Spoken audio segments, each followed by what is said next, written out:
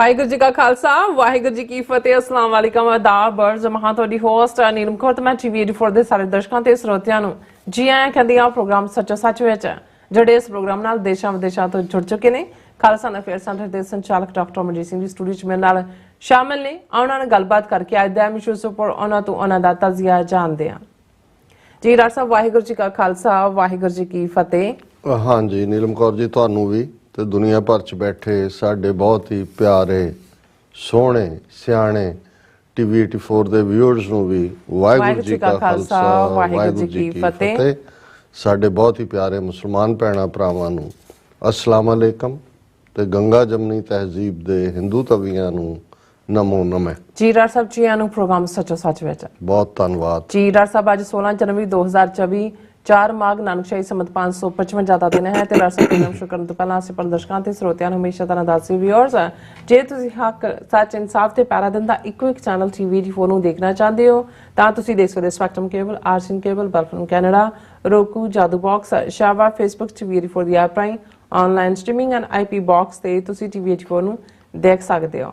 Viewers ਜੇ ਤੁਸੀਂ TV 84 ਨਾਲ ਪ੍ਰੋਗਰਾਮ ਸੱਚੋ ਸੱਚ ਨਾਲ ਫੇਸਬੁੱਕ ਰਾਹੀਂ ਜੁੜੇ ਤੇ ਵੱਧ ਲਾਈਕ ਕਰੋ ਤੇ ਸ਼ੇਅਰ ਕਰੋ ਅਤੇ ਨਾਲ ਹੀ YouTube ਤੇ ਸਬਸਕ੍ਰਾਈਬ ਵੀ ਕਰੋ। ਇਹ ਵੀ ਦੱਸ ਦਿਓ ਕਿ ਤੁਸੀਂ ਟੀਵੀ 84 ਦੀ ਐਪ ਨੂੰ ਐਂਡਰੋਇਡ ਐਪ ਸਟੋਰ ਤੇ ਡਾਊਨਲੋਡ ਕਰਕੇ ਜੋ ਟੀਵੀ 84 ਦੀ ਲਾਈਵ ਸਟ੍ਰੀਮ ਹੈ ਇਸ ਨੂੰ ਤੁਸੀਂ 24 ਆਵਰਸ ਦੇਖ ਸਕਦੇ ਹੋ। ਸੋ ਵਿਊਅਰਸ ਪ੍ਰੋਗਰਾਮ ਦੀ ਸ਼ੁਰੂਆਤ ਕਰਨ ਜਾ ਰਹੇ ਹਾਂ ਔਰ ਪ੍ਰੋਗਰਾਮ ਦੀ ਸ਼ੁਰੂਆਤ ਕਰਦੇ ਹਾਂ ਅੱਜ ਸਪਾਂਸਰਸ਼ਿਪ ਦੇ ਵਾਲੇ ਨਾਲ ਕਿ ਅੱਜ ਦੇ ਪ੍ਰੋਗਰਾਮ ਸੱਚੋ ਸੱਚ ਨੂੰ ਸਪਾਂਸਰ ਕੀਤਾ ਗਿਆ ਹੈ ਕਲਾਮਾਜ਼ੂ ਮਿਸ਼ੀਗਨ ਤੋਂ ਜਸਪ੍ਰੀਤ ਸਿੰਘ ਅਤੇ ਪਰਮਵੀਰ ਕੌਰ ਵੱਲੋਂ। ਸੋ ਇਹਨਾਂ ਨੇ ਇਹ ਆਪਣੇ ਟੀਵੀ 84 ਨੂੰ ਬੇਨਤੀ ਕੀਤੀ ਹੈ ਅਪੀਲ ਵੀ ਕੀਤੀ ਹੈ ਕਿ ਤੁਸੀਂ ਟੀਵੀ 84 ਦੀ ਜਿਹੜੀ ਹੈ ਵੱਧ ਤੋਂ ਵੱਧ ਮਾਈਕ ਸਹਾਇਤਾ ਕਰੋ ਕਿਉਂਕਿ ਟੀਵੀ 84 ਹੀ ਬਹੁਤ ਵਧੀਆ ਜਿਹੜਾ ਹੈ ਕੰਮ ਕਰ ਰਿਹਾ ਹੈ। ਸੋ ਅਵੇਅਰਨੈਸ ਜਿਹੜੀ ਹੈ ਆਪਣੇ ਨੌਜਵਾਨ ਪੀੜ੍ਹੀ ਵਿੱਚ ਫੈਲ ਰਹੀ ਹੈ। ਸੋ ਇਹ ਇੱਕੋ ਇੱਕ ਜਿਹੜਾ ਪੰਥਕ ਚੈਨਲ ਹੈ ਸੋ ਇਹਦੀ ਵੱਧ ਹੈਲਪ ਕਰੋ। ਸੋ ਅੱਜ ਦਾ ਸਪਾਂਸਰਸ਼ਿਪ ਲਈ ਅਸੀਂ ਜਸਪ੍ਰੀਤ ਸਿੰਘ ਅਤੇ ਪਰਮਵੀਰ ਕੌਰ ਰਾਣੀ ਦਾ ਤਹਿ ਦਿਲ ਤੋਂ ਧੰਨਵਾਦ ਕਰਦੇ ਹਾਂ ਔਰ ਤੁਹਾਨੂੰ ਵੀ ਅਪੀਲ ਤੇ ਬੇਨਤੀ ਕਰਦੇ ਹਾਂ ਕਿ ਤੁਸੀਂ ਪ੍ਰੋਗਰਾਮ ਸੱਚੋ ਸੱਚ ਨੂੰ ਵੱਧ ਤੋਂ ਵੱਧ ਸਪਾਂਸਰ ਕਰੋ। ਸਪਾਂਸਰਸ਼ਿਪ ਲਈ ਤੁਸੀਂ ਸਾਨੂੰ ਕਾਲ ਕਰ ਸਕਦੇ ਸਾਡੇ ਫੋਨ ਨੰਬਰ ਤੇ 5166191984 ਸੇਮ ਨੰਬਰ ਤੇ WhatsApp ਕਰ ਸਕਦੇ ਹੋ। ਤੁਸੀਂ ਸਾਨੂੰ ਈਮੇਲ ਵੀ ਕਰ ਸਕਦੇ ਹੋ info@tv84.tv ਤੇ। ਸੋ ਵਿਊਅਰਸ ਪਹਿਲੇ ਸੈਗਮੈਂਟ ਦੇ ਵਿੱਚ ਆਪਾਂ ਵੀਕਐਂਡ ਦੇ ਹਵਾਲੇ ਨਾਲ ਗੱਲਬਾਤ ਕਰਾਂਗੇ ਔਰ ਡਾਕਟਰ ਸਾਹਿਬ ਦਾ ਜਿਹੜਾ ਵੀਕਐਂਡ ਹੈ ਉਹਨਾਂ ਨੇ ਵਰਜੀਨੀਆ ਵਿੱਚ ਜਿਹੜਾ ਗੁਜ਼ਾਰਿਆ ਔਰ ਸਿੱਖ ਸੰਗਤਾਂ ਦੇ ਰੂਬਰੂ ਹੋਏ ਨੇ ਕਿਉਂਕਿ ਐਡ ਵੀ ਚੱਲ ਰਹੀ ਸੀ ਟੀਵੀ ਦੇ ਉੱਪਰ ਆਪਣੇ ਟੀਵੀ 84 ਦੇ ਸੈਗਮੈਂਟ ਦੇ ਵਿੱਚ ਵੀ ਜਿਸ ਤਰ੍ਹਾਂ ਕਿ ਸੱਚੋ ਸੱਚ ਪ੍ਰੋਗਰਾਮ ਦੇ ਵਿੱਚ ਵੀ ਕਿ ਜਿਹੜਾ ਫੰਡ ਰੇਜ਼ਿੰਗ ਰੱਖਿਆ ਹੋਇਆ ਸੀ ਉਸ ਦੇ ਹਵਾਲੇ ਆਪਾਂ ਗੱਲਬਾਤ ਕਰਾਂਗੇ ਕਿ ਉਹ ਕਿਸ ਤਰ੍ਹਾਂ ਰਿਹਾ ਐਂਡ ਫਿਰ ਆਪਾਂ ਜਿਹੜਾ ਇਸ਼ੂ ਹੈ ਜਿਹੜਾ ਕਰੰਟ ਇਸ਼ੂ ਹੈ ਉਸ ਬਾਰੇ ਆਪਾਂ ਗੱਲਬਾਤ ਕਰਨ ਜਾ ਰਹੇ ਹਾਂ ਕਿ 22 ਜਨਵਰੀ ਨੂੰ ਅਯੋਧਿਆ ਵਿੱਚ ਰਾਮ ਮੰਦਿਰ ਦੇ ਉਦਘਾਟਨ ਦੇ ਬਹਾਨੇ ਅਸਲ ਵਿੱਚ ਜਿਹੜਾ ਹਿੰਦੂ ਰਾਸ਼ਟਰ ਦਾ ਅਨਐਲਾਨੀਆ ਐਲਾਨਨਾਮਾ ਹੈ ਉਹ ਇਸ ਉਦਘਾਟਨ ਦੇ ਥੱਲੇ ਮੋਦੀ ਨੂੰ ਵਿਸ਼ਨੂੰ ਜਿਹੜਾ ਅਵਤਾਰ ਬਣਾ ਦਿੱਤਾ ਗਿਆ ਹੈ ਅਤੇ ਜਿਹੜੇ ਸਰਕਾਰੀ ਪੈਸੇ ਅਤੇ ਸਾਧਨਾਂ ਦੀ ਅੰਨੀ ਵਰਤੋਂ ਕੀਤੀ ਜਾ ਰਹੀ ਹੈ ਔਰ ਪੰਜਾਬ ਵਿਚਲੀਆਂ ਸਿੱਖ ਜਥੇਬੰਦੀਆਂ ਵਿਸ਼ੇਸ਼ਕਾਰ ਦਲ ਖਾਲਸਾ ਅਤੇ ਸ਼੍ਰੋਮਣੀ ਅਕਾਲੀ ਦਲ ਅੰਮ੍ਰਿਤਸਰ ਨੇ ਅਕਾਲ ਤਖਤ ਦੇ ਜਥੇਦਾਰ ਨੂੰ ਬੇਨਤੀ ਕੀਤੀ ਹੈ ਕਿ ਉਹ ਸਿੱਖ ਆਗੂਆਂ ਨੂੰ ਰਾਮ ਮੰਦਿਰ ਉਦਘਾਟਨ 'ਚ ਜਾਣ ਤੋਂ ਰੋਕਣ ਔਰ ਇਸੇ ਤਰ੍ਹਾਂ ਸਿੱਖ ਕੋਆਰਡੀਨੇਸ਼ਨ ਕਮੇਟੀ ਅਤੇ ਅਮਰੀਕਾ ਦੀਆਂ ਅੱਡ-ਅੱਡ ਜਥੇਬੰਦੀਆਂ ਵੱਲੋਂ ਵੀ ਸਿੱਖ ਸੰਗਤਾਂ ਨੂੰ ਰਾਮ ਮੰਦਿਰ ਦੇ ਉਦਘਾਟਨੀ ਸਮਾਰੋਹ ਤੋਂ ਦੂਰੀ ਬਣਾਈ ਰੱਖਣ ਲਈ ਜਿਹੜੀ ਹੈ ਉਹ ਕਿਹਾ ਗਿਆ। ਸੋ ਇਸ ਬਾਰੇ ਆਪਾਂ ਗੱਲਬਾਤ ਕਰਨ ਜਾ ਰਹੇ ਹਾਂ। ਸੋ ਅਸੀਂ ਚਾਹਾਂਗੇ ਕਿ ਤੁਸੀਂ ਇਸੇ ਤਰ੍ਹਾਂ ਬੜੇ ਰਹਿਣਾ ਦੇਖਣ ਸੁਣਨ ਲਈ ਤੁਹਾਡਾ ਸਭ ਦਾ ਬਹੁਤ ਸ਼ੁਕਰੀਆ। ਜੀ ਡਾਕਟਰ ਸਾਹਿਬ ਕਿੰਨਾ ਕੁਛ ਹੈ ਕਹਿਣ ਨੂੰ ਤੁਹਾਡੇ ਕੋਲ ਕਿੱਥੋਂ ਸ਼ੁਰੂ ਕਰਨਾ ਹੈ ਤੁਸੀਂ ਦੱਸੋ। ਹਾਂਜੀ ਸਭ ਤੋਂ ਪਹਿਲਾਂ ਤਾਂ ਅੱਜ ਦੇ ਪ੍ਰੋਗਰਾਮ ਨੂੰ ਸਪਾਂਸਰ ਕਰਨ ਲਈ ਅਸੀਂ ਬੇਟਾ ਜਸਪ੍ਰੀਤ ਸਿੰਘ ਔਰ ਬੱਚੀ ਪਰਮਵੀਰ ਕੌਰ ਇਹਨਾਂ ਦਾ ਸ਼ੁਕਰੀਆ ਅਦਾ ਕਰਦੇ ਹਾਂ। ਬਿਲਕੁਲ ਇਹ ਨਵ ਵਿਆਹੁਤਾ ਜੋੜੀ ਹੈ ਜੀ ਔਰ ਲੋਹੜੀ ਵਾਲੇ ਦਿਨ ਹੀ ਮੈਂ ਜਦੋਂ ਕਾਲ ਕੀਤੀ ਭਾਈ ਗੁਰਦੇਵ ਸਿੰਘ ਹੋਰਾਂ ਨੂੰ ਔਰ ਮੈਂ ਤਾਂ ਸ਼ੁਰੂ ਇੱਥੋਂ ਕੀਤਾ ਕਿ ਬਈ ਦੇਵੋ ਲੋਹੜੀ ਤੁਹਾਡੀ ਜੀਵੇ ਜੋੜੀ। ਸੋ ਉਹਨਾਂ ਨੇ ਜੋਕਿੰਗਲੀ ਇਹ ਕਿਹਾ ਕਹਿੰਦੇ ਫਿਰ ਸਪਾਂਸਰਸ਼ਿਪ ਕਰ ਦਈਏ ਜਸਪ੍ਰੀਤ ਪਰਮਵੀਰ ਵੱਲੋਂ ਇਹ ਵੀ ਕੋਲ ਬੈਠੇ ਸੀ ਸੋ ਇਹਨਾਂ ਦੀ ਆਗਿਆ ਦੇ ਨਾਲ ਸਪਾਂਸਰਸ਼ਿਪ ਹੋ ਗਈ। ਵੈਸੇ ਤਾਂ ਭਾਈ ਗੁਰਦੇਵ ਸਿੰਘ ਔਰ ਸਮੁੱਚਾ ਪਰਿਵਾਰ ਹੀ ਪੂਰੀ ਤਰ੍ਹਾਂ ਡੈਡੀਕੇਟਿਡ ਹੈ। ਬਿਲਕੁਲ ਜੇ ਅਸੀਂ ਕੁਝ ਉਂਗਲਾਂ ਤੇ ਗਿਣੇ ਜਾਣ ਵਾਲੇ ਵੀਰਾਂ ਭੈਣਾਂ ਦੇ ਉੱਤੇ ਮਾਣ ਕਰ ਸਕਦੇ ਹਾਂ ਜਾਂ ਕਾਊਂਟ ਕਰ ਸਕਦੇ ਹਾਂ ਤੇ ਉਹਨਾਂ ਚੋਂ ਉਹ ਨੇ ਬਿਲਕੁਲ ਔਰ ਸਮੁੱਚਾ ਪਰਿਵਾਰ ਹੀ ਔਰ ਬੇਟੀ ਵੀ ਜਿਹੜੀ ਡਾਕਟਰ ਹੈ ਡੈਂਟਿਸਟ ਇਸੇ ਤਰ੍ਹਾਂ ਜਸਪ੍ਰੀਤ ਸਿੰਘ ਜਿਹੜਾ ਸਕਸੈਸਫੁਲ ਬਿਜ਼ਨਸਮੈਨ ਹੈ ਲੇਕਿਨ ਇਹਨਾਂ ਬੱਚਿਆਂ ਦੀ ਟ੍ਰੇਨਿੰਗ ਖਾਲਿਸਤਾਨੀ ਮਾਹੌਲ 'ਚ ਹੋਈ, ਸਿੱਖ ਯੂਥ ਕੈਂਪਸ ਦੇ ਵਿੱਚ ਹੋਈ। ਔਰ ਹੁਣ ਵੀ ਜਦੋਂ ਤੁਸੀਂ ਵੀ ਯੂਬਾ ਸਿਟੀ ਸੀ, ਬਿਲਕੁਲ, ਗੁਰੂ ਗ੍ਰੰਥ ਸਾਹਿਬ ਗੁਰਗੱਦੀ ਦਿਵਸ ਨਗਰ ਕੀਰਤਨ ਦੇ ਮੌਕੇ, ਤੇ ਸਾਡੀ ਉਸੇ ਟੀਮ ਦਾ ਹੀ ਹਿੱਸਾ ਸੀ ਜਿਨ੍ਹਾਂ ਨੇ ਇਹ ਸਾਰਿਆਂ ਨੂੰ ਜਦੋਂ ਡਿਊਰਿੰਗ ਦਾ ਮਾਰਚ ਜਿਹੜਾ ਉਹ ਸਾਡੇ ਪੈਵਿਲੀਅਨ ਨੂੰ ਹੈਂਡਲ ਕੀਤਾ। ਸੋ ਆਲ ਦਾ ਬੈਸਟ ਵਿਸ਼ੇਸ ਸਮੁੱਚੇ ਪਰਿਵਾਰ ਦੇ ਲਈ। ਔਰ ਇਵੇਂ ਹੀ ਜਿਹੜੀ ਜਨਰੇਸ਼ਨ ਸਾਡੇ ਨਾਲ ਤਾਲੁਕ ਰੱਖਣ ਵਾਲੀ ਸੀ ਉਹ ਤਾਂ ਡੈਡੀਕੇਟਡ ਸੀ ਜਾਂ ਹੈ, ਪਰ ਇਸ ਗੱਲ ਦੀ ਹੋਰ ਵੀ ਖੁਸ਼ੀ ਹੁੰਦੀ ਹੈ ਜਦੋਂ ਕਿ ਨੈਕਸਟ ਜਨਰੇਸ਼ਨ ਜਿਹੜੀ ਹੈ ਉਹ ਝੰਡਾ ਬਰਦਾਰ ਬਣਦੀ। ਵਰਜੀਨੀਆ ਸਾਡੇ ਪੇਕੇ, ਸੋ ਜ਼ਾਹਰ ਹੈ ਕਿ ਲਗਾਤਾਰਤਾ ਨਾਲ ਇਹ ਚੱਲ ਵੀ ਰਿਹਾ ਸੀ। ਐਡ ਦਾ ਜੋ ਤੁਸੀਂ ਜ਼ਿਕਰ ਕੀਤਾ, ਐਡ ਤਾਂ ਚਲੋ ਦੂਰ ਦਰਾਡੇ ਵਾਲਿਆਂ ਦੀ ਹੁੰਦੀ ਹੈ, ਲੋਕਲੀ ਸਾਡੇ ਵੀਰ ਜਿਨ੍ਹਾਂ ਨੇ ਸਮੁੱਚੇ ਤੌਰ ਦੇ ਉੱਤੇ ਐਫਰਟ ਕੀਤਾ। ਸਾਲ 'ਚ ਇੱਕ ਵਾਰ ਐਫਰਟ ਹੁੰਦਾ, ਇਸ ਵਾਰ ਲੇਟ ਸੀ, ਲੇਕਿਨ ਫਿਰ ਵੀ ਭਾਈ ਨਰਿੰਦਰ ਸਿੰਘ ਸਰ, ਬਲਵਿੰਦਰ ਸਿੰਘ ਚੱਠਾ, ਭਾਈ ਸੁਰਿੰਦਰ ਸਿੰਘ, ਭਾਈ ਊਧਮ ਸਿੰਘ ਔਰ ਇਹ ਸਾਰੀ ਟੀਮ, ਹਰਿੰਦਰਬੀਰ ਸਿੰਘ ਵੜੈਚ, ਜਿਨ੍ਹਾਂ ਨੇ ਇਹ ਸਾਰੇ ਨੂੰ ਯਕੀਨੀ ਬਣਾਇਆ। ਔਰ ਇਸ ਵਾਰ ਖਾਸੀਅਤ ਇਹ ਸੀ ਕਿ ਜਿੱਥੇ ਗੁਰਦੁਆਰਾ ਸਿੰਘ ਸਭਾ ਬ੍ਰੈਡਿਕ ਰੋਡ ਤੇ ਜਿਹੜਾ ਇਸ ਵੇਲੇ ਸੈਂਟਰਲ ਹੱਬ ਹੈ ਮੈਟਰੋ ਏਰੀਏ ਦੀ, ਉਹਨਾਂ ਦੀ ਮੈਨੇਜਮੈਂਟ ਤੇਜਪਾਲ ਸਿੰਘ, ਦਵਿੰਦਰ ਸਿੰਘ ਦਿਓ, ਉਹਨਾਂ ਦੇ ਐਫਰਟ ਨਾਲ ਹੀ ਇਹ ਸੰਭਵ ਹੋਇਆ ਕਿ ਮੁੱਖ ਦੀਵਾਨ ਜਿਹੜਾ ਮਾਘੀ ਨਾਲ ਸੰਬੰਧਿਤ ਸੀ ਜਾਂ ਟੁੱਟੀ ਗੰਢੀ ਦਿਨ ਦੇ ਨਾਲ ਇਤਿਹਾਸਕ, ਇਹ ਆਲਮੋਸਟ ਸਮੁੱਚਾ ਸਮਾਗਮ ਹੀ ਉਹਨਾਂ ਨੇ TV 84 ਦੀ ਟੀਮ ਦੇ ਹੀ ਹਵਾਲੇ ਕੀਤਾ। ਔਰ ਆਲਮੋਸਟ 12 ਵਜੇ ਤੋਂ ਲੈ ਕੇ 2 ਵਜੇ ਤੱਕ ਸਮੁੱਚਾ ਪ੍ਰੋਗਰਾਮ TV 84 ਤੇ ਫੋਕਸ ਸੀ। ਸਾਡੇ ਅੱਡ-ਅੱਡ ਵੀਰ ਜਿਨ੍ਹਾਂ ਨੇ ਐਡਰੈਸ ਕੀਤਾ, ਜਿਨ੍ਹਾਂ ਦੇ ਵਿੱਚ ਖਾਸ ਤੌਰ ਤੇ ਗੁਰਦੇਵ ਸਿੰਘ ਮਾਨ ਸੀਐਟਲ ਤੋਂ ਆਏ ਹੋਏ ਸਨ। ਇਸੇ ਤਰ੍ਹਾਂ ਲੋਕਲੀ ਸਾਡੇ ਵੀਰ ਸੁਰਿੰਦਰ ਸਿੰਘ ਔਰ ਬਲਵਿੰਦਰ ਸਿੰਘ ਚੱਠਾ, ਉਹਨਾਂ ਨੇ ਸਟੇਜ ਹੈਂਡਲ ਕੀਤੀ। ਬਾਲਟੀਮੋਰ ਤੋਂ ਵੀਰ ਸ਼ਾਇਦ ਗੁਰਦਿਆਲ ਸਿੰਘ ਉਹਨਾਂ ਦਾ ਨਾਂ ਹੈ, ਉਹਨਾਂ ਨੇ ਵੀ ਆਪਣੀ ਪ੍ਰੈਜੈਂਟੇਸ਼ਨ ਦਿੱਤੀ। ਔਰ ਇਸ ਗੱਲ ਦੇ ਲਈ ਲੋਕਲੀ ਸਾਡੇ ਵੀਰ ਊਧਮ ਸਿੰਘ ਖਾਸ ਤੌਰ ਤੇ ਉਦਮ ਕਰਦੇ ਨੇ ਕਿ ਉਹਨਾਂ ਨੇ ਵੱਡਾ ਬੈਨਰ ਗੁਰਦੁਆਰਾ ਸਾਹਿਬ ਦੇ ਬਾਹਰ ਵੀ ਲਾਇਆ ਹੋਇਆ ਸੀ। ਕੁਝ ਦਿਨਾਂ ਤੋਂ ਲਗਾਤਾਰਤਾ ਨਾਲ ਅਨਾਉਂਸਮੈਂਟ ਹੋ ਰਹੀ ਸੀ। ਔਰ ਥੱਲੇ ਜਿੱਥੇ ਬੂਥ ਸੀ ਭਾਈ ਨਰਿੰਦਰ ਸਿੰਘ ਹੋਰਾਂ ਦੀ ਟੀਮ ਨੇ, ਔਰ ਮੈਂ ਆਪਣੀ TV 84 ਦੀ ਟੈਕਨੀਕਲ ਟੀਮ ਵੀ, ਔਰ ਸਾਡੇ ਨਾਲ ਹੋਰ ਵੀਰ ਵੀ ਜਿਹੜੇ ਗਏ ਸਾਡੇ ਮਹਿਮਾਨ ਨੇ, ਉਹਨਾਂ ਨੇ ਵੀ ਪੂਰਾ ਵਕਤ ਦਿੱਤਾ, ਕੋਆਪਰੇਟ ਕੀਤਾ। ਔਰ ਇਹ ਜਦੋਂ ਇੱਕ ਐਜ਼ ਏ ਟੀਮ ਕੋਈ ਕੰਮ ਹੁੰਦਾ ਹੈ ਉਸ ਦੇ ਰਿਜ਼ਲਟ ਵੀ ਹੁੰਦੇ ਨੇ। ਔਰ ਸੰਗਤ ਦੇ ਵਿੱਚ ਜਿੰਨਾ ਪਿਆਰ, ਉਤਸ਼ਾਹ, ਉਮਾ ਸੀ ਉਹ ਦੇਖਿਆ ਹੀ ਬਣਦਾ ਸੀ। ਔਰ ਕੱਲ ਜਿਹੜਾ ਮਾਰਟਨ ਲੂਥਰ ਕਿੰਗ ਡੇ ਸੀ, ਫੈਡਰਲ ਹੌਲੀਡੇ ਸੀ, ਅਸੀਂ ਪ੍ਰੋਗਰਾਮ ਨਹੀਂ ਕੀਤਾ ਕਿਉਂਕਿ ਅਸੀਂ ਇਸ ਗੱਲ ਨੂੰ ਯਕੀਨੀ ਬਣਾਇਆ ਕਿ ਕੱਲ ਦਾ ਪ੍ਰੋਗਰਾਮ ਜੋ ਸੰਡੇ ਪ੍ਰੋਗਰਾਮ ਦੀ ਰਿਕਾਰਡਿੰਗ ਸੀ ਉਸ ਨੂੰ ਹੀ ਅਸੀਂ ਦਿਖਾਇਆ ਤਾਂ ਕਿ ਉਹ ਕਰੰਟ ਖਬਰ ਵੀ ਸੀ। ਔਰ ਸਾਨੂੰ ਇਸ ਗੱਲ ਦੀ ਖੁਸ਼ੀ ਹੈ ਕਿ ਅੱਜ ਸਾਡਾ ਇੱਕ ਵੱਡਾ ਵਰਗ, ਖਾਸ ਤੌਰ ਤੇ ਨੌਜਵਾਨੀ, ਉਹ ਮੀਡੀਆ ਦੀ ਇੰਪੋਰਟੈਂਸ ਨੂੰ ਸਮਝਦੇ ਨੇ। TV 84 ਦੀ ਇੱਕ ਆਪਣੀ ਵਿਊਅਰਸ਼ਿਪ ਹੈ। ਔਰ ਨਾਲ ਦੀ ਨਾਲ ਜਿਵੇਂ ਫਾਈਨੈਂਸ਼ੀਅਲੀ ਮੈਂ ਆਉਣ ਵਾਲੇ ਦਿਨਾਂ 'ਚ ਅਸੀਂ ਜਿਨ੍ਹਾਂ ਵੀਰਾਂ ਭੈਣਾਂ ਵੱਲੋਂ ਮਦਦ ਆਈ ਹੈ, ਅਸੀਂ ਐਜ਼ ਏ ਸਪੋਂਸਰ ਉਹਨਾਂ ਨੂੰ ਰੈਕਗਨਾਈਜ਼ ਕਰਾਂਗੇ ਡੇ ਟੂ ਡੇ ਬੇਸ ਤੇ। ਪਰ ਕਈ ਵਾਰ ਕੁਛ ਜਿਹਨੂੰ ਅਸੀਂ ਅਕਾਲ ਪੁਰਖ ਦੇ ਭਾਣੇ ਦੇ ਵਿੱਚ ਇੱਕ ਕ੍ਰਿਸ਼ਮੇ ਵਾਂਗ ਕਹਿੰਦੇ ਆ, ਕਈ ਵਾਰ ਜਿਨ੍ਹਾਂ ਤੋਂ ਤੁਹਾਡੀਆਂ ਐਕਸਪੈਕਟੇਸ਼ਨਸ ਹੁੰਦੀਆਂ ਨੇ ਉੱਥੋਂ ਡਿਲੀਵਰ ਨਹੀਂ ਹੁੰਦਾ। ਪਰ ਅਚਾਨਕ ਕੁਛ ਐਸਾ ਵੀ ਹੁੰਦਾ ਹੈ ਜਿਸ ਨੂੰ ਕ੍ਰਿਸ਼ਮਾ ਹੀ ਕਿਹਾ ਜਾ ਸਕਦਾ ਹੈ। ਸੋ ਅਸੀਂ ਉਸ ਕ੍ਰਿਸ਼ਮੇ ਨੂੰ ਵੀ ਦੇਖਿਆ ਔਰ ਅਸੀਂ ਸਮਝਦੇ ਹਾਂ ਕਿ ਭਾਈ ਇਹ ਸਾਡੇ ਵੀਰ ਜਿਨ੍ਹਾਂ ਨੇ ਉਦਮ ਉਤਸ਼ਾਹ ਦੇ ਨਾਲ ਇਹ ਸਾਰੇ ਨੂੰ ਆਰਗੇਨਾਈਜ਼ ਕੀਤਾ। ਭਾਈ ਸੰਤੋਖ ਸਿੰਘ ਖਾਸ ਤੌਰ ਤੇ ਇੰਡੀਆਨਾ ਤੋਂ ਆਏ, ਉਹ 3-4 ਦਿਨ ਟੀਮ ਦਾ ਪਹਿਲਾਂ ਹਿੱਸਾ ਵੀ ਰਹੇ। 1-to-1 ਮਿਲਣ ਵੇਲੇ ਉਹਨਾਂ ਨੇ ਦੀਵਾਨ ਨੂੰ ਐਡਰੈਸ ਵੀ ਕੀਤਾ। ਔਰ ਇਸੇ ਤਰ੍ਹਾਂ ਦੋਵੇਂ ਦਿਨ ਅਸੀਂ ਉਸ ਤੋਂ ਪ੍ਰੀਵੀਅਸ ਨਾਈਟ ਵੀ, ਕਿਉਂਕਿ ਕੁਦਰਤੀ ਲੋਹੜੀ ਦਾ ਦਿਨ ਵੀ ਸੀ, ਔਰ ਸਾਡੇ ਵੀਰ ਅਮਰਜੀਤ ਸਿੰਘ ਜਿਨ੍ਹਾਂ ਨੂੰ ਗੋਗੀ ਕਿਹਾ ਜਾਂਦਾ, ਚੱਠਾ ਸਾਹਿਬ ਦੇ ਯੰਗਰ ਬ੍ਰਦਰ ਨੇ, ਉਹਨਾਂ ਦੇ ਘਰ 'ਚ ਇਕੱਠ ਸੀ। ਔਰ ਉਸ ਤੋਂ ਬਾਅਦ ਅਸੀਂ ਭਾਈ ਨਰਿੰਦਰ ਸਿੰਘ ਹੋਰਾਂ ਦੇ ਘਰ ਆਏ। ਅਗਲੇ ਦਿਨ ਵੀ ਉਸ ਸ਼ਾਮ ਦੀ ਜਿਹੜੀ ਹੈ ਸਿੰਮੀ ਸਿੰਘ, ਉਹਨਾਂ ਨੇ ਆਪਣੇ ਘਰ ਸਮਾਗਮ ਰੱਖਿਆ ਸੀ। ਸੋ ਕੁੱਲ ਮਿਲਾ ਕੇ ਇਹ ਇੱਕ ਖੁੱਲ੍ਹੀ ਮਿਲਣੀ ਸੀ। ਸਾਨੂੰ ਇਸ ਗੱਲ ਦਾ ਅਹਿਸਾਸ ਵੀ ਹੋਇਆ ਕਿ ਸਾਡੇ ਜਿਹੜੀ ਸੰਗਤ ਦੇ ਵਿੱਚ ਜਿੱਥੇ ਮੀਡੀਆ ਦੀ ਇੰਪੋਰਟੈਂਸ ਦੀ ਗੱਲ ਹੈ, ਉੱਥੇ ਆਉਣ ਵਾਲੇ ਪੀਰੀਅਡ 'ਚ ਸਾਨੂੰ ਹੋਰ ਵੀ ਮਿਹਨਤ ਕਰਨ ਦੀ ਲੋੜ ਹੈ, ਕਿਉਂਕਿ ਐਕਸਪੈਕਟੇਸ਼ਨਸ ਦਾ ਲੈਵਲ ਵੀ ਉਨਾ ਹੀ ਜ਼ਿਆਦਾ ਹੋ ਜਾਂਦਾ ਹੈ। ਹਾਲਾਂ ਇਸ 'ਚ ਕੋਈ ਸ਼ੱਕ ਨਹੀਂ ਹੈ ਕਿ ਜਦੋਂ ਅਸੀਂ ਮੌਕੇ ਦੀ ਗੱਲ ਕਰਦੇ ਹਾਂ, ਕਿਉਂਕਿ ਟੁੱਟੀ ਗੰਢੀ ਦਿਵਸ ਸੀ, 40 ਮੁਕਤਿਆਂ ਨਾਲ ਜੁੜਿਆ ਹੋਇਆ, ਔਰ ਮੈਨੂੰ ਵੀ ਆਪਣੀ ਗੱਲ ਕਹਿਣ ਦਾ ਆਲਮੋਸਟ 1 ਘੰਟੇ ਦੇ ਲਗਭਗ ਮੈਂ ਸੰਗਤ ਦੇ ਰੂਬਰੂ ਹੋਇਆ। ਕੱਲ ਉਹ ਲਾਈਵ ਟੈਲੀਕਾਸਟ ਹੋਈ ਹੈ ਸਪੀਚ, ਜਿਹੜੇ ਵੀਰ ਭੈਣਾਂ ਇੰਟਰਸਟ ਰੱਖਦੇ ਨੇ ਉਹ ਜਾ ਕੇ ਅਪਲੋਡਡ ਹੈ ਦੋਨੋਂ ਪਾਸੇ ਹੀ, ਫੇਸਬੁੱਕ ਤੇ ਵੀ YouTube ਤੇ ਵੀ। ਪਰ ਅਸੀਂ ਸਮਝਦੇ ਹਾਂ ਕਿ ਸਾਡੇ ਲਈ ਜਿੱਥੇ ਇੱਕ ਪਾਸੇ TV 84 ਅਦਾਰੇ ਨੂੰ ਕਾਇਮ ਰੱਖਣ ਲਈ ਜਾਂ ਇਹਨੂੰ ਚੱਲਦਾ ਰੱਖਣ ਲਈ ਸਪੋਰਟ ਨੇ ਸਾਨੂੰ ਹੌਸਲਾ ਦਿੱਤਾ, ਉੱਥੇ ਅਸੀਂ ਇਹ ਵੀ ਮਹਿਸੂਸ ਕਰਦੇ ਹਾਂ ਕਿ ਪੋਟੈਂਸ਼ੀਅਲ ਬਹੁਤ ਜ਼ਿਆਦਾ ਹੈ।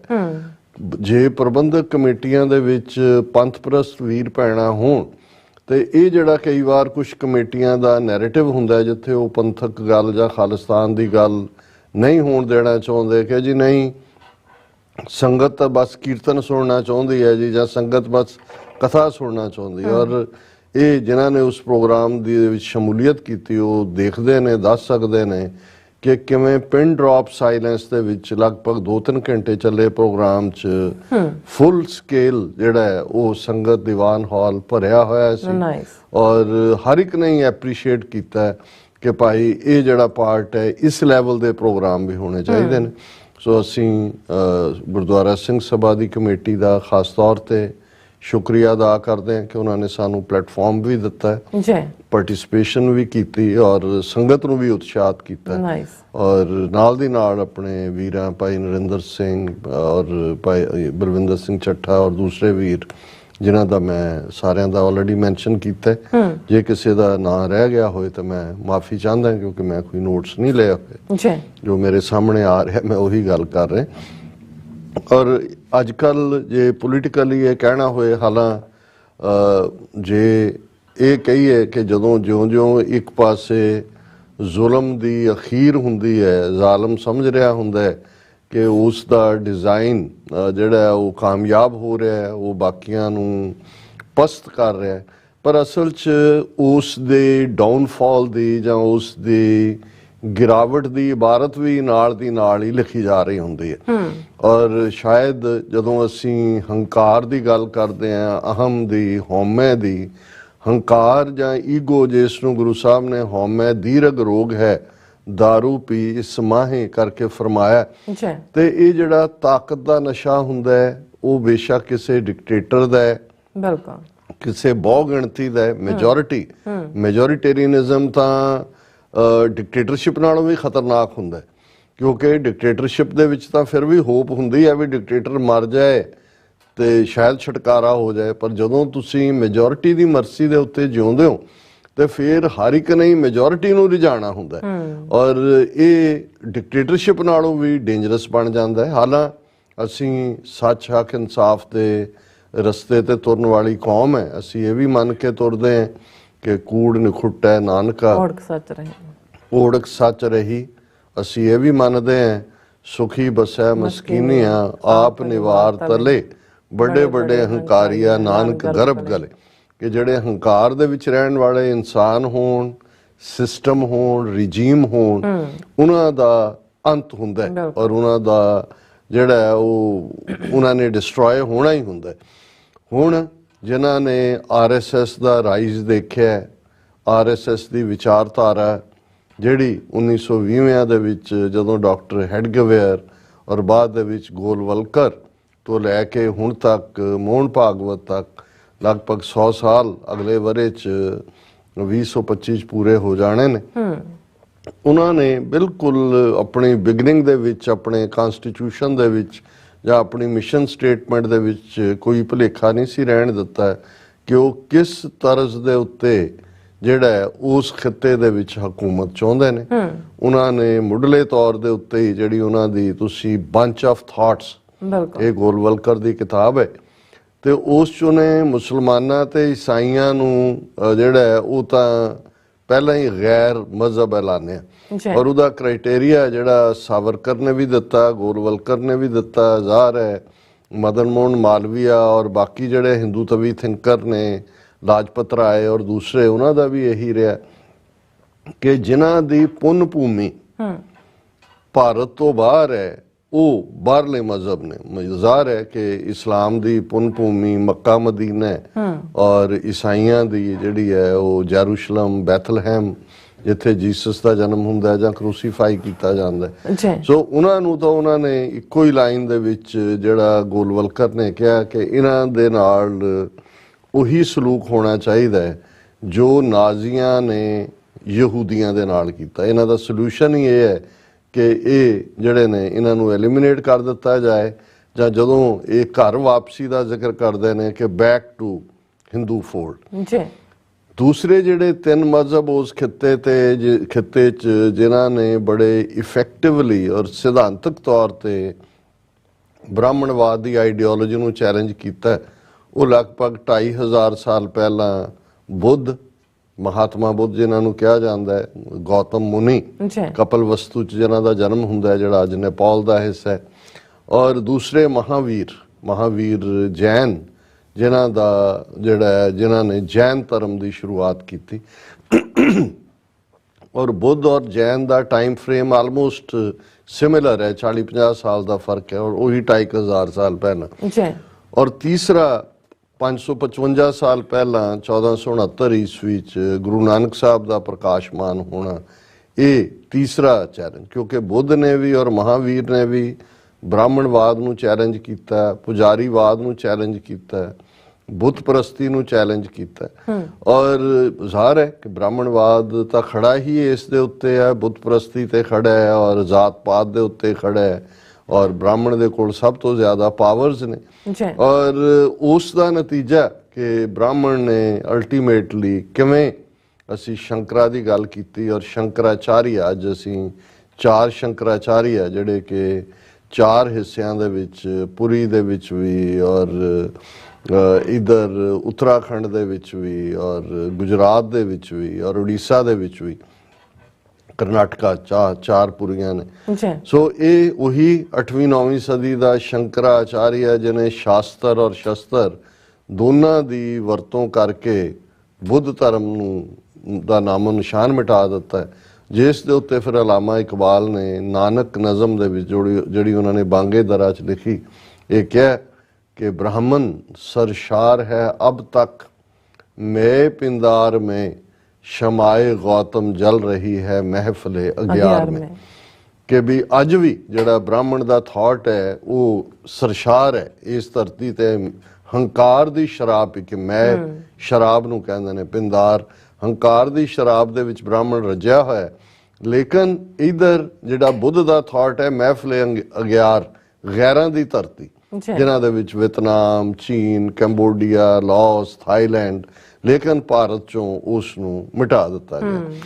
लेकिन इहदे बावजूद थोड़ा बहुत चैलेंज जदों डॉक्टर BR अंबेडकर उन्होंने मरण तो पहला बुद्ध धर्म अडॉप्ट किया, साउथ दे विच खास तौर ते महाराष्ट्र दे विच भी अज जिन्हां नूं नीओ बुद्धिस्ट कहा जाता है, ये ब्राह्मणवाद नूं चैलेंज करदे ने, पर वो कोई इन्ना इफेक्टिव नहीं रहा। जैनी तो वैसे ही रलाड़ लू ले उन्होंने, उन्होंने अपने हालां 24 जड़े उन्होंने अवतार अपने किस्म के ने, 24 बुद्ध भी ने, 24 जैन भी ने, टंकार के की लफज उदले इस्तेमाल करते हैं उन्होंने।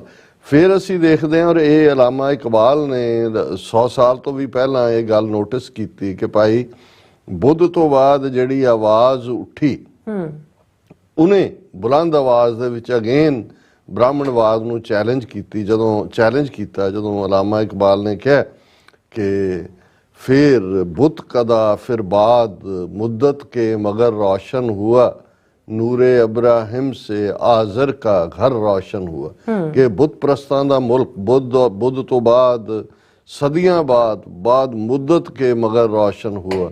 कि जिवें आजर दे घर च इब्राहिम आए से, इब्राहिम सांझे प्रॉफिट ने क्रिश्चियंस दे, ईसाइयां दे और यहूदियां दे, इवें ही कालू जी दे घर गुरु नानक आए और उन्होंने उस नज़म के अखीर च कहा कि भी आह शूदर के लिए हिंदुस्तान गम खाना है, दर्द इंसानी से इस बस्ती का दिल बेगाना है, फिर उठी आखिर सदा तौहीद की पंजाब से, हिंद को एक मर्द कामिल ने जगाया ख्वाब से। तौहीद एक रब कि साहिब मेरा एको है, एको है भाई एको है, कि वो तौहीद की आवाज़ और मर्द कामिल रब दा बंदा ਉਹ ਇਸ ਧਰਤੀ ਦੇ ਉੱਤੇ ਉਤਰਿਆ ਔਰ ਉਸ ਨੇ ਇੱਕ ਵਾਰ ਫੇਰ ਇਸ ਧਰਤੀ ਦੇ ਲੋਕਾਂ ਨੂੰ ਖਾਬ ਤੋਂ ਜਗਾਇਆ। ਅੱਛਾ, ਹੁਣ ਇਹ ਤਿੰਨੋਂ ਹੀ, ਕਿਉਂਕਿ ਇਹਨਾਂ ਨੂੰ ਗੋਲਵਲਕਰ ਦੀ ਜਾਂ ਹੈਡਗਵੇਅਰ ਦੀ ਆਈਡੀਓਲੋਜੀ ਨੇ ਨੇਟਿਵ ਰਿਲੀਜਨਸ ਕਿਹਾ, ਕਿਉਂਕਿ ਤਿੰਨੋਂ ਹੀ ਮਜ਼ਹਬ ਉੱਥੇ ਹੋਏ, ਤੇ ਉਹਨਾਂ ਨੂੰ ਤਾਂ ਉਹਨਾਂ ਨੇ ਡੈਥ ਕਿਸ ਦੇ ਨਾਲ ਹੀ ਮਾਰਨ ਦੀ ਲਾਈਨ ਲੈ ਲਈ ਕਿ ਜੀ ਇਹ ਹਿੰਦੂਤਵਾ ਦੇ ਸਮੁੰਦਰ ਦੇ ਵਿੱਚ बुद्ध जैन ते सिक्खी दियां लहरां ने, पर ये हिंदू धर्म का हिस्सा ही है। पर इस गल नूं बेशक जदों भारती कॉन्स्टिट्यूशन बन रहा सी 1950 तो पहला RSS दा बैन सी, लेकिन तुसी देखो भी RSS दा इन्फ्लुएंस कांग्रेस राही किस हद तक सी कि आर्टिकल 25B भारती कॉन्स्टिट्यूशन का सिखां बौद्धियां जैनियां नूं हिंदू ऐलानदा है। ਇਹ ਆਲਰੇਡੀ ਕਨਸਟੀਟਿਊਸ਼ਨਲੀ ਜਿਹੜੀ ਗੱਲ ਅੱਜ ਜਦੋਂ ਅਸੀਂ ਕਹਿ ਰਹੇ ਹਾਂ ਕਿ ਜੀ 22 ਜਨਵਰੀ ਨੂੰ ਇਹ ਰਾਮ ਮੰਦਿਰ ਮਨਾਉਣ ਦੇ ਬਹਾਨੇ, ਹਾਲਾਂਕਿ ਕਿੰਨੇ ਡਰਾਮੇ ਇਹਦੇ ਉੱਤੇ ਹੋਏ ਕਿ ਜੀ ਪਹਿਲਾਂ ਸ਼ਿਲਾਨਿਆਸ ਹੋਇਆ, ਫਿਰ ਪਤਾ ਨਹੀਂ ਪੂਜਨ ਹੋਇਆ, ਫਿਰ ਉਦਘਾਟਨ ਹੋਇਆ, ਔਰ ਹੁਣ ਕੋਈ ਹੋਰ, ਹੁਣ ਉਹ ਕਹਿੰਦਾ ਜੀ ਮੰਦਿਰ ਤਾਂ ਇੱਕ ਬਾਡੀ ਦਾ ਆਕਾਰ ਹੈ, ਜਿਹੜੇ ਬੁੱਤ ਨੇ ਉਹਨਾਂ ਦੇ ਵਿੱਚ ਜਿਹੜੇ ਪ੍ਰਾਣ ਭਰਨੇ ਨੇ ਉਹਨੂੰ ਇਸ ਲਈ ਲਫ਼ਜ਼ ਪ੍ਰਾਣ ਪ੍ਰਤਿਸ਼ਠਾ ਕਿਹਾ ਜਾ ਰਿਹਾ ਕਿ ਜਦੋਂ ਇੱਕ ਵੈਦਿਕ ਰੀਤੀ ਦੇ ਨਾਲ ਖਾਸ ਮੰਤਰ ਪੜ੍ਹੇ ਜਾਣਗੇ ਫਿਰ ਉਹਨਾਂ ਦੇ ਵਿੱਚ ਪ੍ਰਾਣ ਪ੍ਰਤਿਸ਼ਠਾ ਹੋਏਗੀ, ਫਿਰ ਉਹ ਆ ਕੇ ਜਿਹੜੇ ਨੇ ਉਸ ਦੇ ਵਿੱਚ ਭਗਵਾਨ ਰਾਮ ਜੀ ਬੈਠਣਗੇ। ਦੇਖੋ ਸਾਡਾ ਕੋਈ ਇਤਰਾਜ਼ ਨਹੀਂ ਹੈ ਕਿਸੇ ਵੀ, ਔਰ ਮੈਂ ਵਰਜੀਨੀਆ ਦੀ ਆਪਣੀ ਪ੍ਰੈਜੈਂਟੇਸ਼ਨ 'ਚ ਵੀ ਇਹ ਕਿਹਾ ਸੀ ਕਿ ਅਸੀਂ ਕਦੇ ਵੀ ਸਿੱਖੀ ਨਾਲ ਨਫ਼ਰਤ ਸਿਖਾਉਂਦੀ ਹੈ, ਨਾ ਅਸੀਂ ਕਿਸੇ ਧਰਮ ਦੇ ਖਿਲਾਫ ਹੈ, ਪਰ ਇਹਦੇ 'ਚ ਵੀ ਕੋਈ ਸ਼ੱਕ ਨਹੀਂ ਹੈ ਕਿ ਜੇ ਬ੍ਰਾਹਮਣ ਨੇ ਗੁਰੂ ਨਾਨਕ ਸਾਹਿਬ ਨੂੰ ਜਨੇਊ ਜ਼ਬਰੀ ਪਾਉਣਾ ਚਾਹਿਆ ਸੀ ਤੇ ਗੁਰੂ ਸਾਹਿਬ ਨੇ ਪੰਡਤ ਦਾ ਹੱਥ ਫੜ ਲਿਆ ਸੀ ਕਿ ਭਾਈ ਇਹ ਮੈਂ ਨਹੀਂ ਪਾਉਣਾ ਹੈ, ਕਿਉਂਕਿ ਤੇਰੇ ਕੋਲ ਨਾ ਦਇਆ ਹੈ, ਨਾ ਸੰਤੋਖ ਹੈ, ਨਾ ਜਤ ਹੈ, ਨਾ ਸਤ ਹੈ, ਇਹ ਜਨੇਊ ਜੀ ਕਾ ਹੈ ਹੀ ਤਾਂ ਪਾਂਡੇ ਕਾ। पर ਉਹੀ ਜਦੋਂ ਔਰੰਗਜ਼ੇਬ ਜ਼ੋਰ ਜ਼ਬਰ ਕਰਕੇ ਧਰਮ ਪਰਿਵਰਤਨ ਦਾ ਰਸਤਾ ਅਖਤਿਆਰ ਕਰ ਰਿਹਾ ਸੀ ਤੇ ਗੁਰੂ ਤੇਗ ਬਹਾਦਰ ਸਾਹਿਬ ਨੇ ਔਰੰਗਜ਼ੇਬ ਦਾ ਹੱਥ ਫੜ ਲਿਆ ਸੀ, ਆਪਣੀ ਸ਼ਹਾਦਤ ਦਿੱਤੀ ਸੀ ਕਿ ਭਾਈ ਭੈ ਕਾਹੂ ਕੋ ਦੇਤ ਨੈ ਭੈ ਮਾਨਤਾਨ, ਕਿ ਡਰ ਦੇ ਥੱਲੇ ਜਦੋਂ ਕੋਈ ਵੀ ਸਰਕਾਰੀ ਨਿਜ਼ਾਮ ਜਿਹੜਾ ਉਹ ਡਰ ਦੇ ਨਾਲ ਕਿਸੇ ਦੇ ਵਿਸ਼ਵਾਸਾਂ ਨੂੰ ਬਦਲਣਾ ਚਾਹੇ ਤੇ ਉਹਨੂੰ ਸਿੱਖ ਕਬੂਲ ਨਹੀਂ ਕਰ ਸਕਦਾ, ਔਰ ਗੁਰੂ ਤੇਗ ਬਹਾਦਰ ਸਾਹਿਬ ਦੀ ਸ਼ਹਾਦਤ ਤੋਂ ਵੱਡੀ ਕੋਈ ਸ਼ਹਾਦਤ ਨਹੀਂ। ਹੁਣ ਜਿਹੜੀ ਬਿਮਾਰੀ ਔਰੰਗਜ਼ੇਬ ਨੂੰ ਸੀ ਕਿ ਭਾਈ ਇੱਕ ਏਕਤਾ ਕਰਨੀ ਹੈ, ਕਿ ਇੱਕ ਜੇ ਸਾਰੇ ਇਸਲਾਮ ਦੇ ਦਾਇਰੇ 'ਚ ਆ ਜਾਣ, ਸਭ ਦਾ ਇੱਕੋ ਜਿਹਾ ਰਹਿਣ ਸਹਿਣ ਹੋਏ, ਬਿਲਕੁਲ ਏਕਤਾ ਹੋ ਗਈ, ਤੇ ਇਹੀ ਬਿਮਾਰੀ ਇਹਨਾਂ ਹਿੰਦੂ ਤਵੀਆਂ ਨੂੰ ਹੈ ਕਿ ਭਾਈ ਸਭ ਨੂੰ ਰਾਮ ਦੇ ਨਾਮ ਮੂੰਹ 'ਚ ਬਾੜਨਾ ਰਾਮ। ਹੁਣ ਉਹੀ ਅਸੀਂ ਈਵਨ ਗੁਰਬਾਣੀ ਦੇ ਵਿੱਚ ਭਗਤ ਨਾਮਦੇਵ ਜਿਨ੍ਹਾਂ ਨੂੰ ਇਹ ਕਿਹਾ ਜਾਂਦਾ ਹੈ ਕਿ ਭਾਈ ਤੁਸੀਂ ਖੁਦਾ ਕਹੋ, ਹੁਣ ਗੁਰੂ ਗ੍ਰੰਥ ਸਾਹਿਬ 'ਚ ਰੱਬ ਦੇ ਨਾਂ ਅੱਲਾ ਵੀ ਕਿੰਨੀ ਵਾਰ ਹੈ, ਖੁਦਾ ਵੀ ਕਿੰਨੀ ਵਾਰ ਹੈ, ਰਾਮ ਵੀ ਕਿੰਨੀ ਵਾਰ ਹੈ, ਗੁਸਾਈ ਵੀ ਕਿੰਨੀ ਵਾਰ ਹੈ, ਗੋਪਾਲ ਵੀ ਕਿੰਨੀ ਵਾਰ, ਪਰ ਜੇ ਈਵਨ ਨਾਮਦੇਵ ਨੂੰ ਫੜ ਕੇ ਉਹ ਕਹਿੰਦਾ ਸੀ ਕਿ ਤੂੰ ਖੁਦਾ ਕਹਿ, ਉਹ ਕਹਿੰਦਾ ਮੈਂ ਨਹੀਂ ਕਹਿੰਦਾ। ਹੁਣ ਉਹੀ ਹਾਲ ਉਸ ਜ਼ਮਾਨੇ 'ਚ ਜ਼ਬਰ ਦੇ ਨਾਲ ਜੋ ਹਾਲਾਂ ਖੁਦਾ ਰਾਮ ਅੱਲਾ ਸਭ ਰੱਬ ਦੇ ਨਾਮ ਨੇ।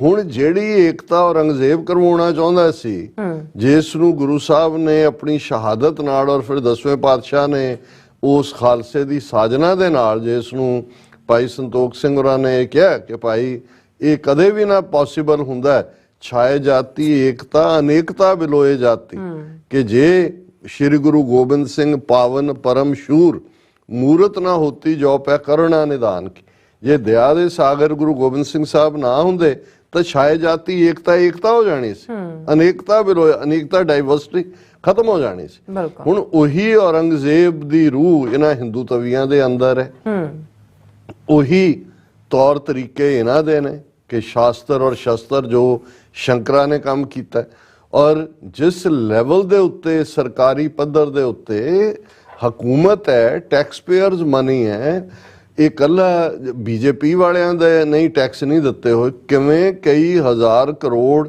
सरकारी साधना की दुरवरतों तो जो चल ही रही है, ਪਰ ਹੁਣ ਤਾਂ ਉਹਨਾਂ ਨੇ ਮੁਹੱਲਿਆਂ ਗਲੀਆਂ ਬਾਜ਼ਾਰਾਂ 'ਚ ਜ਼ਬਰਦਸਤੀ ਰਾਮ ਮੰਦਰ ਔਰ ਉਹਦੇ ਝੰਡੇ ਔਰ ਇੰਦੌਰ ਦਾ ਮੇਅਰ ਕਹਿ ਰਿਹਾ, ਦੂਜਿਆਂ ਦਾ ਕਹਿ ਰਿਹਾ ਕਿ ਜੀ ਜੇ ਤੁਸੀਂ ਕ੍ਰਿਸਮਸ ਟਰੀ ਲਾ ਸਕਦੇ ਹੋ ਇਹ ਕਿਉਂ ਨਹੀਂ ਲਾ ਸਕਦੇ, ਸਭ ਮੂਰਤੀਆਂ ਰੱਖੋ। ਪੈਸੇ ਜ਼ਬਰੀ ਇਕੱਠੇ ਹੋ ਰਹੇ ਨੇ ਔਰ ਮਕਸਦ ਜੋ ਇਹ ਹੈ ਕਿ ਜੀ ਅਯੁੱਧਿਆ ਰਾਮ ਜੀ ਆਏਂਗੇ। ਹੁਣ ਭਾਈ ਕੀ 550 ਸਾਲ ਜੇ ਇਹਨਾਂ ਦੀ ਗੱਲ ਵੀ ਮੰਨ ਲਈ ਜਾਏ, ਅਯੁੱਧਿਆ ਤਾਂ ਪੈਦਾ ਹੋਏ ਨੇ ਉਹ ਤਾਂ ਇੱਕ ਵੱਖਰੀ ਕਹਾਣੀ ਹੈ ਕਿ ਵੀ ਮਸਜਿਦ ਦੇ ਨਾਲ ਜੋੜ ਕੇ, ਜਿਹਦਾ ਕੋਈ ਨਾ ਬਾਬਰ ਨਾਲ ਤਾਲੁਕ ਸੀ ਨਾ ਅਦਰਵਾਈਜ਼, ਇਹ ਤਾਂ ਉਹਨਾਂ ਨੇ ਆਪਣਾ ਪੋਲੀਟੀਕਲ ਏਜੰਡਾ ਲਾਗੂ ਕੀਤਾ। ਪਰ ਰਾਮ ਤਾਂ ਉਹ ਠੀਕ ਕਿਹਾ, ਇੱਕ ਉਹਨਾਂ ਦੇ ਹਿੰਦੂ ਵਿਦਵਾਨ ਨਹੀਂ, ਉਹਨੇ ਕਿਹਾ ਜਦੋਂ ਰਾਮ ਦਾ ਨਾਂ ਉਹਦੇ ਮਾਪਿਓ ਨੇ ਰੱਖਿਆ ਸੀ ਉਸ ਤੋਂ ਪਹਿਲਾਂ ਕੋਈ ਰਾਮ ਨਹੀਂ ਸੀ। ਜੇ ਰੱਖਿਆ ਤਾਂ ਕੋਈ ਤਾਂ ਹੋਏਗਾ, ਰਾਮ ਤਾਂ ਰਮਿਆ ਹੋਇਆ। ਔਰ ਈਵਨ ਗੋਸਵਾਮੀ ਤੁਲਸੀਦਾਸ ਵੀ ਜਦੋਂ ਆਪਣੀ ਰਾਮਚਰਿਤਮਾਨਸ ਐਂਡ ਕਰਦੇ ਨੇ, ਉਹਦੇ ਚ ਅਖੀਰਲਾ ਕਪਲਟ ਹੈ ਕਿ ਕਹੂੰ ਕਹਾਂ ਲਗ ਨਾਮ ਵਡਾਈ, ਰਾਮ ਨ ਸਕਹਿ ਨਾਮ ਗੁਣ ਗਾਈ। ਕਿ ਮੈਂ ਨਾਮ ਦੀ ਵਡਿਆਈ ਕੀ ਕਵਾਂ, ਜੇ ਰਾਮ ਵੀ ਕਹਿਣਾ ਚਾਹੇ ਤੇ ਉਹ ਨਾਮ ਦੀ ਵਡਿਆਈ ਨਹੀਂ ਕਹਿ ਸਕਦਾ। ਹੁਣ ਔਰ ਗੁਰਬਾਣੀ ਯਾਦ ਕਰਾਂਦੀ ਹੈ, ਰੋਵੇ ਰਾਮ ਨਿਕਾਲਾ ਪਿਆ, ਸੀਤਾ ਲਛਮਣ ਵਿਛੜ ਗਿਆ। ਇੱਕ ਉਸ ਲੈਵਲ ਤੇ ਜੋ ਤੁਸੀਂ ਜਾ ਕੇ ਦੇਖਦੇ ਹੋ। ਪਰ ਹੁਣ ਜੇ ਸਿਆਸੀ ਪਿੜ ਦੇ ਵਿੱਚ ਇਹਨਾਂ ਨੇ ਜ਼ਬਰਦਸਤੀ ਹਰ ਇੱਕ ਦੇ ਮੂੰਹ ਦੇ ਵਿੱਚ ਵੀ ਰਾਮ ਵਾੜਨਾ, ਹਰ ਇੱਕ ਨੂੰ ਇਹ ਨੱਕ ਥੱਲੇ ਕਿ ਭਾਈ ਹੁਣ ਤੁਸੀਂ ਅਯੁੱਧਿਆ ਦੇ ਰਾਜ 'ਚ ਆ ਗਏ ਹੋ, ਸੰਵਿਧਾਨ ਕੀ ਕਹਿੰਦਾ ਹੈ, ਮਾਈਨੋਰਟੀਜ਼ ਦੇ ਕੀ ਰਾਈਟਸ ਨੇ, ਕੀ ਦੂਸਰਿਆਂ ਦੇ ਨੂੰ ਤੁਸੀਂ ਕਿਵੇਂ ਕੁਚਲ ਰਹੇ ਹੋ, ਉਹਦੀ ਕੋਈ ਪਰਵਾਹ ਨਹੀਂ ਹੈ ਇਸ ਵੇਲੇ। ਸਿਰਫ ਕਿਉਂਕਿ ਇਹ ਮਾਹੌਲ ਸਿਰਜਿਆ ਜਾ ਰਿਹਾ ਹੈ, ਮਾਹੌਲ ਬਣਾਇਆ ਜਾ ਰਿਹਾ ਤਾਂ ਕਿ ਜਿਹੜਾ ਬਾਕੀਆਂ ਦੀ ਕੋਈ 20 ਕਰੋੜ ਮੁਸਲਮਾਨ ਤਾਂ ਚੁੱਪ ਕਰਕੇ ਬੈਠਾ ਹੈ, ਕਸ਼ਮੀਰੀਆਂ ਨੂੰ ਛੱਡ ਕੇ ਜਿਹੜੇ ਜੂਝਦੇ ਨੇ ਆਪਣੇ ਹੱਕਾਂ ਲਈ, ਬਾਕੀਆਂ ਦਾ ਤਾਂ ਉਹ ਹਾਲ ਇਹਨਾਂ 10 ਸਾਲਾਂ 'ਚ ਕਰ ਦਿੱਤਾ ਹੈ। 2 ਟਰਮ ਜਿਹੜੀਆਂ ਮੋਦੀ ਦੀਆਂ ਨੇ ਉਹ ਤਾਂ ਉਹਨਾਂ 'ਚੋਂ ਬਹੁਤ ਸਾਰੇ ਜਿਹੜੇ ਨੇ ਉਹ ਬਿਨਾਂ ਇਨਵਾਈਟ ਕੀਤੇ ਵੀ ਉੱਥੇ ਗਏ ਹੋਣਗੇ।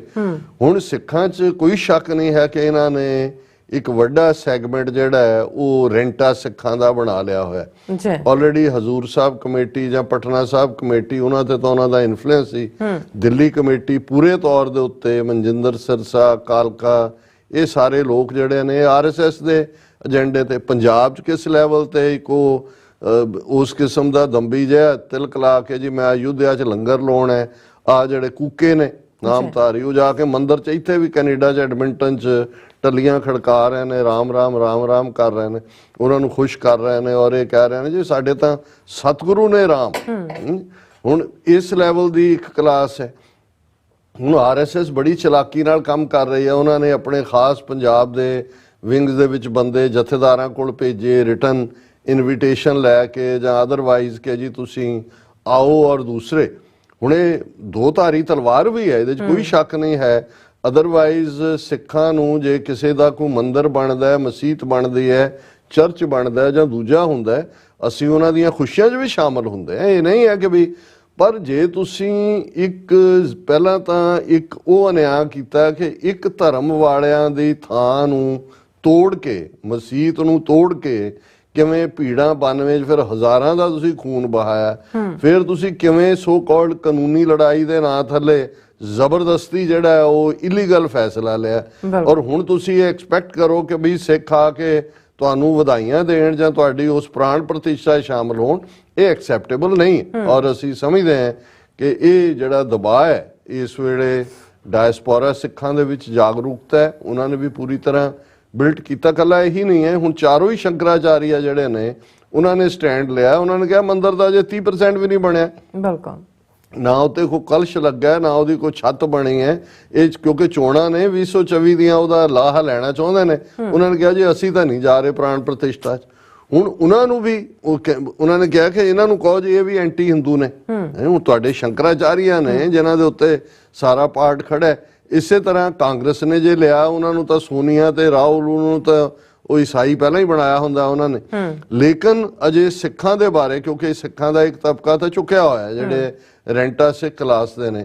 ਲੇਕਿਨ ਇਸ ਗੱਲ ਦੇ ਉੱਤੇ ਅਸੀਂ ਮੁਬਾਰਕਬਾਦ ਦਿੰਦੇ ਹਾਂ ਦਲ ਖਾਲਸਾ, ਸ਼੍ਰੋਮਣੀ ਅਕਾਲੀ ਦਲ ਅੰਮ੍ਰਿਤਸਰ ਨੂੰ ਵੀ ਉਹਨਾਂ ਨੇ ਫਰਮ ਸਟੈਂਡ ਲਿਆ। ਈਵਨ ਦਲ ਖਾਲਸਾ ਨੇ ਜਿਹੜਾ ਉਹਨਾਂ ਨੇ ਜਥੇਦਾਰ ਅਕਾਲ ਤਖਤ ਨੂੰ ਵੀ ਇਹ ਕਿਹਾ ਕਿ ਇਹ ਜਿਹੜਾ ਆਦੇਸ਼ ਦੇ ਅਕਾਲ ਤਖਤ ਕਿ ਭਾਈ ਕੋਈ ਸਿੱਖ ਦੇ ਸ਼ਾਮਲ ਨਾ ਹੋਏ, ਕਿਉਂਕਿ ਆਰਐਸਐਸ ਇਹਨੂੰ ਰਨ ਕਰ ਰਿਹਾ ਔਰ ਅਕਾਲ ਤਖਤ ਦਾ ਹੁਕਮਨਾਮਾ ਹੈ ਕਿ ਆਰਐਸਐਸ ਦੇ ਨਾਲ ਕੋਆਪਰੇਟ ਨਾ ਕੀਤਾ ਜਾਏ। ਜੋ ਜਥੇਦਾਰ ਵੇਦਾਂਤੀ ਸੀ, ਜਥੇਦਾਰ ਉਦੋਂ ਦਾ ਹੁਕਮ ਵੀ ਉਸ ਹੁਕਮਨਾਮੇ ਨੂੰ ਇੰਪਲੀਮੈਂਟ ਕਰਾਓ, ਕਿਉਂਕਿ ਹੁਣ ਇਹਨੂੰ ਜੇ ਸ਼ੰਕਰਾਚਾਰੀਆ ਜਿਹੜੇ ਉਹਨਾਂ ਦੇ ਧਰਮ ਗੁਰੂ ਨੇ, ਜੇ ਉਹ ਰਨ ਕਰ ਰਹੇ ਹੁੰਦੇ, ਤੁਸੀਂ ਕਹਿੰਦੇ ਤੁਹਾਡਾ ਜਥੇਦਾਰ ਜਾਂ ਦੂਜਾ ਭਾਈ ਬਰਾਬਰ ਦੇ ਧਰਮਾਂ ਵਾਲੇ ਦਲਾਈ ਲਾਮੇ ਨੂੰ ਵੀ ਇਨਵਾਈਟ ਕੀਤਾ ਜਾਂਦਾ ਹੈ ਗੁਰੂ ਨਾਨਕ ਸਾਹਿਬ ਦੇ ਮੌਕਿਆਂ ਦੇ ਉੱਤੇ, ਜਾਂ ਜੇ ਉਹਨਾਂ ਦੇ ਇੰਟਰਫੇਥ ਇਹੀ ਹੈ, ਇੰਟਰਫੇਥ ਦੇ ਉੱਤੇ ਪਾਰਟਿਸਿਪੇਟ ਕਰਦੇ ਨੇ, ਇੱਥੇ ਵੀ ਸਿੱਖ ਕਰਦੇ ਨੇ, ਉਹ ਸਮਝ ਆ ਸਕਦਾ ਸੀ। ਪਰ ਜਿਨ੍ਹਾਂ ਹਾਲਾਤਾਂ ਦੇ ਵਿੱਚ ਇਹ ਮੰਦਿਰ ਦੇ ਨਾਂ ਦੇ ਥੱਲੇ ਹਿੰਦੂ ਰਾਸ਼ਟਰ ਦਾ ਹੀ ਇਨਫੈਕਟ ਅਨਐਲਾਨੀ ਐਲਾਨ ਹੈ, ਔਰ ਇਹ ਗੱਲ ਉਹਨਾਂ ਨੇ ਕਹੀ ਹੈ ਕਿ ਭਾਈ ਆਰਐਸਐਸ ਦੇ ਉੱਤੇ ਪਾਬੰਦੀ ਅਕਾਲ ਤਖਤ ਨੇ ਲਾਈ ਹੋਈ ਹੈ, ਔਰ ਇਹ ਉਹਨਾਂ ਨੇ ਅਪੀਲ ਕੀਤੀ ਹੈ ਕਿ ਉਹ ਇਸ ਉਦਘਾਟਨ 'ਚ ਸਿੱਖ ਆਗੂਆਂ ਨੂੰ ਸ਼ਾਮਲ ਹੋਣ ਤੋਂ ਰੋਕਣ ਦਾ ਆਦੇਸ਼ ਜਾਰੀ ਕੀਤਾ ਜਾਏ। ਔਰ ਇਹ ਲਗਭਗ 100 ਦੇ ਕਰੀਬ ਸਿੱਖ ਨੁਮਾਇੰਦਿਆਂ ਨੂੰ ਉਹਨਾਂ ਨੇ ਰਾਮ ਮੰਦਰ ਪ੍ਰਾਣ ਪ੍ਰਤਿਸ਼ਠਾ ਉਦਘਾਟਨ ਸਮਾਰੋਹ ਦੇ ਵਿੱਚ ਇਨਵਾਈਟ ਕੀਤਾ ਹੋਇਆ। ਉਹਨਾਂ ਨੇ ਦਲ ਖਾਲਸਾ ਨੇ ਕਿਹਾ ਕਿ ਸਿੱਖ ਲਈ ਸਿਧਾਂਤ ਬੜੇ ਸਪਸ਼ਟ ਹਨ। ਸੰਗਤ ਸਿਰਫ ਗੁਰੂ ਦੀ ਹੁੰਦੀ ਹੈ, ਕਿਸੇ ਰਾਸ਼ਟਰ ਦੀ ਨਹੀਂ ਹੁੰਦੀ। ਰਾਸ਼ਟਰੀ ਸਿੱਖ ਸੰਗਤ ਨੂੰ ਹੋਂਦ ਵਿੱਚ ਲਿਆਉਣ ਪਿੱਛੇ ਸੰਘ ਪਰਿਵਾਰ ਦੀ ਮਨਸ਼ਾ, ਸਿੱਖਾਂ ਦੀ ਵਿਲੱਖਣ ਪਛਾਣ ਅਤੇ ਹੋਂਦ ਹਸਤੀ ਨੂੰ ਹਿੰਦੂਆਂ ਵਿੱਚ ਰਲਗੜ ਕਰਨਾ ਤੇ ਸਿੱਖਾਂ ਅੰਦਰ ਘੁਸਪੈਠ ਕਰਨਾ ਸੀ। ਔਰ ਇਸ ਲਈ 2004 ਚ ਰਾਸ਼ਟਰੀ ਸਿੱਖ ਸੰਗਤ ਦੇ ਬਾਈਕਾਟ ਦਾ ਆਦੇਸ਼ ਅਕਾਲ ਤਖਤ ਨੇ ਦਿੱਤਾ ਸੀ। ਔਰ ਇਸੇ ਤਰ੍ਹਾਂ ਸਿੱਖ ਧਰਮ ਕਿਸੇ ਵੀ ਜਿਹੜਾ ਸਿੱਖ ਧਰਮ ਇਸ ਖਿੱਤੇ ਦਾ ਤੀਸਰਾ ਵੱਡਾ ਧਰਮ ਹੈ, ਔਰ ਕਿਉਂਕਿ ਇਹ ਮੰਦਿਰ ਜਿਹੜਾ ਮੁਸਲਮਾਨਾਂ ਦੀਆਂ ਧਾਰਮਿਕ ਭਾਵਨਾਵਾਂ ਨੂੰ ਵਲੂੰਦਰ ਕੇ ਬਣਾਇਆ ਗਿਆ, ਇਸ ਲਈ ਅਸੀਂ ਇਸ ਨੂੰ ਮੰਦਿਰ ਨਹੀਂ ਮੰਨਦੇ, ਕਿਉਂਕਿ ਇਹ ਬਾਬਰੀ ਮਸਜਿਦ ਨੂੰ ਡਿਸਟਰੋਏ ਕਰਕੇ ਬਣਾਇਆ ਗਿਆ, ਔਰ ਅਸੀਂ ਦੋਨਾਂ ਧਰਮਾਂ ਦੇ ਵਿੱਚ ਸਮਾਨਤਾ ਰੱਖਦੇ ਹਾਂ, ਇਸ ਲਈ ਅਸੀਂ ਇਸ ਪਾਸੇ ਵੱਲ ਨਹੀਂ ਝੁਕ ਸਕਦੇ। ਇਸੇ ਤਰ੍ਹਾਂ ਉਹਨਾਂ ਨੇ ਹੋਰ ਵੀ 2-3 ਆਰਗੂਮੈਂਟ ਦਿੱਤੇ ਨੇ ਕਿ ਭਾਈ ਇਹ ਦੂਜੇ ਪਾਸੇ ਰਾਸ਼ਟਰੀ ਸਿੱਖ ਸੰਗਤ, ਔਰ ਉਹ ਕਹਿ ਰਹੇ ਨੇ ਜੀ ਗੁਰਦੁਆਰਿਆਂ 'ਚ ਦੀਪਮਾਲਾ ਕਰੋ, ਘਰਾਂ 'ਚ ਦੀਵੇ ਜਗਾਓ, ਫਲਾਣਾ ਕਰੋ। ਉਹ ਭਾਈ ਕਾਹਦੇ ਲਈ? ਜਦੋਂ ਤੁਸੀਂ ਕੋਈ ਹੁੰਦਾ ਹੈ, ਦੀਵਾਲੀ ਕਾਹਦੇ ਲਈ ਬਣਾਈ ਜਾਂਦੀ ਹੈ? ਹਿੰਦੂਆਂ ਦੇ ਐਂਗਲ ਤੋਂ ਹੀ ਜੇ ਕਹਿਣਾ ਹੋਏ ਤਾਂ ਆਲਰੇਡੀ ਦੀਵੇ, ਹੁਣ ਮੋਦੀ ਨੇ ਨੂੰ ਵਿਸ਼ਨੂੰ ਦਾ ਅਵਤਾਰ ਬਣਾਤਾ ਤਾਂ ਦੀਵੇ ਜਗਾਉਣੇ ਨੇ। ਸੋ ਇਸ ਦੇ ਉੱਤੇ ਉਹਨਾਂ ਨੇ ਕਿਹਾ ਕਿ ਭਾਈ ਇਸ ਮਾਮਲੇ 'ਚ ਜਿਹੜਾ ਅਕਾਲ ਤਖਤ ਗੁਰਮਤਾ ਕਰਕੇ ਇਸ ਬਾਰੇ ਜਿਹੜਾ ਸਪਸ਼ਟ ਬਿਆਨ ਦੇਵੇ। ਔਰ ਅਸੀਂ ਜਿੱਦਣ ਵਾਸ਼ਿੰਗਟਨ ਸੀ ਉਸ ਦਿਨ ਸੈਚਰਡੇ ਈਵਨਿੰਗ ਜਿਹੜੀ ਹੈ ਬੜੀ ਡੀਟੇਲ ਦੇ ਵਿੱਚ ਟੈਲੀ ਕਾਨਫਰੰਸ ਸੀ, ਜਿਹਦੇ 'ਚ 100 ਤੋਂ ਜ਼ਿਆਦਾ ਗੁਰਦੁਆਰਾ ਕਮੇਟੀਆਂ ਔਰ ਸਿੱਖ ਜਥੇਬੰਦੀਆਂ ਦੇ ਨੁਮਾਇੰਦੇ ਸੀ। ਸਿੱਖ ਕੋਆਰਡੀਨੇਸ਼ਨ ਕਮੇਟੀ ਈਸਟ ਕੋਸਟ ਨੇ ਇਹਨੂੰ ਕੰਡਕਟ ਕੀਤਾ, ਔਰ ਉਹਨਾਂ ਨੇ ਜਿਹੜਾ ਅਮਰੀਕਨ ਗੁਰਦੁਆਰਿਆਂ ਤੇ ਜਥੇਬੰਦੀਆਂ ਵੱਲੋਂ ਸਿੱਖ ਸਿਧਾਂਤਾਂ ਦੀ ਰੌਸ਼ਨੀ 'ਚ 5 ਤਖਤ ਸਾਹਿਬਾਨ, ਪ੍ਰਚਾਰਕਾਂ ਤੇ ਸਿੱਖ ਸੰਗਤਾਂ ਨੂੰ ਰਾਮ ਮੰਦਰ ਦੇ ਉਦਘਾਟਨੀ ਸਮਾਰੋਹ ਤੋਂ ਦੂਰੀ ਬਣਾਈ ਰੱਖਣ ਅਤੇ ਭੇਖੀ ਪ੍ਰਚਾਰਕ ਸ਼ੇਰ ਸਿੰਘ ਦੇ ਗੁਰਦੁਆਰਿਆਂ ਤੇ ਪੰਥਕ ਸਟੇਜਾਂ ਉੱਤੇ ਬੋਲਣ ਤੇ ਪਾਬੰਦੀ ਲਗਾਉਣ ਸੰਬੰਧੀ ਸਰਬਸੰਮਤੀ ਨਾਲ ਮਤੇ ਪਾਸੇ। ਮੈਂ ਉਹਨਾਂ ਦੀ ਪ੍ਰੈਸ ਰਿਲੀਜ਼ ਨੂੰ ਕੋਟ ਕਰ ਰਿਹਾ, ਔਰ ਇਹਦੇ ਚ 147 ਗੁਰਦੁਆਰਿਆਂ ਔਰ ਜਥੇਬੰਦੀਆਂ ਦੇ ਨੁਮਾਇੰਦੇ ਟੈਲੀ ਕਾਨਫਰੰਸ ਸੀ 13 ਜਨਵਰੀ ਨੂੰ, ਔਰ ਉਹਦੇ ਚ ਉਹਨਾਂ ਨੇ ਇਹ ਫੈਸਲੇ ਲਏ, ਔਰ ਅਸੀਂ ਵੀ ਇਹਨਾਂ ਨੂੰ ਐਂਡੋਰਸ ਕਰਦੇ ਹਾਂ। ਔਰ ਇਸ ਦੇ ਵਿੱਚ ਇਹਨਾਂ ਤੋਂ ਇਲਾਵਾ ਵੀ ਉਹਨਾਂ ਨੇ ਜਿਹੜਾ ਇਹ ਮਤਾ ਇਹ ਕੀਤਾ ਕਿ ਇਹ ਜਿਹੜਾ ਭਾਰਤੀ ਵਿਦੇਸ਼ੀ ਧਰਤੀ ਤੇ ਸਿੱਖ ਸੰਘਰਸ਼ ਦੇ ਨੇਤਾਵਾਂ ਦੇ ਕਤਲਾਂ ਤੇ ਭਾਰਤ ਦੁਆਰਾ ਸਿੱਖਾਂ ਦੇ ਅੰਤਰਰਾਸ਼ਟਰੀ ਦਮਨ ਲਈ ਟਰਾਂਸਨੈਸ਼ਨਲ ਰਿਪਰੈਸ਼ਨ ਦੀ ਨਿਖੇਧੀ ਕੀਤੀ ਗਈ।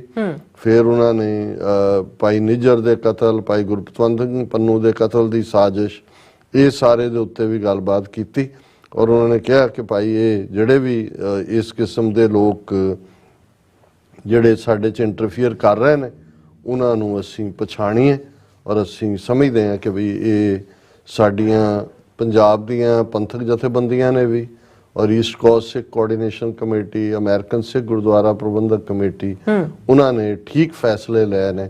ਔਰ ਸਾਨੂੰ ਵੀ ਆਪਣੇ ਤੌਰ ਤੇ ਇਸ ਵੇਲੇ ਡਾਇਸਪੋਰਾ ਸਿੱਖਾਂ ਦੀ ਆਵਾਜ਼ ਹੈ, ਇਹਦਾ ਪਿੱਛੇ ਵੀ ਦਬਾਅ ਬਣਦਾ ਹੈ, ਸੁਣਿਆ ਜਾਂਦਾ ਹੈ, ਇਸ ਦਾ ਵੀ ਅਸੀਂ ਜਿਹੜਾ ਪ੍ਰੋਪਰ ਆਪਣੇ ਇਸ ਦਬਾਅ ਦਾ ਇਸਤੇਮਾਲ ਕਰੀਏ।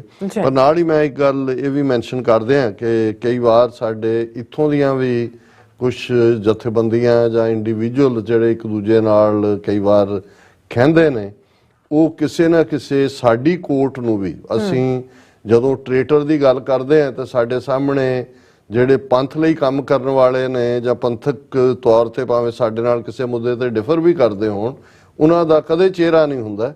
ਸਾਡੇ ਸਾਹਮਣੇ ਉਹੀ ਭਾਰਤੀ ਏਜੰਸੀਆਂ ਤੇ ਉਹਨਾਂ ਦੇ ਟਾਊਟ ਹੁੰਦੇ ਨੇ। ਔਰ ਮੈਂ ਬਹੁਤ ਘੱਟ ਵਾਰ ਨਾਂ ਲੈ ਕੇ ਗੱਲ ਕਰਦਾ ਕਿਉਂਕਿ ਮੈਨੂੰ ਇਹ ਹੁੰਦਾ ਵੀ ਹਰ ਇੱਕ ਨੂੰ ਇਹ ਲੱਗਣ ਲੱਗ ਜਾਂਦਾ ਕਿ ਵੀ ਪਤਾ ਨਹੀਂ ਕਿਹਦੇ, ਕਿਉਂਕਿ ਸਾਡਾ ਸਟਾਈਲ ਨਹੀਂ ਹੈ।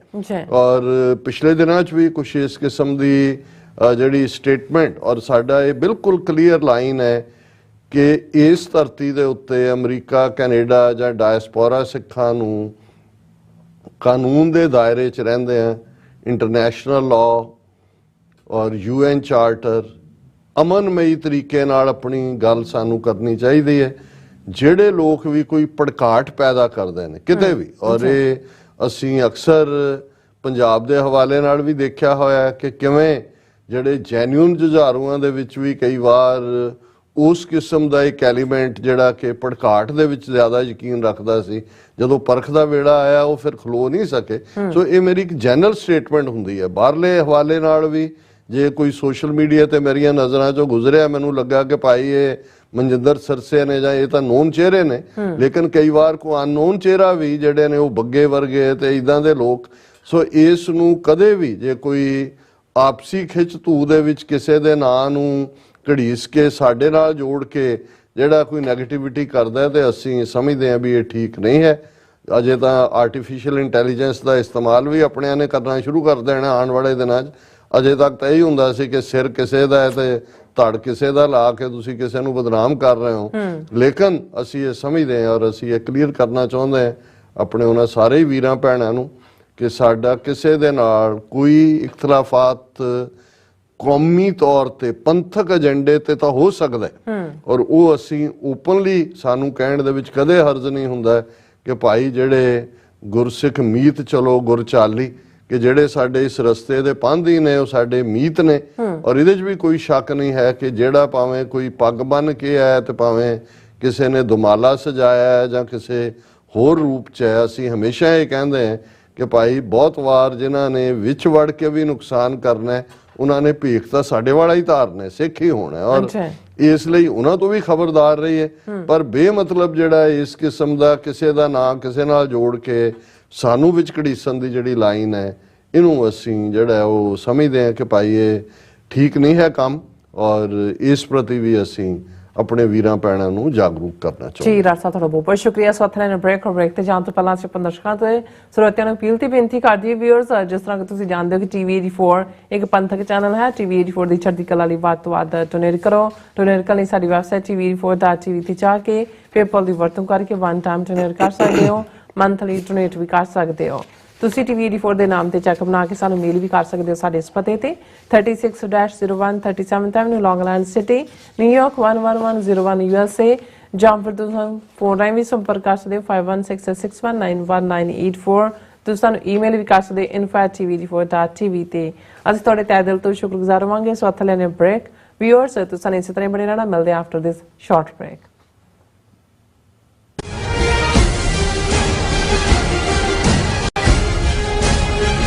UK, Switzerland, Italy, Austria, Australia ਅਤੇ ਕੈਨੇਡਾ ਤੋਂ ਬਾਅਦ ਖਾਲਿਸਤਾਨ ਰੈਫਰੈਂਡਮ ਦੀਆਂ ਵੋਟਾਂ ਦਾ ਅਗਲਾ ਪੜਾਅ ਅਮਰੀਕਾ ਵਿੱਚ ਖਾਲਿਸਤਾਨ ਰੈਫਰੈਂਡਮ ਦੇ ਪਹਿਲੇ ਪੜਾਅ ਦੀਆਂ ਵੋਟਾਂ 28 ਜਨਵਰੀ ਦਿਨ ਐਤਵਾਰ ਨੂੰ ਸੈਨ ਫਰਾਂਸਿਸਕੋ ਦੇ ਏਰੀਆ ਵਿੱਚ ਪੈਣ ਜਾ ਰਹੀਆਂ ਹਨ। ਵੋਟਿੰਗ ਸੈਂਟਰ ਦੀ ਲੋਕੇਸ਼ਨ ਜਾਣਨ ਲਈ ਜਾਂ ਹੋਰ ਜਾਣਕਾਰੀ ਲੈਣ ਲਈ ਸੰਪਰਕ ਕਰੋ 669 222 0946 ਜਾਂ 669 222। ਸਿਗਨੇਚਰ ਟਰੱਕ ਸਰਵਿਸ ਰਾਊਟ 81 ਉੱਤੇ ਐਗਜ਼ਿਟ 235 ਤੇ ਟਰੱਕਰ ਵੀਰਾਂ ਲਈ 24 ਘੰਟੇ ਰੋਡ ਸਰਵਿਸ ਦੀ ਸੁਵਿਧਾ ਮੌਜੂਦ। Heavy duty repair, oil change, ਪੁਰਾਣੇ ਅਤੇ ਨਵੇਂ tyre, computer diagnostic, DPF cleaning, brake service ਜਾਂ ਰਸਤੇ ਵਿੱਚ ਆਈ ਹਰ ਤਰ੍ਹਾਂ ਦੀ ਰਿਪੇਅਰ ਪ੍ਰੋਫੈਸ਼ਨਲ ਟੀਮ ਵੱਲੋਂ ਕੀਤੀ ਜਾਂਦੀ ਹੈ। ਬ੍ਰੇਕਫਾਸਟ, ਲੰਚ ਅਤੇ ਡਿਨਰ ਲਈ ਪੰਜਾਬੀ ਢਾਬੇ ਦਾ ਆਨੰਦ ਵੀ ਮਾਣੋ। ਡਰਾਈਵਰ ਅਤੇ ਟਰੱਕ ਆਪਰੇਟਰ ਵੀਰ ਡਿਸਪੈਚ ਦੀ ਸਰਵਿਸ ਲਈ ਸਾਡੇ ਨਾਲ ਸੰਪਰਕ ਕਰਨ। Signature truck service 58 triangle drive, Weyers Cave, Virginia 2।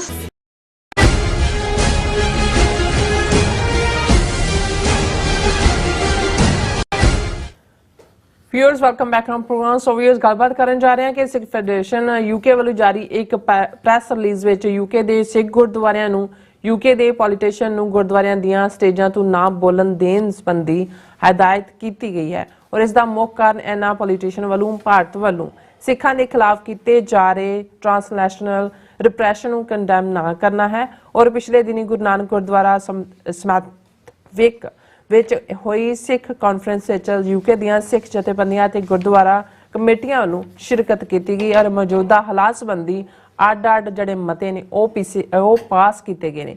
ਸੋ ਇਸ ਬਾਰੇ ਆਪਾਂ ਗੱਲਬਾਤ ਕਰਨ ਜਾ ਰਹੇ ਹਾਂ। ਸੋ ਅਸੀਂ ਚਾਹਾਂਗੇ ਕਿ ਤੁਸੀਂ ਇਸੇ ਤਰ੍ਹਾਂ ਬਣੇ ਰਹਿਣਾ, ਦੇਖਣ ਸੁਣਨ ਲਈ ਐਂਡ ਲਿਖਣ ਲਈ ਤੁਹਾਡਾ ਸਭ ਦਾ ਬਹੁਤ ਸ਼ੁਕਰੀਆ ਜੀ। ਡਾਕਟਰ ਸਾਹਿਬ ਕੀ ਕਹਿਣਾ ਚਾਹੋਗੇ?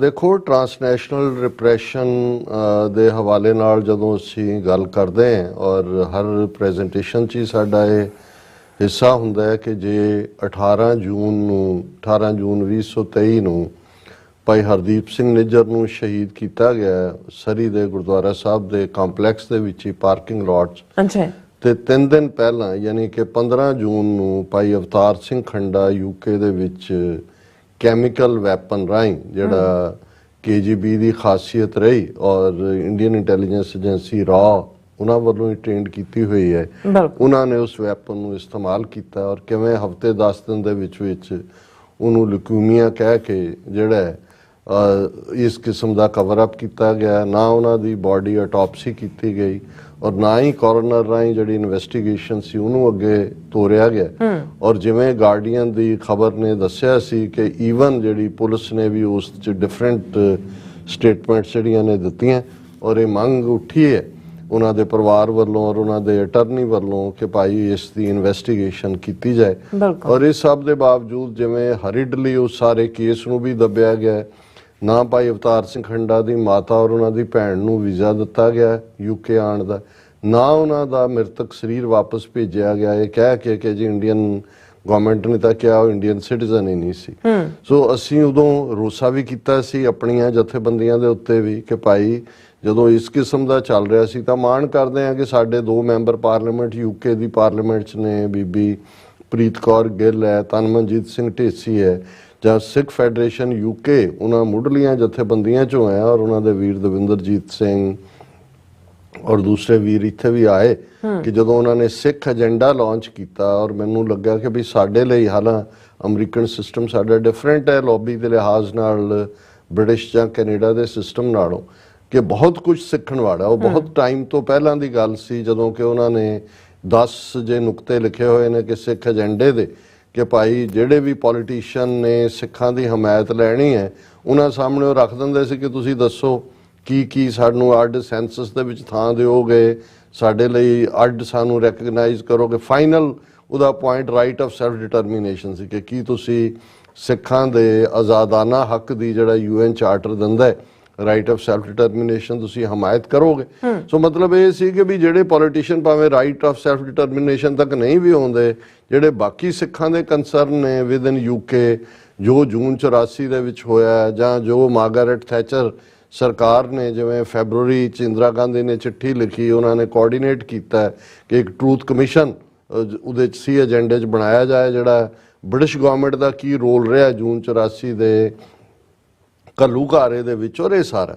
ਲੇਕਿਨ ਜਦੋਂ ਇਹ ਅਵਤਾਰ ਸਿੰਘ ਖੰਡਾ ਵਾਲੀ ਡਿਵੈਲਪਮੈਂਟਸ ਹੁੰਦੀਆਂ ਨੇ ਉਸ ਪੀਰੀਅਡ ਦੇ ਵਿੱਚ ਕੋਈ ਜ਼ਾਰਾ ਪੋਲੀਟੀਕਲ ਐਕਟੀਵਿਟੀ ਜਾਂ ਉਸ ਉਦੋਂ ਵੀ ਅਸੀਂ ਕਿਹਾ ਸੀ ਕਿ ਭਾਈ ਜਾ ਕੇ ਹਜ਼ਾਰਾਂ ਸਿੱਖ ਉਹਨਾਂ ਦੇ ਜਿੱਥੇ ਵੀ ਉਹ ਡਾਊਨਿੰਗ ਸਟਰੀਟ ਕੀ ਆ ਉੱਥੇ ਜਾਂਦੇ ਕਿ ਕਿੱਦਾਂ ਤੁਸੀਂ ਵੀਜ਼ਾ ਨਹੀਂ ਦਿੰਦੇ, ਇਨਵੈਸਟੀਗੇਸ਼ਨ ਕਿਵੇਂ ਨਹੀਂ ਕਰਦੇ। ਪਰ ਮੈਨੂੰ ਲੱਗਦਾ ਹੈ ਕਿ ਵੀ ਉਸ ਪੀਰੀਅਡ ਦੇ ਵਿੱਚ ਕਿਤੇ ਔਰ ਇਹਦੇ 'ਚ ਕੋਈ ਸ਼ੱਕ ਨਹੀਂ ਹੈ ਕਿ ਸਕਸੈਸਿਵ ਜਿਹੜੀਆਂ ਕੰਜ਼ਰਵੇਟਿਵ ਗਵਰਨਮੈਂਟਸ ਨੇ ਪਿਛਲੇ ਵੀ ਬੋਰਿਸ ਜੌਨਸਨ ਵਾਲੀ ਔਰ ਹੁਣ ਵਾਲੀ ਤਾਂ ਰਿਸ਼ੀ ਸੁਨਕ ਵਾਲੀ ਖੁੱਲ੍ਹ ਕੇ ਇਹਨਾਂ ਨੇ ਪ੍ਰੋ ਇੰਡੀਆ ਤਾਂ ਲਾਈਨ ਲਈ ਹੋਈ ਸੀ ਔਰ ਉਹਨਾਂ ਦੀ ਪ੍ਰੀਤੀ ਪਟੇਲ ਇੱਥੇ ਥਿੰਕ ਟੈਂਕ 'ਚ ਆ ਕੇ ਸਿੱਖਾਂ ਨੂੰ ਇੰਟਰਨੈਸ਼ਨਲ ਟੈਰਰਿਜ਼ਮ ਨਾਲ ਜੋੜਨ ਦੀ ਗੱਲ ਔਰ ਇੱਕ ਪਾਸੇ ਇਧਰ ਟ੍ਰਾਂਸਨੈਸ਼ਨਲ ਰਿਪਰੈਸ਼ਨ ਦਾ ਜਿਹੜਾ ਇਹਨਾਂ ਦਾ ਜੂਨ ਤੋਂ ਐਕਟੀਵਿਟੀ ਸ਼ੁਰੂ ਹੋਈ ਮਈ ਤੋਂ ਹੀ ਰਾਦਰ ਜਦੋਂ ਪਰਮਜੀਤ ਸਿੰਘ ਪੰਜਵੜ ਨੂੰ ਲਾਹੌਰ ਸ਼ਹੀਦ ਕੀਤਾ ਜਾਂਦਾ ਤੇ ਉਧਰ ਜਾ ਕੇ यूके ਦਾ ਮਿਨਿਸਟਰ ਜਿਹੜਾ ਉਹ ਦੱਸ ਰਿਹਾ ਸੀ ਜੀ ਅਸੀਂ 90,000 ਪਾਉਂਡ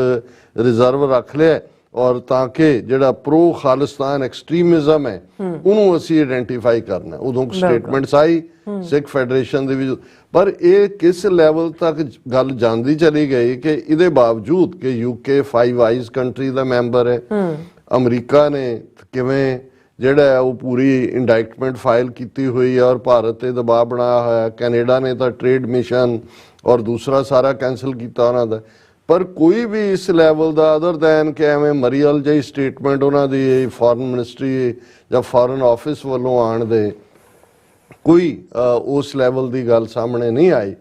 ਔਰ ਨਤੀਜਾ ਉਹਨਾਂ ਦੇ ਹੌਸਲੇ ਵੱਧਦੇ ਚਲੇ ਗਏ। ਉਹਨਾਂ ਨੇ ਉਹ ਤਾਂ ਬ੍ਰਿਟਨ ਨੇ ਤਾਂ ਕਿਹਾ ਕਿ ਜੀ ਅਸੀਂ ਟ੍ਰੇਡ ਟਾਕ ਜਾਰੀ ਰਹਿਣਗੀਆਂ, ਉਹਦਾ ਅਸੀਂ ਇਹ ਕੱਢਾਂਗੇ ਉਹ ਕੱਢਾਂਗੇ।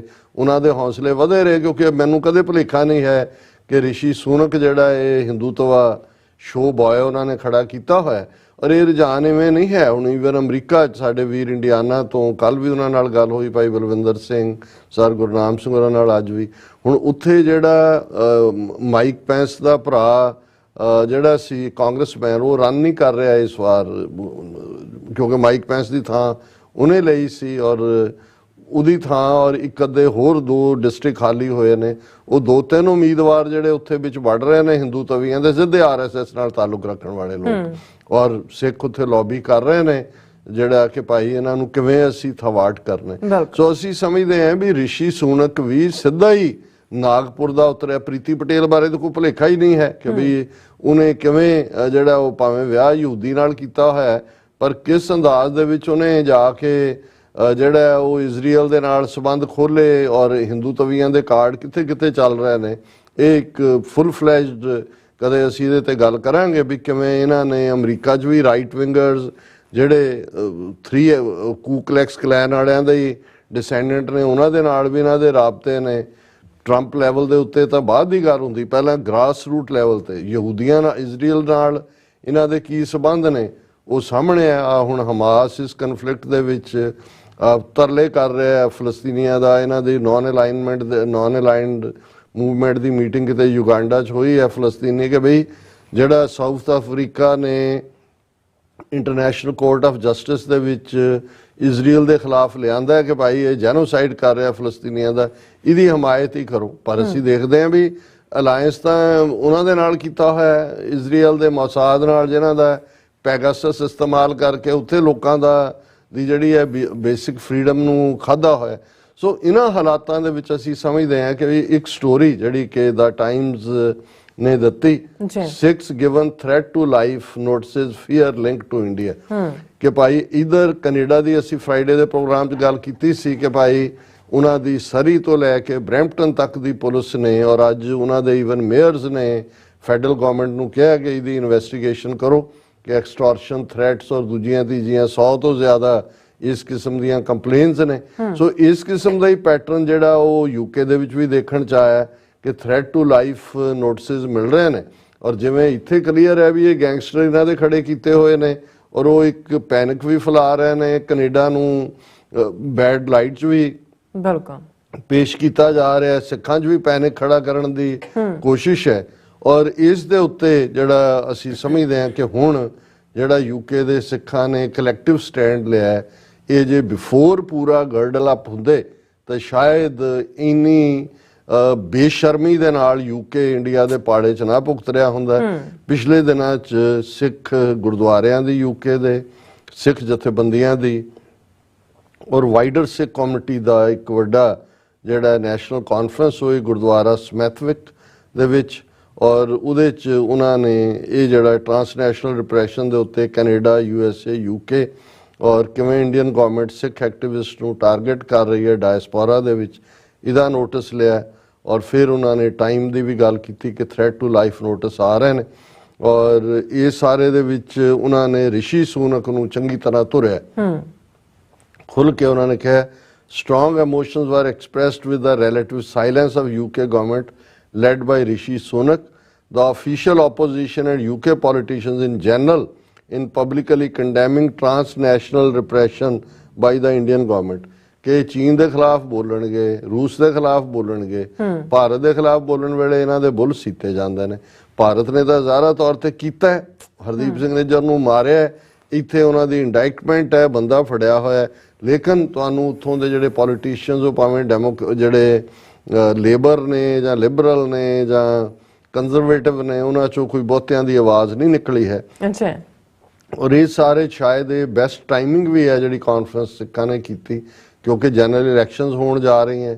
ਇਸ ਵੇਲੇ ਕੰਜ਼ਰਵੇਟਿਵਸ ਦਾ ਗ੍ਰਾਫ ਥੱਲੇ ਨੂੰ ਜਾ ਰਿਹਾ, ਹਾਲਾਂਕਿ ਇਲੈਕਸ਼ਨਸ ਦਾ ਪਤਾ ਨਹੀਂ ਹੁੰਦਾ ਨੇੜੇ ਜਾ ਕੇ ਕੀ ਹੋਏ, ਲੇਕਿਨ ਇਹ ਗੱਲ ਲੇਬਰ ਪਾਰਟੀ ਨੂੰ ਵੀ ਜਿਹੜੀ ਹੈ ਉਹ ਸਮਝਾਉਣੀ ਜ਼ਰੂਰੀ ਹੈ ਕਿ ਭਾਈ ਤੁਹਾਡੇ ਤੋਂ ਸਿੱਖ ਕੀ ਐਕਸਪੈਕਟ ਕਰਨ। ਔਰ ਉਸ ਦੇ ਥੱਲੇ ਹੀ ਉਹਨਾਂ ਨੇ ਜਿਹੜੇ ਨੇ those gathered passed a number of resolutions in relation to transnational repression. Canadian government and US administrations have been urged to relentlessly pursue, hold to account and punish those in the Indian government who ordered terrorist acts targeting Sikh activists on Canadian and US soil. और उन्होंने कहा जी असी Canadian और US government ਨੂੰ ਵੀ ਇਹ forward ਕਰ ਰਹੇ ਹਾਂ ਕਿ ਜਿਹੜੇ ਇਸ ਲਈ ਜ਼ਿੰਮੇਵਾਰ ਨੇ ਉਹਨਾਂ ਨੂੰ ਸਜ਼ਾ ਯਾਫਤਾ ਕੀਤਾ ਜਾਏ। However, the UK government and Rishi Sunak came in for considerable criticism at the conference for their limited support and relative silence in publicly backing the Canadian government and US administration by condemning the Indian government's transnational repression of Sikh activists in the diaspora. और सब तो बड़ा ਅਸੀਂ ਇਹ ਦੇਖਦੇ ਹਾਂ ਕਿ ਵੀ ਜੱਗੀ ਜੌਲ 6 ਸਾਲ ਆਲਮੋਸਟ ਹੋਣ ਨੂੰ ਜਾ ਰਹੇ ਨੇ, ਕਿੰਨੇ ਐਮਪੀਆਂ ਨੇ ਲਿਖਿਆ, ਉਹਨਾਂ ਦੀ ਕਨਸਟੀਚੁਐਂਸੀ ਦੇ ਐਮਪੀ ਨੇ ਲਿਖਿਆ। ਕਦੇ ਤੁਹਾਨੂੰ ਨਜ਼ਰ ਨਹੀਂ ਆਏਗਾ ਕਿ ਰਿਸ਼ੀ ਸੂਨਕ ਜਾਂ ਫੋਰਨ ਮਿਨਿਸਟਰੀ ਨੇ ਕਿਹਾ ਜੀ ਅਸੀਂ ਡਿਸਾਈਸਿਵਲੀ ਇਸ ਇਸ਼ੂ ਨੂੰ ਚੁੱਕਿਆ ਜਾਂ ਅਸੀਂ ਅਲਟੀਮੇਟਮ ਦਿੰਦੇ ਆ ਜਾਂ ਦੂਜਾ। ਸੋ ਉਹਦੇ 'ਚ ਉਹਨਾਂ ਨੇ ਕੰਡੈਮ ਕੀਤਾ UK ਗਵਰਨਮੈਂਟ ਨੂੰ, ਰਿਸ਼ੀ ਸੂਨਕ ਨੂੰ, ਕਿ ਭਾਈ ਉਹਨਾਂ ਨੇ ਈਵਨ ਪ੍ਰੋ ਖਾਲਿਸਤਾਨ ਐਕਸਟ੍ਰੀਮਿਜ਼ਮ ਇਨ UK ਕਹਿ ਕੇ ਸਿੱਖਾਂ ਨੂੰ ਜਿਹੜਾ ਉਹ ਬਦਨਾਮ ਕਰਨ ਦੀ ਕੋਸ਼ਿਸ਼ ਕੀਤੀ। ਔਰ ਇਹ ਜਿਹੜੀ ਵੋਕੈਬਲਰੀ ਵਰਤੀ ਗਈ ਸਿਰਫ ਇੰਡੀਆ ਨੂੰ ਖੁਸ਼ ਕਰਨ ਲਈ ਸੀ ਨਾ, ਔਰ ਨਾ ਕਿ ਚਾਹੀਦਾ ਤਾਂ ਇਹ ਸੀ ਕਿ ਜਿਹੜਾ UK ਦੇ ਸਿੱਖਾਂ ਦੀਆਂ ਜ਼ਿੰਦਗੀਆਂ ਨੂੰ ਥ੍ਰੈਟ ਹੈ ਜਾਂ ਇਨ ਡੇਂਜਰ ਨੇ ਉਹਨਾਂ ਦੀ ਪ੍ਰੋਟੈਕਸ਼ਨ ਹੁੰਦੀ, ਪਰ ਇਸ ਦੇ ਉਲਟ ਉਹ ਇੰਡੀਆ ਨੂੰ ਅਪੀਜ਼ ਕਰਨ ਤੇ ਲੱਗੇ ਹੋਏ ਨੇ। ਔਰ ਨਾਲ ਦੀ ਨਾਲ ਉਹਨਾਂ ਨੇ ਵੈਸਟ ਮਿਡਲੈਂਡ ਪੁਲਿਸ ਔਰ ਸੀਨੀਅਰ ਕੋਰਨਰ ਜਿਹਨੇ ਉਹ ਅਵਤਾਰ ਸਿੰਘ ਖੰਡਾ ਦੇ ਕੇਸ ਨੂੰ, ਜਿਨ੍ਹਾਂ ਦੀ ਸ਼ਹਾਦਤ 15 ਜੂਨ ਨੂੰ ਹੁੰਦੀ ਹੈ, ਠੀਕ ਹੈਂਡਲ ਨਹੀਂ ਕੀਤਾ, ਉਹਨਾਂ ਨੂੰ ਵੀ ਉਹਨਾਂ ਨੇ ਕੰਡੈਮ ਕੀਤਾ। ਔਰ ਫਿਰ ਉਹਨਾਂ ਨੇ ਇਹ ਜਿਹੜਾ ਖਾਸ ਤੌਰ ਤੇ ਜਿਹੜਾ ਰੈਜ਼ੋਲੂਸ਼ਨ 250 ਤੋਂ ਜ਼ਿਆਦਾ ਗੁਰਦੁਆਰਿਆਂ ਦੀਆਂ ਕਮੇਟੀਆਂ ਵੱਲੋਂ ਨੇ, ਉਹਨਾਂ ਨੇ ਕਿਹਾ ਜੀ ਇਨ ਫਿਊਚਰ ਕਿਸੇ ਵੀ UK ਦੇ ਪੋਲੀਟੀਸ਼ੀਅਨ ਨੂੰ ਗੁਰਦੁਆਰਾ ਸਟੇਜ ਦੇ ਉੱਤੇ ਬੋਲਣ ਦੀ ਇਜਾਜ਼ਤ ਨਹੀਂ ਦਿੱਤੀ ਜਾਏਗੀ ਜਦੋਂ ਤੱਕ ਉਹ ਪਬਲਿਕਲੀ ਕੰਡੈਮ ਨਹੀਂ ਕਰਦੇ ਕਿ ਭਾਈ ਜੋ UK ਦੀ ਗਵਰਨਮੈਂਟ ਔਰ ਇੰਡੀਅਨ ਗਵਰਨਮੈਂਟ ਮਿਲ ਕੇ ਜੋ ਇਹਨਾਂ ਦਾ ਟਰਾਂਸਨੈਸ਼ਨਲ ਰਿਪਰੈਸ਼ਨ ਦੇ ਉੱਤੇ ਲਾਈਨ ਹੈ ਇਸ ਨੂੰ ਕੰਡੈਮ ਕਰਨ ਜੋ ਇੰਡੀਆ ਕਰ ਰਿਹਾ ਔਰ ਜੋ UK ਦੇ ਵਿੱਚ ਹੋ ਰਿਹਾ ਉਹਨੂੰ ਪ੍ਰੋਪਰਲੀ ਇਨਵੈਸਟੀਗੇਟ ਕਰਨ। ਔਰ ਉਹਨਾਂ ਨੇ ਇਹ ਕਿਹਾ ਕਿ ਵੀ ਇਹ ਕਿਉਂਕਿ ਲੇਬਰ ਗਵਰਨਮੈਂਟ ਦੀ ਆਉਣ ਦੀਆਂ ਸੰਭਾਵਨਾਵਾਂ ਨੇ, ਔਰ ਉਹਨਾਂ ਨੇ ਕਿਹਾ ਕਿ ਵੀ ਜਿਹੜੀ ਵੀ ਗਵਰਨਮੈਂਟ ਬਣੇ ਉਹ ਇਮੀਡੀਏਟਲੀ ਡ੍ਰੌਪ ਕਰੇ ਇਸ ਫਰੇਜ਼ ਨੂੰ ਪ੍ਰੋ ਖਾਲਿਸਤਾਨ ਐਕਸਟ੍ਰੀਮਿਜ਼ਮ, ਔਰ ਜਗਤਾਰ ਸਿੰਘ ਜੌਲ ਦੀ ਰਿਲੀਜ਼ ਦੇ ਲਈ ਕੰਮ ਕਰੇ within 100 days of coming to power. ਔਰ ਇਸੇ ਤਰ੍ਹਾਂ ਜਿਹੜਾ ਇਨਕੁਆਇਰੀ ਕਮਿਸ਼ਨ ਜਿਹੜਾ ਜੱਜ ਲੈਡ ਇਨਕੁਆਇਰੀ ਮੰਗ ਲੰਮੇ ਵਕਤ ਤੋਂ ਹੈ ਜੋ ਜੂਨ 84 ਦਾ ਭਾਰਤੀ ਹਮਲਾ ਹੋਇਆ, ਔਰ ਇਸ ਦੇ ਉੱਤੇ ਵੀ ਪਬਲਿਕ ਇਨਕੁਆਇਰੀ ਔਰ ਦੂਜਾ ਹੋਏਗਾ ਕਿ ਜਿਹੜੀਆਂ ਟਾਰਗੇਟ ਕਿਲਿੰਗ ਸਿੱਖਾਂ ਦੀਆਂ 1984 ਤੋਂ ਹੁਣ ਤੱਕ ਹੋਈਆਂ ਨੇ। ਔਰ ਇਹ ਜੇ ਉਹਨਾਂ ਨੇ ਕਿਹਾ ਕਿ ਭਾਈ any future UK government must have the strength and courage to call out India's worrying shift from a democracy to an autocracy, ਕਿ ਭਾਰਤ ਕਿਹੜੀ ਜਮਹੂਰੀਅਤ ਹੈ ਉਹ ਤਾਂ ਆਟੋਕ੍ਰੇਸੀ ਬਣਿਆ ਹੋਇਆ ਹੈ। The extreme right-wing Hindutva ideology of Indian government and move to a Hindu Rashtra with escalating violence and discrimination across the country against religious minorities, women and Dalits is at alarming level.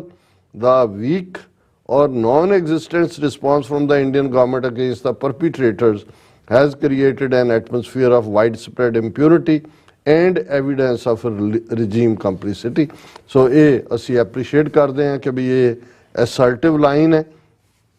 ਹਾਲਾਂਕਿ ਜਿਵੇਂ ਸਾਨੂੰ ਦੱਸਿਆ ਗਿਆ ਕਿ ਵੀਰ ਦਵਿੰਦਰਜੀਤ ਸਿੰਘ ਜਿਹੜੇ ਰੂਹੇ ਰਵਾਨ ਹੈ ਸਿੱਖ federation UK ਦੇ, ਉਹਨਾਂ ਦੇ ਨਾਲ ਜਿਹੜਾ ਅੱਜ ਸਾਡੀ ਟੀਮ ਦੇ ਸੁਖਵਿੰਦਰ ਸਿੰਘ ਟਰਾਂਟੋ ਉਹਨਾਂ ਨੇ ਇੱਕ ਇੰਟਰਵਿਊ ਵੀ ਕੰਡਕਟ ਕੀਤਾ ਜਿਹੜਾ ਬਹੁਤ ਜਲਦੀ ਜਿਹੜਾ ਉਹ ਆਏਗਾ, ਅਪਲੋਡ ਵੀ ਹੋਏਗਾ, ਉਹਨੂੰ ਵੀ ਜਿਹੜਾ ਹੈ ਉਹ ਸਾਡੇ ਵਿਊਅਰ ਜ਼ਰੂਰ ਦੇਖਣ। ਬਿਲਕੁਲ ਜੀ ਡਾਕਟਰ ਸਾਹਿਬ, ਤੁਹਾਡਾ ਬਹੁਤ ਬਹੁਤ ਸ਼ੁਕਰੀਆ। ਸੋ ਅਥਲੇ ਨੇ ਬ੍ਰੇਕ ਵਿਊਅਰਸ ਤੋਂ ਸਾਨੂੰ ਇਸੇ ਤਰ੍ਹਾਂ ਬਣੇ ਰਹਿਣਾ। ਮਿਲਦੇ ਹਾਂ ਛੋਟੇ ਜਿਹੇ ਬ੍ਰੇਕ ਤੋਂ ਬਾਅਦ।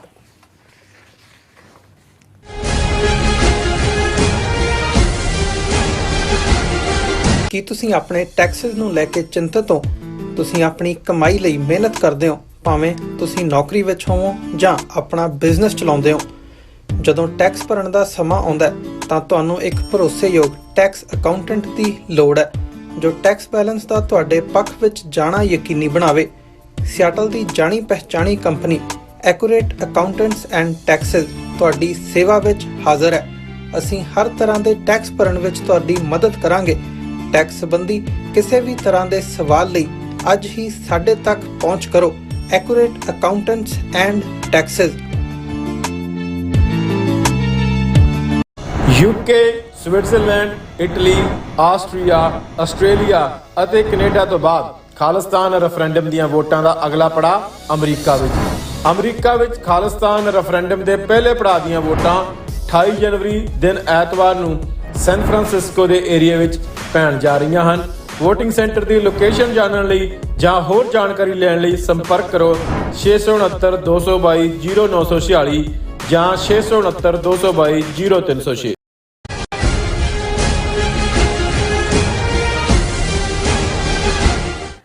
ਦਰਸ਼ਕੋ, ਬ੍ਰੇਕ ਤੋਂ ਬਾਅਦ ਤੁਹਾਡਾ ਸਭ ਦਾ ਭਰਪੂਰ ਸਵਾਗਤ ਹੈ। ਸੋ ਵੀਅਰਸ, ਗੱਲਬਾਤ ਕਰਨ ਜਾ ਰਹੇ ਹਾਂ। ਕਾਂਗਰਸ ਦੇ ਪ੍ਰਮੁੱਖ ਆਗੂ ਸ਼ਸ਼ੀ ਥਰੂਰ ਦਾ ਕਹਿਣਾ ਹੈ ਕਿ ਭਾਰਤ ਦੇ ਉੱਤਰੀ ਅਤੇ ਦੱਖਣੀ ਸੂਬਿਆਂ ਵਿੱਚ ਪਾੜਾ ਵੱਧਦਾ ਜਾ ਰਿਹਾ ਹੈ ਤੇ ਸਥਿਤੀ ਉਸ ਵਾਸਤੇ ਵੱਲ ਜਾ ਰਹੀ ਹੈ ਜਿੱਥੇ ਭਾਰਤ ਦਾ ਫੈਡਰਲ ਢਾਂਚਾ ਢਹਿ ਢੇਰੀ ਹੋ ਸਕਦਾ ਹੈ। ਸੋ ਇਸ ਬਾਰੇ ਆਪਾਂ ਗੱਲਬਾਤ ਕਰਨ ਜਾ ਰਹੇ ਹਾਂ। ਸੋ ਅਸੀਂ ਚਾਹਾਂਗੇ ਕਿ ਤੁਸੀਂ ਇਸੇ ਤਰ੍ਹਾਂ ਬਣੇ ਰਹਿਣਾ ਦੇਖਣ ਸੁਣਨ ਲਈ ਐਨ ਲਿਖਣ ਲਈ ਤੁਹਾਡਾ ਸਭ ਦਾ ਬਹੁਤ ਬਹੁਤ ਧੰਨਵਾਦ ਜੀ। ਡਾਕਟਰ ਸਾਹਿਬ, ਕੀ ਵਿਚਾਰਾਂ ਨੇ? ਦੇਖੋ, ਜਿਹੜਾ ਹਿੰਦੂਤਵਾ ਜਾਂ ਜਿਸ ਦਾ ਪੁਰਾਣਾ ਨਾਮ ਬ੍ਰਾਹਮਣਵਾਦ ਹੈ, ਜਿਹੜਾ ਅਸਲੀ ਨਾਮ ਹੈ ਵੈਸੇ, ਬਿਲਕੁਲ ਉਹਨਾਂ ਦਾ ਇੱਕ ਸਭ ਤੋਂ ਪਾਵਰਫੁਲ ਹਥਿਆਰ ਹੈ ਜਿੰਨਾ ਵੱਡਾ ਝੂਠ ਬੋਲੋ, ਬਾਰ-ਬਾਰ ਬੋਲੋ, ਤਾਂ ਕਿ ਕੋਈ ਇਹ ਯਕੀਨ ਕਰੇ ਕਿ ਵੀ ਇਹ ਤਾਂ ਸੱਚ ਹੈ, ਝੂਠ ਤਾਂ ਹੋ ਨਹੀਂ ਸਕਦਾ। ਇੰਨੀ ਵਾਰ ਮੈਂ ਸੁਣਿਆ, ਉਹਦੇ ਤੋਂ ਵੀ ਸੁਣਿਆ, ਉਹ ਤੋਂ ਵੀ ਸੁਣਿਆ, ਉਹ ਤੋਂ ਵੀ ਸੁਣਿਆ, ਔਰ ਇਹਦੇ ਥੱਲੇ ਹੀ ਇਹਨਾਂ ਦੀ ਸਰਵਾਈਵਲ ਹੈ। ਹੁਣ ਤੁਸੀਂ ਇਹਨਾਂ ਦੀ ਇਕਨੋਮੀ ਦਾ ਪੱਖ ਹੀ ਲੈ ਲਓ।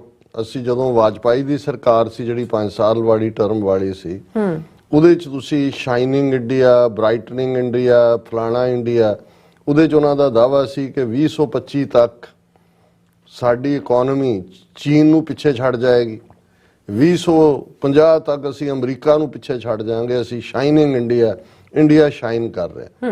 ਹੁਣ ਅਸੀਂ ਦੇਖ ਰਹੇ ਹਾਂ ਵੀ ਅੱਜ 2024 ਹੈ, 25 ਦੇ ਨੇੜੇ ਆ ਗਿਆ। ਅੱਛਾ, China the economy next to America ਹੈ, 20-21 ਟ੍ਰਿਲੀਅਨ ਡਾਲਰ। ਇਹ 2.5-3 ਟ੍ਰਿਲੀਅਨ ਡਾਲਰ ਤੇ ਜਿਹਨੂੰ ਕਦੇ 3.5 ਕਹਿ ਦਿੰਦੇ ਨੇ, ਕਦੇ 4 ਕਹਿ ਦਿੰਦੇ ਨੇ, ਪਰ 2.5 ਤੋਂ ਉੱਪਰ ਨਹੀਂ ਹੈ। ਇਹ ਇਹਨਾਂ ਦਾ ਹਾਲ ਹੈ। ਹੁਣ ਮੋਦੀ ਦਾ ਤੁਸੀਂ ਅੱਜ ਕੱਲ੍ਹ ਦੇ ਉਹਦੇ ਲੈਕਚਰ ਸੁਣੋ ਕਿ ਜੀ ਅਸੀਂ 2045 ਦਾ ਪੀਰੀਅਡ ਦੇ ਰਹੇ ਨੇ, 2045 'ਚ ਅਸੀਂ ਦੁਨੀਆ ਦੀ ਤੀਸਰੀ ਵੱਡੀ ਇਕਨੋਮੀ ਹੋਵਾਂਗੇ। ਔਰ ਅੱਜ ਹੀ ਇੱਕ ਐਕਸਪਰਟ ਦੀ ਇਸ ਦੇ ਉੱਤੇ ਰਾਏ ਸੀ। ਉਹਨਾਂ ਨੇ ਕਿਹਾ ਕਿ ਵੀ ਚਾਈਨਾ ਨੇ ਜਿੰਨਾ ਸਫ਼ਰ ਕੀਤਾ ਹੈ 2 ਟ੍ਰਿਲੀਅਨ ਤੋਂ ਜਿੱਥੇ ਤੱਕ ਉਹ ਲੈ ਕੇ ਗਏ, ਉਹਨਾਂ ਦਾ ਗਰੋਥ ਰੇਟ ਜਿਹੜਾ ਹੈ ਉਹ ਤਾਂ 12-13% ਸੀ। ਔਰ ਮਨਮੋਹਨ ਸਿੰਘ ਪੀਰੀਅਡ ਜਦੋਂ ਇੰਡੀਆ ਦੀ ਬੈਸਟ ਇਕਨੋਮੀ ਗਰੋ ਹੋਈ, ਜਿਹੜੀ 700-800 ਬਿਲੀਅਨ ਤੋਂ 2 ਟ੍ਰਿਲੀਅਨ ਤੱਕ ਪਹੁੰਚੀ, ਉਦੋਂ ਮੈਕਸਿਮਮ ਗਰੋਥ ਇੰਡੀਆ 'ਚ 7.2% ਹੋਈ, ਜਿਹੜੀ ਹੁਣ 4% ਦੇ ਨੇੜੇ ਤੇੜੇ ਹੈ। ਕਿ ਬਈ ਤੁਸੀਂ 22% ਤੁਹਾਡੀ ਗਰੋਥ ਹੋਏਗੀ ਜਦੋਂ ਤੁਸੀਂ ਉਹਨਾਂ ਨੂੰ ਬੀਟ ਕਰੋਗੇ। ਫਿਰ ਦੂਜਾ ਸਵਾਲ ਕਾਮਨ ਬੰਦੇ ਨੂੰ ਵੀ ਨਜ਼ਰ ਆਉਂਦਾ ਹੈ ਕਿ ਵੀ ਇੱਕ ਪਾਸੇ ਉਹ ਇਹ ਦਾਅਵਾ ਕਰ ਰਹੇ ਨੇ ਕਿ ਅਸੀਂ 80 ਕਰੋੜ ਲੋਕਾਂ ਨੂੰ ਮੁਫਤ ਚੌਲ ਔਰ ਅਨਾਜ ਮੰਥਲੀ ਦੇ ਰਹੇ ਹਾਂ। ਹੁਣ ਜੇ 130 ਕਰੋੜ ਲੋਕਾਂ ਚੋਂ 80 ਕਰੋੜ ਫੂਡ ਸਟੈਂਪਸ ਦੇ ਉੱਤੇ ਨੇ, ਜੇ ਅਮਰੀਕਾ ਦੀ ਜ਼ੁਬਾਨ 'ਚ ਕਹਿਣਾ ਹੋਏ ਕਿ 80 ਕਰੋੜ ਬੰਦਿਆਂ ਨੂੰ 5 ਕਿਲੋ ਅੰਨ ਮਿਲਦਾ ਤੇ ਉਹਨਾਂ ਦਾ ਚੁੱਲ੍ਹਾ ਬਲਦਾ, ਤੇ ਤੁਹਾਡੀ ਇਕਨੋਮੀ ਤੇ ਕਿਹੜੀ ਗ੍ਰੇਟ ਕਲਾਸ ਤੇ ਕਿਹੜਾ ਕੀ ਹੈ। ਪਰ ਮੋਦੀ ਹੁਣ ਤੁਸੀਂ 2045 ਦੀ ਡੇਟ ਦੇ ਦਿਓ ਔਰ ਆਪਣੀਆਂ ਜਬਲੀਆਂ ਮਾਰੀ ਜਾਓ, ਉਹਨਾਂ ਨੂੰ ਬਾਰ-ਬਾਰ ਰਿਪੀਟ ਕਰੀ ਜਾਓ। ਔਰ ਦੂਸਰਾ ਹੁਣ ਇਸ ਸਾਰੇ ਜਿਹੜਾ ਇੱਕ ਐਂਗਲ ਹੋਰ ਐਡ ਹੋਇਆ ਕਿ ਜਿਹੜੀਆਂ 5 ਸਟੇਟਾਂ ਸਾਊਥ ਦੀਆਂ ਨੇ, ਜਿਨ੍ਹਾਂ ਦੇ ਵਿੱਚ ਤਮਿਲਨਾਡੂ ਹੈ, ਕਰਨਾਟਕ ਹੈ, ਆਂਧਰਾ ਹੈ, ਤੇਲੰਗਾਨਾ ਹੈ ਔਰ ਕੇਰਲ ਹੈ, ਉਹਨਾਂ ਨੇ ਆਬਾਦੀ ਕਾਫੀ ਕੰਟਰੋਲ ਕਰ ਲਈ, ਇਕਨੋਮੀ ਉਹਨਾਂ ਦੀ ਗਰੋ ਹੁੰਦੀ ਹੈ, ਹੋ ਰਹੀ ਹੈ। ਇਧਰ ਜਿਹੜੀਆਂ ਹਿੰਦੂ ਬੈਲਟ ਦੀਆਂ ਸਟੇਟਾਂ ਨੇ, ਜਿਹੜੇ breeding like ਰੈਟਸ, UP, Madhya Pradesh, Rajasthan और उत्तराखंड और हिमाचल, हरियाणा, ਇਹ ਸਾਰੀਆਂ ਇਹਦੇ 'ਚ ਬੜੀ ਤੇਜ਼ੀ ਨਾਲ ਆਬਾਦੀ ਤਾਂ ਵਧ ਹੀ ਰਹੀ ਹੈ, ਇਕਨੋਮੀ 'ਚ ਕੀ ਆਣਾ ਹੈ। ਹੁਣ ਹੁੰਦਾ ਕੀ ਹੈ ਵੀ ਜਿਹੜੇ ਸਾਊਥ ਵਾਲਿਆਂ ਦੀ ਟੈਕਸ ਔਰ ਦੂਜਾ ਜਾਂਦਾ ਹੈ, ਜਦੋਂ ਇਹ ਸੈਂਟਰਲ ਰਿਸੋਰਸਿਸ ਨੂੰ ਡਿਵਾਈਡ, ਉਹ ਤੋਂ ਪਹਿਲਾਂ GST ਜਿਹੜਾ ਉਹ ਇਕੱਠਾ, ਜਿਹੜਾ ਸਟੇਟਾਂ ਦੇ ਕੋਲ ਰਾਈਟ ਸੀ ਇਹਨਾਂ ਨੇ ਸੈਂਟਰ ਕੋਲ ਲੈ ਲਿਆ, ਉਹਦੇ 'ਚੋਂ ਪਹਿਲਾਂ ਇਕੱਠਾ ਕਲੈਕਟ ਕਰਦੇ ਨੇ, ਉਹਦੇ 'ਚੋਂ ਆਬਾਦੀ ਵਾਈਜ਼ ਦਿੰਦੇ ਨੇ। ਔਰ ਸਾਊਥ ਵਾਲਿਆਂ ਨੂੰ ਇਹ ਲੱਗ ਰਿਹਾ ਕਿ ਵੀ ਅਸੀਂ ਤਾਂ ਕਮਾਏਗੀ ਦੁਨੀਆ, ਖਾਏਂਗੇ ਹਮ ਵਾਲੇ ਦੇ ਬਿਲਕੁਲ ਉਲਟ ਹੋ ਰਿਹਾ ਹੈ ਵੀ ਕਮਾਏਂਗੇ ਹਮ ਔਰ ਖਾਏਂਗੇ यूपी ਬਿਹਾਰ ਵਾਲੇ। ਹੁਣ ਇਹਦੇ ਥੱਲੇ ਆਲਰੇਡੀ ਪਿਛਲੀ ਸਰਕਾਰ ਵੇਲੇ ਜਦੋਂ ਤਾਮਿਲਨਾਡੂ ਦੀ ਇਹ ਮੂਵ ਚੱਲਿਆ ਸੀ ਕਿ ਅੱਡ ਇਕਨੋਮਿਕਲ ਜ਼ੋਨ ਸਾਊਥ ਦਾ ਬਣਾ ਲਈਏ ਔਰ ਅਸੀਂ ਅੱਡ ਆਪਰੇਟ ਕਰੀਏ। ਹੁਣ ਇਹ ਜਦੋਂ ਤੁਸੀਂ ਅੱਡ ਇਕਨੋਮਿਕਲ ਜ਼ੋਨ ਦੀ ਗੱਲ ਕਰਦੇ ਹੋ ਤਾਂ ਕਿਤੇ ਨਾ ਕਿਤੇ ਵੈਸੇ ਵੀ ਇੱਕ ਗੱਲ ਇਹ ਦੇਖਣ ਵਾਲੀ ਹੈ ਵੀ ਜਿਹੜਾ ਰਾਮ ਮੰਦਿਰ ਦੇ ਨਾਂ ਥੱਲੇ ਜਿਹੜਾ ਬਾਂਦਰਾਂ ਵਾਲੀਆਂ ਛਾਲਾਂ ਮਾਰ ਰਹੇ ਨੇ, ਤੁਹਾਨੂੰ ਇਹ ਇਸ ਹਿੰਦੂ ਬੈਲਟ ਦੇ ਵਿੱਚ ਹੀ ਨਜ਼ਰ ਆ ਰਿਹਾ। ਸਾਊਥ 'ਚ ਤਮਿਲ, ਕਰਨਾਟਕਾ, ਆਂਧਰਾ, ਕੇਰਲਾ, ਉੱਥੇ ਤਾਂ ਨਜ਼ਰ ਨਹੀਂ ਆ ਰਿਹਾ। ਸੋ ਆਲਰੇਡੀ ਪੋਲੀਟੀਕਲੀ ਵੀ ਦੋ ਇੰਡੀਆ ਚੱਲ ਰਹੇ ਨੇ, ਇਕਨੋਮਿਕਲੀ ਵੀ ਦੋ ਇੰਡੀਆ ਚੱਲ ਰਹੇ ਨੇ। ਔਰ ਜਿਵੇਂ ਹਿੰਦੀ ਇੰਪਲੀਮੈਂਟ ਕਰ ਰਹੇ ਨੇ, ਜਿਵੇਂ ਕਰਨਾਟਕਾ ਨੇ, ਉਹਨਾਂ ਨੇ ਦੁਕਾਨਾਂ ਦੇ ਬੋਰਡ ਵੀ ਤੋੜ ਦਿੱਤੇ ਜਿਹੜੇ ਉਹਨਾਂ ਦੀ ਜਿਹੜੀ ਹੈ ਉਹਦੇ 'ਚ ਨਹੀਂ ਸੀ ਲਿਖੇ ਹੋਏ ਕਨਾਡਾ ਲੈਂਗੁਏਜ ਜੀ। ਔਰ ਇਸੇ ਤਰ੍ਹਾਂ ਤਾਮਿਲਨਾਡੂ ਤਾਂ ਪਹਿਲਾਂ ਹੀ ਇਹਦੇ ਬਾਰੇ ਬੜਾ ਵੋਕਲ ਰਿਹਾ। ਸੋ ਇਹਨਾਂ ਸਭ ਦੇ ਚੱਲਦੇ ਆ ਜਿਹੜਾ ਅੰਡਰ ਕਰੰਟ ਹੈ, ਦੇਖੋ ਕਈ ਵਾਰ ਜਦੋਂ 1999 'ਚ ਸੋਵੀਅਤ ਯੂਨੀਅਨ ਦੇ 15 ਟੁਕੜੇ ਹੋਏ, ਈਵਨ ਅਮਰੀਕਾ ਦੇ ਵਿੱਚ ਵੀ ਜਿਹੜੇ ਸੋਵੀਅਤ ਯੂਨੀਅਨ ਨੂੰ ਈਵਲ ਐਮਪਾਇਰ ਰੀਗਨ ਵਰਗੇ ਕਹਿ ਰਹੇ ਸੀ, ਜਾਂ ਜਿਹੜਾ ਈਸਟ ਜਰਮਨੀ ਔਰ ਵੈਸਟ ਜਰਮਨੀ ਦੇ ਵਿਚਾਲੇ ਕੰਧ ਸੀ ਉਹਨੂੰ ਆਇਰਨ ਵਾਲ ਕਹਿ ਰਹੇ ਸੀ ਕਿ ਬ੍ਰੇਕਿੰਗ ਦਾ ਆਇਰਨ ਵਾਲ। ਹਾਲਾਂ ਆਇਰਨ ਵਾਲ ਟਰਮ ਤਾਂ ਚਰਚਲ ਨੇ ਦਿੱਤੀ ਸੀ ਜੀ। ਈਵਨ ਉਹਨਾਂ ਨੇ ਵੀ ਕਦੇ ਇਮੇਜਿਨ ਨਹੀਂ ਸੀ ਕੀਤਾ, ਇਹ ਤਾਂ ਸੀ ਕਿ ਸੋਵੀਅਤ ਯੂਨੀਅਨ ਕਮਜ਼ੋਰ ਹੋਏਗਾ ਔਰ ਦੂਜਾ ਅੰਦਰ ਕਿ ਬਈ ਇਹਦੇ 15 ਟੁਕੜੇ ਹੋ ਜਾਣਗੇ। ਉਹਨਾਂ ਦੇ ਵਰਸਟ ਐਨੀਮੀਜ਼ ਜਿਹੜੇ ਨੇ ਇੱਥੇ ਬੈਠੇ ਹੋਏ ਅਮਰੀਕਾ, ਜਿਨ੍ਹਾਂ ਨੂੰ ਹਰ ਚੀਜ਼ ਦੇ ਥੱਲੇ ਰੈੱਡ ਬੱਗ ਨਜ਼ਰ ਆਉਂਦਾ ਸੀ, ਈਵਨ ਦੇ ਡਿਡਨਟ ਇਮੇਜਿਨ। ਔਰ ਇਸ ਪਰ ਅੰਡਰ ਕਰੰਟ ਸੀ, ਜਿਹੜੇ ਲੋਕ ਦੇਖ ਰਹੇ ਸੀ ਕਿ ਬਈ ਜ਼ੁਲਮ ਦੇ ਨਾਲ ਸੋਵੀਅਤ ਯੂਨੀਅਨ ਨੇ ਬਾਲਟਿਕ ਸਟੇਟਾਂ ਨੂੰ ਦੱਬਿਆ ਹੋਇਆ, ਲਿਥੁਆਨੀਆ, ਲਾਤਵੀਆ, ਐਸਟੋਨੀਆ। ਇਸੇ ਤਰ੍ਹਾਂ ਐਸਟ੍ਰੇਂਜਡ ਲੋਕ ਦੂਸਰੇ ਵੀ ਜਿਹੜੇ ਸੈਂਟਰਲ ਰਿਪਬਲਿਕ ਬਾਅਦ ਕਜ਼ਾਕਿਸਤਾਨ, ਕਿਰਗਿਜ਼ਸਤਾਨ, ਤੁਰਕਮਾਨਿਸਤਾਨ, ਉਜ਼ਬੇਕਿਸਤਾਨ, ਅਜ਼ਰਬਾਈਜਾਨ ਬਣੇ। ਇਹ ਬੇਸ਼ੱਕ ਮੁਸਲਿਮ ਰਿਪਬਲਿਕ 70-80 ਸਾਲ ਤੋਂ ਦੱਬੇ ਹੋਏ ਸੀ, ਪਰ ਉਹ ਵੀ ਕਿਤੇ ਨਾ ਕਿਤੇ ਅੰਡਰ ਕਰੰਟ ਚੱਲ ਰਿਹਾ ਸੀ। ਸੋ ਅੱਜ ਵੀ ਇੱਕ ਪਾਸੇ ਤਾਂ ਦੇਖਣ ਵਾਲਿਆਂ ਨੂੰ ਸ਼ਾਇਦ ਇਹ ਲੱਗਦਾ ਹੈ ਕਿ ਜੀ ਹੁਣ ਹਿੰਦੂ ਰਾਸ਼ਟਰ ਇਹਨਾਂ ਨੇ ਐਲਾਨ ਦੇਣਾ 22 ਜਨਵਰੀ ਨੂੰ, ਅਨਐਲਾਨੀਆ ਐਲਾਨ ਹੋਣਾ। ਹੁਣ ਭਾਰਤ ਦੇ ਵਿੱਚ ਕੋਈ ਹਿੰਦੂਤਵਾਦ ਦੇ ਰੱਥ ਦੇ ਸਾਹਮਣੇ ਖਲੋ ਨਹੀਂ ਸਕਦਾ। ਪਰ ਜਿਹੜਾ ਅੰਡਰ ਕਰੰਟ ਹੈ, ਔਰ ਇਹ ਕਿਸੇ ਹੋਰ ਵੱਲੋਂ ਨਹੀਂ, ਸ਼ਸ਼ੀ ਥਰੂਰ ਜਿਹੜਾ ਇਹ UN ਦਾ ਅੰਡਰ ਸੈਕਟਰੀ ਵੀ ਰਿਹਾ, ਇੰਟਰਨੈਸ਼ਨਲ ਲੈਵਲ ਦਾ ਥਿੰਕਰ ਹੈ ਔਰ ਬੜਾ ਸ਼ਰੂਡ ਬ੍ਰਾਹਮਣ ਹੈ, ਸਾਊਥ ਦਾ, ਕੇਰਲਾ ਦਾ, ਉੱਥੋਂ ਕਾਂਗਰਸ ਦਾ MP ਬਣਦਾ। ਹੁਣ ਉਹਨੇ ਇੱਕ ਫੰਕਸ਼ਨ ਦੇ ਵਿੱਚ, ਇਹ ਫੰਕਸ਼ਨ ਉਹਨਾਂ ਦੀ ਕੋਈ ਮੈਗਜ਼ੀਨ ਹੈ ਤਾਮਿਲ ਦੀ, ਥੋਗਲਕ ਮਿਊਜ਼ਿਕ ਵੀਕਲੀ ਹੈ, ਉਸ ਦਾ 54th ਐਨੂਅਲ ਮੀਟ ਸੀ। ਔਰ ਉਹਨੂੰ 54th ਐਨੂਅਲ ਮੀਟ ਉਹਨੂੰ ਐਡਰੈਸ ਕਰਦਿਆਂ ਜੋ ਉਹਨੇ ਕਿਹਾ, ਹਿੰਦੂ ਅਖਬਾਰ ਤਾਮਿਲਨਾਡੂ ਦਾ ਹੀ ਪ੍ਰਮੁੱਖ ਅਖਬਾਰ ਹੈ, ਉਹਦੀ ਹੈਡਲਾਈਨ ਹੈ, Congress MP Shashi Tharoor criticizes Hindu Hindustan politics at Thaglak magazine event. The divide between North India and South India has grown over the past 10 years of Prime Minister Modi's tenure, affecting federalism, says Congress MP. ਕਿ north India ਇਹ ਹੈ under current ਜਿਹਨੂੰ ਇਹਨੇ ਲਫ਼ਜ਼ ਦਿੱਤੇ ਨੇ, ਸਾਨੂੰ ਤਾਂ ਨਜ਼ਰ ਆ ਰਿਹਾ ਵੀ ਉੱਥੇ ਕੀ ਚੱਲ ਰਿਹਾ। ਉਹਨੇ ਕਿਹਾ ਜੀ ਪਿਛਲੇ 10 ਸਾਲਾਂ 'ਚ, ਕਿਉਂਕਿ ਮੋਦੀ ਨੂੰ 10 ਸਾਲ ਹੋਏ ਨੇ, ਇਹ ਜਿਹੜਾ ਡਿਵਾਈਡ ਹੈ ਇਹ ਵੱਧ ਰਿਹਾ। ਇਹਦੇ ਨਾਲ ਜਿਹੜਾ ਫੈਡਰਲ ਢਾਂਚਾ ਹੈ ਹਿੰਦੁਸਤਾਨ ਦਾ, ਭਾਰਤ ਦਾ, ਇਹ ਜਿਹੜਾ ਪ੍ਰਭਾਵਿਤ ਹੋ ਰਿਹਾ। ਹਾਲਾਂਕਿ ਜਦੋਂ ਸ਼ਸ਼ੀ ਥਰੂਰ ਬੋਲ ਰਿਹਾ ਸੀ, ਉਹਨੂੰ ਹੈਕਲ ਕੀਤਾ ਕੁਝ BJP ਵਾਲਿਆਂ ਨੇ ਜਿਹੜੇ ਉਹਦੇ 'ਚ ਇਕੱਠ ਦੇ ਵਿੱਚ ਬੈਠੇ ਸੀ, ਔਰ ਉਹਨਾਂ ਨੇ ਕਿਹਾ ਕਿ ਬਈ ਇਹ 10 ਸਾਲ ਦੇ ਵਿੱਚ ਵਧਿਆ। He also highlighted the importance of creating a more equitable society and BJP's alleged attempt to turn the Ram temple's consecration into a political campaign for election gains. उन्होंने कहा जी राम मंदिर धार्मिक मुद्दा है, ਇਹਨੂੰ ਵੀ ਵੋਟਾਂ ਲੈਣ ਦੇ ਲਈ ਸਿਆਸੀ ਕੈਂਪੇਨ 'ਚ ਬਦਲਿਆ। He pointed to the union government's decision to invoke an obscure provision of Disaster Management Act to impose lockdowns in states and alleged use of enforcement directorate primarily to target the opposition party as examples of the erosion of federalism। ਉਹਨੇ ਕਿਹਾ ਨਜ਼ਰ ਆ ਰਿਹਾ ਹੈ ਕਿ ਵੀ ਜਿਹੜੇ disaster management ਦਾ ਬਿਲਕੁਲ ਰਿਡੰਡੈਂਟ clause ਹੈ ਉਹਨੂੰ ਤੁਸੀਂ ਯੂਜ਼ ਕਰ ਰਹੇ ਹੋ ਸਟੇਟ ਗਵਰਨਮੈਂਟਸ ਨੂੰ ਪਰਟਰਬ ਕਰਨ ਦੇ ਲਈ, ਔਰ ਜਿਹੜਾ ਤੁਹਾਡੇ ਨਾਲ ਸਹਿਮਤ ਨਹੀਂ ਉਹਦੇ ਪਿੱਛੇ ਸੈਂਟਰ ਦੀ ਏਜੰਸੀ ਈਡੀ ਨੂੰ ਲਾ ਦਿੰਦੇ ਹੋ। ਇਹ ਆਪਣੇ ਆਪ ਸ਼ੋ ਕਰ ਰਿਹਾ ਵੀ ਫੈਡਰਲਿਜ਼ਮ ਜਿਹੜਾ ਉਹ ਖਤਮ ਹੋ। Why should the governments reward for extraordinary economic success sustain the growth and population control below tax revenues from the centre, ਜਿਹੜੀ ਮੈਂ ਗੱਲ ਕੀਤੀ ਹੈ ਕਿ ਜੇ ਇਹਨਾਂ ਨੇ ਪੋਪੂਲੇਸ਼ਨ ਕੰਟਰੋਲ ਕਰਕੇ ਇਕੋਨਮੀ ਨੂੰ ਬੂਸਟ ਦਿੱਤਾ, ਤੁਸੀਂ ਉਹਨਾਂ ਨੂੰ ਪਨਿਸ਼ ਕਿਉਂ ਕਰ ਰਹੇ ਹੋ? ਕਿਉਂਕਿ ਤੁਸੀਂ ਡਾਈਵਰਟ ਕਰ ਰਹੇ ਹੋ ਉਹਨਾਂ ਫੰਡਸ ਨੂੰ ਮੋਸਟ ਪੋਪੂਲੇਟਿਡ ਪਾਰਟ ਦੇ ਲਈ। The government's answer would be that these are the rules in democracy. One person, one vote means more people you have, the more political clout. उन्होंने क्या भी नहीं। In India, whose diversity is held together by a sense of common belonging, civil nationalism must accommodate a range of states with divergent levels of development. ਉਹਨੇ ਕਿਹਾ ਜੇ ਤੁਸੀਂ majority ਨਾਲ ਹੀ ਇਹ ਹੈ ਮੈਜੋਰਿਟੇਰੀਅਨਿਜ਼ਮ। ਹੁਣ ਸਾਊਥ ਨੂੰ ਸਾਨੂੰ ਤਾਂ ਪੋਲੀਟੀਕਲੀ ਮਜ਼ਹਬੀ ਤੌਰ ਦੇ ਉੱਤੇ ਹੀ ਨਜ਼ਰ ਆ ਰਿਹਾ ਵੀ ਮੈਜੋਰਿਟੇਰੀਅਨਿਜ਼ਮ ਕੀ ਕਰ ਰਿਹਾ ਹੈ ਘੱਟ ਗਿਣਤੀਆਂ ਦੇ ਨਾਲ।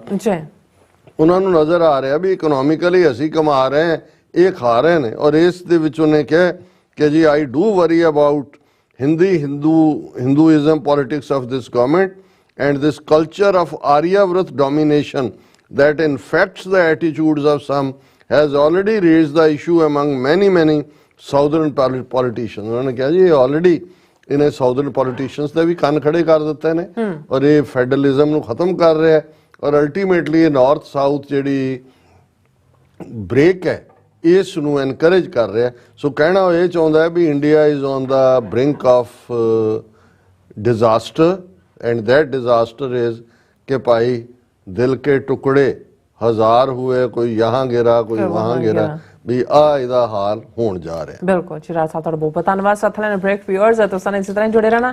ਮਿਲਦੇ ਹਾਂ ਛੋਟੇ ਜਿਹੇ ਵਕਫੇ ਤੋਂ ਬਾਅਦ।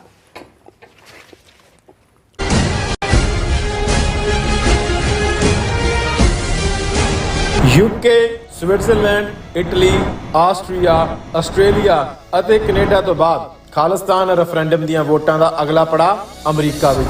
ਅਮਰੀਕਾ ਵਿੱਚ ਖਾਲਿਸਤਾਨ ਰੈਫਰੈਂਡਮ ਦੇ ਪਹਿਲੇ ਪੜਾਅ ਦੀਆਂ ਵੋਟਾਂ 28 ਜਨਵਰੀ ਦਿਨ ਐਤਵਾਰ ਨੂੰ ਸੈਨ ਫਰਾਂਸਿਸਕੋ ਦੇ ਏਰੀਆ ਵਿੱਚ ਪੈਣ ਜਾ ਰਹੀਆਂ ਹਨ। ਵੋਟਿੰਗ ਸੈਂਟਰ ਦੀ ਲੋਕੇਸ਼ਨ ਜਾਣਨ ਲਈ ਜਾਂ ਹੋਰ ਜਾਣਕਾਰੀ ਲੈਣ ਲਈ ਸੰਪਰਕ ਕਰੋ 669 222 0946 ਜਾਂ 669 222 0306।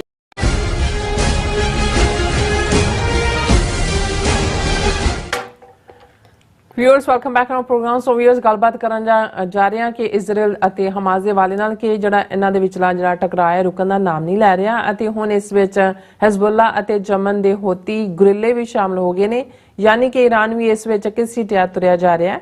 ਔਰ ਦੂਸਰੇ ਪਾਸੇ ਇੰਟਰਨੈਸ਼ਨਲ ਕੋਰਟ ਆਫ ਜਸਟਿਸ ਵਿੱਚ ਸਾਊਥ ਅਫਰੀਕਾ ਵੱਲੋਂ ਦਾਇਰ ਕੇਸ ਦੀ ਸੁਣਵਾਈ ਚੱਲ ਰਹੀ ਹੈ ਜਿਸ ਵਿੱਚ ਇਜ਼ਰਾਈਲ ਨੂੰ ਫਲਸਤੀਨੀਆਂ ਦੇ ਜੈਨੋਸਾਈਡ ਲਈ ਦੋਸ਼ੀ ਦੱਸਿਆ ਜਾ ਰਿਹਾ। ਸੋ ਇਸ ਬਾਰੇ ਆਪਾਂ ਗੱਲਬਾਤ ਕਰਨ ਜਾ ਰਹੇ ਹਾਂ। ਸੋ ਅਸੀਂ ਚਾਹਾਂਗੇ ਕਿ ਤੁਸੀਂ ਇਸ ਤਰ੍ਹਾਂ ਬਣੇ ਰਹਿਣਾ, ਦੇਖਣ ਸੁਣ ਲਈ ਜਾਂ ਲਿਖਣ ਲਈ ਤੁਹਾਡਾ ਸਭ ਦਾ ਬਹੁਤ ਬਹੁਤ ਧੰਨਵਾਦ ਜੀ। ਡਾਕਟਰ ਸਾਹਿਬ ਕੀ ਵਿਚਾਰਾਂ ਨੇ? ਦੇਖੋ 7 ਅਕਤੂਬਰ 2023 ਨੂੰ ਜਦੋਂ ਹਮਾਸ ਨੇ ਇਜ਼ਰਾਈਲ ਦੇ ਇੱਕ ਹਿੱਸੇ ਦੇ ਉੱਤੇ ਅਟੈਕ ਕਰਕੇ 1200-1300 ਇਜ਼ਰਾਈਲੀ ਮਾਰੇ, 300 ਦੇ ਕਰੀਬ ਕਿਡਨੈਪ ਕੀਤੇ ਔਰ ਕੁਝ ਦਿਨਾਂ ਬਾਅਦ ਇਜ਼ਰਾਈਲ ਨੇ ਫੁੱਲ ਸਕੇਲ ਵਾਰ ਹਮਾਸ ਦੇ ਉੱਤੇ ਥੋਪੀ और खास तौर पे एयर रेड्स और फिर बाद कुछ हफ्तियां बाद ग्राउंड तो शायद उन्होंने ये अंदाज़ा सी कि भी असी इन्ने पावरफुल है कि ये 2-3 हफ्तियां दी खेड मैक्सिमम होएगी और असी विद पावर बंदे भी छड़ा लांगे और ये गजा भी इन्हां तो जिहड़ा वो खाली करा लांगे। जो उन्हां the greater Israel the plan थल्ले पहला ही है कि भाई ये जिहड़े ਨੇ ਇਹਨਾਂ ਨੂੰ ਇੱਥੋਂ ਕੱਢਣੇ। ਪਰ ਜਿਸ ਤਿਆਰੀ ਦੇ ਨਾਲ ਹਮਾਸ ਨੇ ਪਹਿਲਾਂ ਸਭ ਨੂੰ ਚੁਕਾਇਆ, ਕਿਉਂਕਿ ਜਿਹੜੀ ਆਇਰਨ ਡੋਮ ਕਾਨਸੈਪਟ ਸੀ ਕਿ ਜੀ ਡਿਫੈਂਸ ਉਹਨਾਂ ਦਾ ਰੋਕ ਸਕਦਾ, ਉਹਨਾਂ ਨੇ ਇੰਨੀ ਵੱਡੀ ਗਿਣਤੀ 'ਚ ਮਿਜ਼ਾਈਲਾਂ ਦਾਗੀਆਂ ਜਾਂ ਰਾਕਟ ਦਾਗੇ ਕਿ ਉਹਨਾਂ ਨੇ ਜਾਨੀ ਨੁਕਸਾਨ ਵੀ ਕੀਤਾ। ਉਹਨਾਂ ਨੂੰ ਆਇਰਨ ਡੋਮ ਜਿਹੜਾ ਅਮਰੀਕਾ ਦਾ ਹੀ ਜਿਹੜਾ ਡਿਫੈਂਸ ਪੈਟਰੀਅਟ ਸਿਸਟਮ ਹੈ ਉਹ ਫੇਲ ਹੋਇਆ। ਔਰ ਫਿਰ ਜਿਵੇਂ ਉਹਨਾਂ ਨੇ ਜਦੋਂ ਗਰਾਊਂਡ ਟਰੂਪ ਵੀ ਗਏ, ਗਲੀ ਗਲੀ ਕੂਚੇ ਕੂਚੇ 'ਚ ਇਹਨਾਂ ਨੇ ਇਹ ਬਿਲਡਿੰਗਾਂ ਤਬਾਹ ਕਰਦੇ ਚਲੇ ਗਏ। ਔਰ ਅੱਜ ਹਾਲਾਤ 24-25 ਹਜ਼ਾਰ ਤੋਂ ਜ਼ਿਆਦਾ ਕਿਲ ਕੀਤੇ ਨੇ ਫਲਸਤੀਨੀ, ਜਿਨ੍ਹਾਂ 'ਚ ਬਹੁਤੇ ਬੀਬੀਆਂ ਬੱਚੇ ਨੇ, 60 ਹਜ਼ਾਰ ਤੋਂ ਜ਼ਿਆਦਾ ਜ਼ਖਮੀ ਨੇ, 12-13 ਲੱਖ ਜਿਹੜੇ ਨੇ ਉਹ ਬਿਲਕੁਲ ਬੇਘਰੇ ਕੀਤੇ ਨੇ। ਲੇਕਿਨ ਇਹਦੇ ਬਾਵਜੂਦ ਨਾ ਤਾਂ ਇਹ ਉੱਥੋਂ ਤੱਕ ਸੀਮਤ ਰਿਹਾ, ਕਿਉਂਕਿ ਇਜ਼ਰਾਈਲ ਨੇ ਫਿਰ ਕਿਵੇਂ ਜਾ ਕੇ ਲਬਨਾਨ ਦੇ ਵਿੱਚ ਹਮਾਸ ਦੇ ਜਿਹੜੇ ਨੇ ਉਹਨਾਂ ਨੂੰ ਨਿਸ਼ਾਨਾ ਬਣਾਇਆ। ਫਿਰ ਇਹ ਸਪਿਲ ਹੁੰਦੇ ਹੁੰਦੇ ਫਿਰ ਜਿਹੜੇ ਯਮਨ ਵਿਚਲੇ ਹੂਤੀ ਉਹਨਾਂ ਦੇ ਗੁਰਿਲੇ ਨੇ, ਕਿਉਂਕਿ ਇਸ ਗੱਲ ਦਾ ਧਿਆਨ ਰਹੇ ਕਿ ਤਿੰਨੋਂ ਹੀ ਜਿਹੜੀਆਂ ਪ੍ਰੋਮੀਨੈਂਟ ਆਰਗੇਨਾਈਜੇਸ਼ਨਸ ਐਕਟਿਵ ਨੇ, ਮਿਲੀਟੈਂਟ ਆਰਗੇਨਾਈਜੇਸ਼ਨਸ। ਹਾਲਾਂਕਿ ਹੂਤੀ ਵਾਲਿਆਂ ਦਾ ਤਾਂ ਸਾਊਦੀ ਅਰੇਬੀਆ ਨਾਲ ਹੀ ਟਕਰਾਅ ਸੀ, ਉਹ ਕੋਈ ਇਜ਼ਰਾਈਲ ਵਾਲੇ 'ਚ ਨਹੀਂ ਸੀ, ਪਰ ਹੁਣ ਉਹ ਵੀ ਘੜੀਸੇ ਚਲੇ ਆਏ। ਹਮਾਸ ਹੋਏ ਜਾਂ ਲੈਬਨਾਨ ਦੇ ਵਿੱਚ ਹਿਜ਼ਬੁੱਲਾ ਹੋਏ, ਇਹ ਤਿੰਨੋਂ ਹੀ ਈਰਾਨ ਬੈਕਡ ਨੇ। ਔਰ ਇਹ ਜਦੋਂ ਇਹਦਾ ਸਪਰੈਡ ਨਾਲ ਨਾਲ ਹੁੰਦਾ ਚਲਾ ਗਿਆ, ਉਹਦੇ 'ਚ ਜਿਹੜੀ ਰੈੱਡ ਸੀ ਦੇ ਵਿੱਚ ਔਰ ਉਸ ਮੈਡੀਟਰੇਨੀਅਨ ਔਰ ਦੂਸਰੇ ਖਿੱਤਿਆਂ 'ਚ ਜਿਹੜੇ ਸਮੁੰਦਰੀ ਜਹਾਜ਼ ਨੇ ਉਹਨਾਂ ਦੇ ਉੱਤੇ ਹੂਤੀ ਗੁਰੂਲਿਆਂ ਦਾ, ਦੂਜਾ ਅਮਰੀਕਾ UK ਨੇ ਹੁਣ ਕਾਊਂਟਰ ਕਰਦਿਆਂ ਮਿਜ਼ਾਈਲਾਂ ਮਾਰੀਆਂ ਨੇ। ਔਰ ਈਰਾਨ ਵੀ ਵਿੱਚ ਘੜੀਸਦਾ ਚਲਾ ਜਾ ਰਿਹਾ। ਔਰ ਈਰਾਨ ਨੇ ਜਿਹੜਾ ਇਸ ਦਾ ਨੋਟਿਸ ਚੰਗੀ ਤਰ੍ਹਾਂ ਲਿਆ। ਔਰ ਅਮਰੀਕਾ ਵੀ ਨਹੀਂ ਚਾਹੁੰਦਾ ਵੀ ਈਰਾਨ ਫੁੱਲ ਸਕੇਲ ਹਾਲਾਂਕਿ ਇਜ਼ਰਾਈਲ ਉਹਨੂੰ ਖਿਲਾਰਨਾ ਚਾਹੁੰਦਾ। ਇਜ਼ਰਾਈਲ ਨੂੰ ਇਹ ਪਤਾ ਹੈ ਕਿ ਨੈਕਸਟ ਪੋਟੈਂਸ਼ੀਅਲ ਈਰਾਨ ਦੇ ਵਿੱਚ ਆ, ਉਹ ਤਾਂ ਸਮਝਦਾ ਹੈ ਕਿ ਈਰਾਨ ਵਿੱਚੇ ਘੜੀਸਿਆ ਔਰ ਅਮਰੀਕਾ ਨੂੰ ਇਵੇਂ ਲੱਗਿਆ ਕਿ ਵੀ ਉਹਨਾਂ ਨੇ ਇਹਨੂੰ ਜਿਹੜਾ ਉਹ ਡਿਸਟਰੋਏ ਕਰਨਾ ਈਰਾਨ ਨੂੰ, ਜਿਵੇਂ ਜੋ ਹਾਲ ਇਰਾਕ ਦਾ ਕੀਤਾ। ਹਾਲਾਂਕਿ ਈਰਾਨ ਇਰਾਕ ਨਹੀਂ ਹੈਗਾ, ਇਸ ਗੱਲ ਦਾ ਉਹਨਾਂ ਨੂੰ ਭੁਲੇਖਾ ਨਹੀਂ ਰਹਿਣਾ ਚਾਹੀਦਾ। ਔਰ ਅਸੀਂ ਇਹ ਦੇਖ ਰਹੇ ਹਾਂ ਵੀ ਇਸੇ ਦੌਰਾਨ ਹੀ ਜੈ ਸ਼ੰਕਰ ਦੌੜਿਆ ਈਰਾਨ ਗਿਆ। ਔਰ ਇਹ ਜ਼ਾਹਰ ਹੈ ਵੀ ਇਹ ਅਮਰੀਕਾ ਨੇ ਹੀ ਜਿਹੜਾ ਉਹ ਡਿਪਲੋਮੇਸੀ ਵੀ ਯੂਜ਼ ਕਰ ਰਹੇ ਨੇ, ਕੋਈ ਨਾ ਕੋਈ ਈਰਾਨ ਨੂੰ ਠੰਡਾ ਵੀ ਰੱਖਣਾ ਚਾਹੁੰਦੇ ਨੇ। ਪਰ ਈਰਾਨ ਨੇ ਅੱਗੋਂ ਵੀ ਅੱਖਾਂ ਦਿਖਾਈਆਂ ਉਹਨਾਂ ਦੇ ਪ੍ਰੈਜ਼ੀਡੈਂਟ ਨੇ ਜੈ ਸ਼ੰਕਰ ਨੂੰ ਕਿ ਚਾਬਹਾਰ ਔਰ ਦੂਸਰੇ 'ਚ ਤੁਸੀਂ ਜਿਹੜਾ ਇਨਵੈਸਟ ਕਰਨਾ ਸੀ ਉਹ ਕਿੱਥੇ ਹੈ, ਤੁਹਾਡਾ ਕੀ ਰੋਲ ਹੈ, ਤੁਸੀਂ ਕੀ ਕਰ ਰਹੇ ਹੋ। ਹੁਣ ਇਹ ਵੀ ਨਾਲ ਨਾਲ ਚੱਲ ਰਿਹਾ, ਪਰ ਨਾਲ ਦੀ ਨਾਲ ਇਹ ਫੀਅਰ ਵੀ ਚੱਲ ਰਿਹਾ ਕਿ ਭਾਈ ਇਹ ਜੇ ਈਰਾਨ ਵਿੱਚ ਡਰੈਗ ਹੋਇਆ ਤੇ ਫਿਰ ਤਾਂ ਇਹਨੂੰ ਕੋਈ, ਔਰ ਈਰਾਨ ਨੇ ਜਦੋਂ ਇਹਨਾਂ ਦੇ ਉੱਤੇ ਅਮਰੀਕਾ UK ਨੇ ਮਿਜ਼ਾਈਲਾਂ ਮਾਰੀਆਂ, ਉਹਨਾਂ ਨੇ ਈਰਾਨ ਨੇ ਸਾਊਦੀ ਅਰੇਬੀਆ ਔਰ ਦੂਸਰਿਆਂ ਨੂੰ ਵਾਰਨਿੰਗ ਦੇ ਦਿੱਤੀ ਕਿ ਵੀ ਜੇ ਤੁਸੀਂ ਆਪਣਾ 에ਅਰ ਸਪੇਸ ਜਾਂ ਦੂਜਾ ਦਿੱਤਾ ਫਿਰ ਅਸੀਂ। ਸੋ ਇਸ ਵੇਲੇ ਜਿਵੇਂ ਇਹ ਕਹੋ ਵੀ ਇਹ ਇੰਨੀ ਟਾਈਟ ਰੋਪ ਵਾਕ ਹੈ ਕਿ ਇਹਦੇ 'ਚ ਕਿਸੇ ਵੇਲੇ ਵੀ ਐ ਥੋੜਾ ਜਿਹਾ ਹੋਇਆ ਸਭ ਕੁਝ ਹੀ ਜਿਹੜਾ ਉਹ ਦੂਜੇ ਪਾਸੇ ਜਾ ਸਕਦਾ ਹੈ। ਹੁਣ ਇੱਕ ਪਾਸੇ ਜਿਹੜੀ ਲੌਬੀ ਵਿਦਨ ਕੰਟਰੀਜ਼ ਵੀ ਚੱਲ ਰਹੀ ਹੈ, ਜਿਹਦੇ 'ਚ ਇਜਿਪਟ ਨੇ ਰੋਲ ਅਦਾ ਕੀਤਾ ਜਾਂ ਕਰ ਰਿਹਾ, ਕਤਰ ਕਰ ਰਿਹਾ ਕਿ ਇਜ਼ਰਾਈਲ ਨੂੰ ਰੋਕਿਆ ਜਾਏ, ਟੈਂਪਰੇਰੀ ਜੰਗਬੰਦੀ ਹੋਏ ਜਿਹੜਾ ਇਸ ਵਾਰ ਦੇ ਵਿੱਚ। ਲੇਕਿਨ ਇਜ਼ਰਾਈਲ ਆਪਣੀ, ਕਿਉਂਕਿ ਉਹਨਾਂ ਦਾ ਮਿਸ਼ਨ ਤਾਂ ਕੋਈ ਵੀ ਪੂਰਾ ਨਹੀਂ ਹੋਇਆ, ਨਾ ਉਹ ਹਮਾਸ ਨੂੰ ਜਿਹੜਾ ਐਲੀਮੀਨੇਟ ਕਰ ਸਕੇ, ਨਾ ਹੀ ਆਪਣੇ ਅਜੇ ਵੀ ਸ਼ਾਇਦ 150 ਤੋਂ ਜ਼ਿਆਦਾ ਬੰਦਾ ਉਹਨਾਂ ਦੇ ਕਿਡਨੈਪ ਜਿਹੜੇ ਕੀਤੇ ਹੋਏ ਨੇ ਉਹ ਹਮਾਸ ਨਾ ਉਹਨਾਂ ਨੂੰ ਛਡਾ ਸਕੇ। ਹੁਣ ਇਹਨਾਂ ਹਾਲਾਤਾਂ ਦੇ ਚੱਲਦਿਆਂ ਜਿਹੜਾ ਇੱਕ ਡੇਅਰਿੰਗ ਕਦਮ ਜਿਹਦਾ ਅਸੀਂ ਅੱਗੇ ਵੀ ਜ਼ਿਕਰ ਕੀਤਾ ਸੀ, ਸਾਊਥ ਅਫਰੀਕਾ ਨੇ ਲਿਆ। ਉਹਨਾਂ ਨੇ ਇੰਟਰਨੈਸ਼ਨਲ ਕੋਰਟ ਆਫ ਜਸਟਿਸ ਜਿਹੜੀ ਯੂਨਾਈਟਿਡ ਨੇਸ਼ਨਸ ਦੀ ਲੀਗਲ ਆਰਮ ਹੈ, ਉਹਦੇ 'ਚ ਇਜ਼ਰਾਈਲ ਦੇ ਖਿਲਾਫ ਮੁਕੱਦਮਾ ਦਾਇਰ ਕੀਤਾ ਕਿ ਭਾਈ ਇਹ ਜਿਹੜਾ ਇਜ਼ਰਾਈਲ ਹੈ ਇਹ ਨਸਲਕੁਸ਼ੀ ਕਰ ਰਿਹਾ, ਇਸ ਨੇ ਫਲਸਤੀਨੀਆਂ ਦੀ ਜਿਹੜੀ ਹੈ ਉਹ ਨਸਲਕੁਸ਼ੀ ਲਗਾਤਾਰਤਾ ਦੇ ਨਾਲ ਉਹਨਾਂ ਦੀ ਕੀਤੀ ਹੈ। ਔਰ ਇਜ਼ਰਾਈਲ ਨੂੰ ਹਾਲਾਂਕਿ ICJ 'ਚ ਇਸ ਕਿਸਮ ਦੇ ਮੁਕੱਦਮੇ ਚੱਲਦੇ ਆ ਜਾਂ ਫੈਸਲਾ ਆਉਂਦੇ ਆ ਕਈ ਸਾਲ ਲੱਗ ਸਕਦੇ ਨੇ, ਪਰ ਉਹਨਾਂ ਨੇ ਮੰਗ ਕੀਤੀ ਹੈ ਕਿ ICJ ਟੈਂਪਰੇਰੀ ਸੀਜ਼ਫਾਇਰ ਦਾ ਹੁਕਮ ਦੇ। ਔਰ ਕਮਾਲ ਹੈ ਵੈਸੇ ਸਾਊਥ ਅਫਰੀਕਾ ਦੇ ਵਕੀਲਾਂ ਨੇ ਔਰ ਜਿਵੇਂ ਉਹਨਾਂ ਨੇ ਕੇਸ ਪ੍ਰੈਜ਼ੈਂਟ ਕੀਤਾ ਹੈ। ਔਰ ਸਾਊਥ ਅਫਰੀਕਾ ਕੋਈ ਮੁਸਲਿਮ ਮੁਲਕ ਨਹੀਂ ਹੈ, ਇਹ ਕੰਮ OIC ਜਾਂ ਦੂਜਿਆਂ ਦਾ ਕਰਨਾ ਬਣਦਾ ਸੀ। ਹਾਲਾਂ ਜਦੋਂ ਹੁਣ ਇਹ ਟ੍ਰਾਇਲ 'ਚ ਗਿਆ ਹੀ ਹੈ, ਅਮਰੀਕਾ ਨੇ ਵੀ ਉਹਨੂੰ ਰਿਜੈਕਟ ਕਰ ਦਿੱਤਾ ਕਿ ਜੀ ਇਹ ਰਿਡੀਕਿਊਲ, ਜਰਮਨ ਨੇ ਵੀ ਡਿਸਟੈਂਸ ਕਰ ਲਿਆ, ਯੂਕੇ ਨੇ ਵੀ ਕਰ, ਇਹ ਸਾਰੀਆਂ ਤਾਕਤਾਂ ਜਿਹੜੀਆਂ ਇਜ਼ਰਾਈਲ ਦੇ ਨਾਲ ਜੁੜੀਆਂ ਹੋਈਆਂ ਨੇ, ਇਹਨਾਂ ਨੂੰ ਵੀ ਬਹੁਤ ਤਕਲੀਫ ਹੈ ਕਿ ਜੀ ਇਹ ਨਹੀਂ ਇਹ ਜੈਨੋਸਾਈਡ ਨਹੀਂ, ਇਹ ਤਾਂ ਹਮਾਸ ਨਹੀਂ ਕੀਤਾ ਤੇ ਫਲਾਣਾ ਕੀਤਾ। ਪਰ OIC ਤੋਂ ਇਲਾਵਾ ਮੈਂ ਸਮਝਦਾ ਵੀ ਜਦੋਂ ਅਸੀਂ ਮੋਰਲ ਕਰੇਜ ਦੀ ਗੱਲ ਕਰਦੇ ਹਾਂ, ਹਾਲਾਂ ICJ ਦਾ ਡਿਸੀਜਨ ਕੋਈ ਉਹਦੇ ਕੋਲ ਫੌਜ ਨਹੀਂ ਹੈ UN ਕੋਲ ਕਿ ਉਹਨੇ ਇੰਪਲੀਮੈਂਟ ਕਰਨਾ, ਲੇਕਿਨ ਜਦੋਂ ਤੁਸੀਂ ਮੋਰਲ ਰਾਈਟਨੈਸ ਕਹਿੰਦੇ ਹੋ, ਇਖਲਾਕੀ ਟਰੂਥ, ਕੱਲ ਹੀ ਜਿਹੜਾ ਕੱਲ ਸੀ ਜਾਂ ਪਰਸੋਂ ਸੈਚਰਡੇ ਬਹੁਤ ਵੱਡਾ ਪ੍ਰੋਟੈਸਟ ਫਲਸਤੀਨੀਆਂ ਦੇ ਹੱਕ ਦੇ ਵਿੱਚ ਵਾਸ਼ਿੰਗਟਨ DC 'ਚ ਹੋਇਆ, 2 ਲੱਖ ਤੋਂ ਜ਼ਿਆਦਾ ਲੋਕਾਂ ਦੀ ਪਾਰਟਿਸਿਪੇਸ਼ਨ ਸੀ। ਲੰਡਨ 'ਚ ਵੀ ਹੋਇਆ। ਇੱਕ ਸਿੱਖ ਬੱਚੇ ਦੀ ਪਿਕਚਰ, ਇਹ ਸ਼ਾਇਦ ਕੈਨੇਡਾ ਦੀ ਹੈ ਜਾਂ ਕਿੱਥੋਂ ਦੀ ਹੈ, ਮੈਂ ਟੈਕਨੀਕਲ ਟੀਮ ਨੂੰ ਕਹਾਂਗਾ ਜੇ ਦਿਖਾ ਸਕਣ, ਉਹਨੇ ਗੱਲ ਦੇ ਵਿੱਚ ਪਾਇਆ ਹੋਇਆ ਕਿ ਵੀ ਸਪੋਰਟ ਫਲਸਤੀਨੀਅਨਸ। ਸੋ ਇਹ ਦਰਸ਼ਕ ਦੇਖ ਸਕਦੇ ਨੇ ਪਿਕਚਰ। ਹੁਣ ਇਸ ਤੋਂ ਇਲਾਵਾ ਮੈਂ ਜਿਹੜੀ ਮੋਰਲ ਸਟਰੈਂਥ ਦੀ ਗੱਲ ਕਰਦਾ ਹਾਂ ਕਿ ਬਈ ਉਹਦੇ 'ਚ Malaysia, turkey, Bolivia, Nicaragua, Maldives, ਛੋਟਾ ਜਿਹਾ ਮੁਲਕ 4-5 ਲੱਖ ਦਾ, ਜਿਹੜਾ ਇੰਡੀਆ ਨੂੰ ਵੀ ਉਹਨੇ ਕਿਹਾ ਮਾਲਦੀਵ ਤੇ ਮੋਜ਼ਸ ਨੂੰ ਕਿ ਵੀ ਐਵੇਂ ਨਾ ਤੁਸੀਂ ਵੱਡੀ ਆਪਣੀ ਗਿਣਤੀ ਦਾ ਕਰਕੇ ਦਾ ਮਤਲਬ ਇਹ ਨਹੀਂ ਵੀ ਤੁਸੀਂ ਸਾਡੇ ਤੇ ਧੌਂਸ ਜਮਾ ਸਕਦੇ ਹੋ। ਔਰ ਮਾਲਦੀਵਸ ਦੇ ਉਹ ਜਿਹੜੇ 3 ਡਿਪਟੀ ਮਿਨਿਸਟਰਾਂ ਨੇ ਮੋਦੀ ਦਾ ਮਜ਼ਾਕ ਉਡਾਇਆ ਸੀ, ਉਹਨੇ ਕਿਹਾ ਸੀ ਪਪਟ ਆਫ ਇਜ਼ਰਾਈਲ। ਔਰ ਇਹਨਾਂ ਵੀ ਮਾਲਦੀਵਸ ਨੇ ਵੀ ਇਸ ਟ੍ਰਾਇਲ 'ਚ ਸਾਊਥ ਅਫਰੀਕਾ ਦੀ ਸਪੋਰਟ ਕੀਤੀ ਹੈ। Venezuela, Namibia, Jordan, Morocco, Iran, Bangladesh, Pakistan, Saudi Arabia. ਹੁਣ ਇੱਕ ਪਾਸੇ ਤਾਂ ਅਸੀਂ ਸਮਝਦੇ ਹਾਂ ਕਿ ਬਈ ਇਹ ਮੋਰਲ ਸਟਰੈਂਥ ਹੈ ਇਹਨਾਂ ਦੀ, ਔਰ ਉਸ ਮੁਕਦਮੇ ਦੇ ਵਿੱਚ ਇਜ਼ਰਾਈਲ ਨੇ ਇਜ਼ਰਾਈਲ ਦੇ ਖਿਲਾਫ ਸਾਊਥ ਅਫਰੀਕਾ ਨੇ ਜੈਨੋਸਾਈਡਲ ਐਕਟਸ ਕਿਹਾ, ਔਰ ਉਹਦੇ 'ਚ ਉਹਨਾਂ ਨੇ ਕਿਹਾ ਕਿ ਵੀ Israel is subjecting Palestinians to genocide acts and demanded that UN's top court order an emergency suspension of Israel's devastating military campaign in Gaza, कि वो declare करे कि भाई असीं इनू कीता जाए। The intent to destroy Gaza has been nurtured at the highest level of state, ਇਹ ਉਹਨਾਂ ਦੇ ਐਡਵੋਕੇਟ ਨੇ ਸਾਊਥ ਅਫਰੀਕਾ 'ਚ ਕਿਹਾ। ਸਾਊਥ ਅਫਰੀਕਾ ਦੇ ਉਹਨਾਂ ਨੇ ਕਿਹਾ ਕਿ ਬਈ ਇਹ ਜਿਹੜੇ ਨੇ the Israel's political and military leaders including Prime Minister Benjamin Netanyahu, were among the genocidal inciters.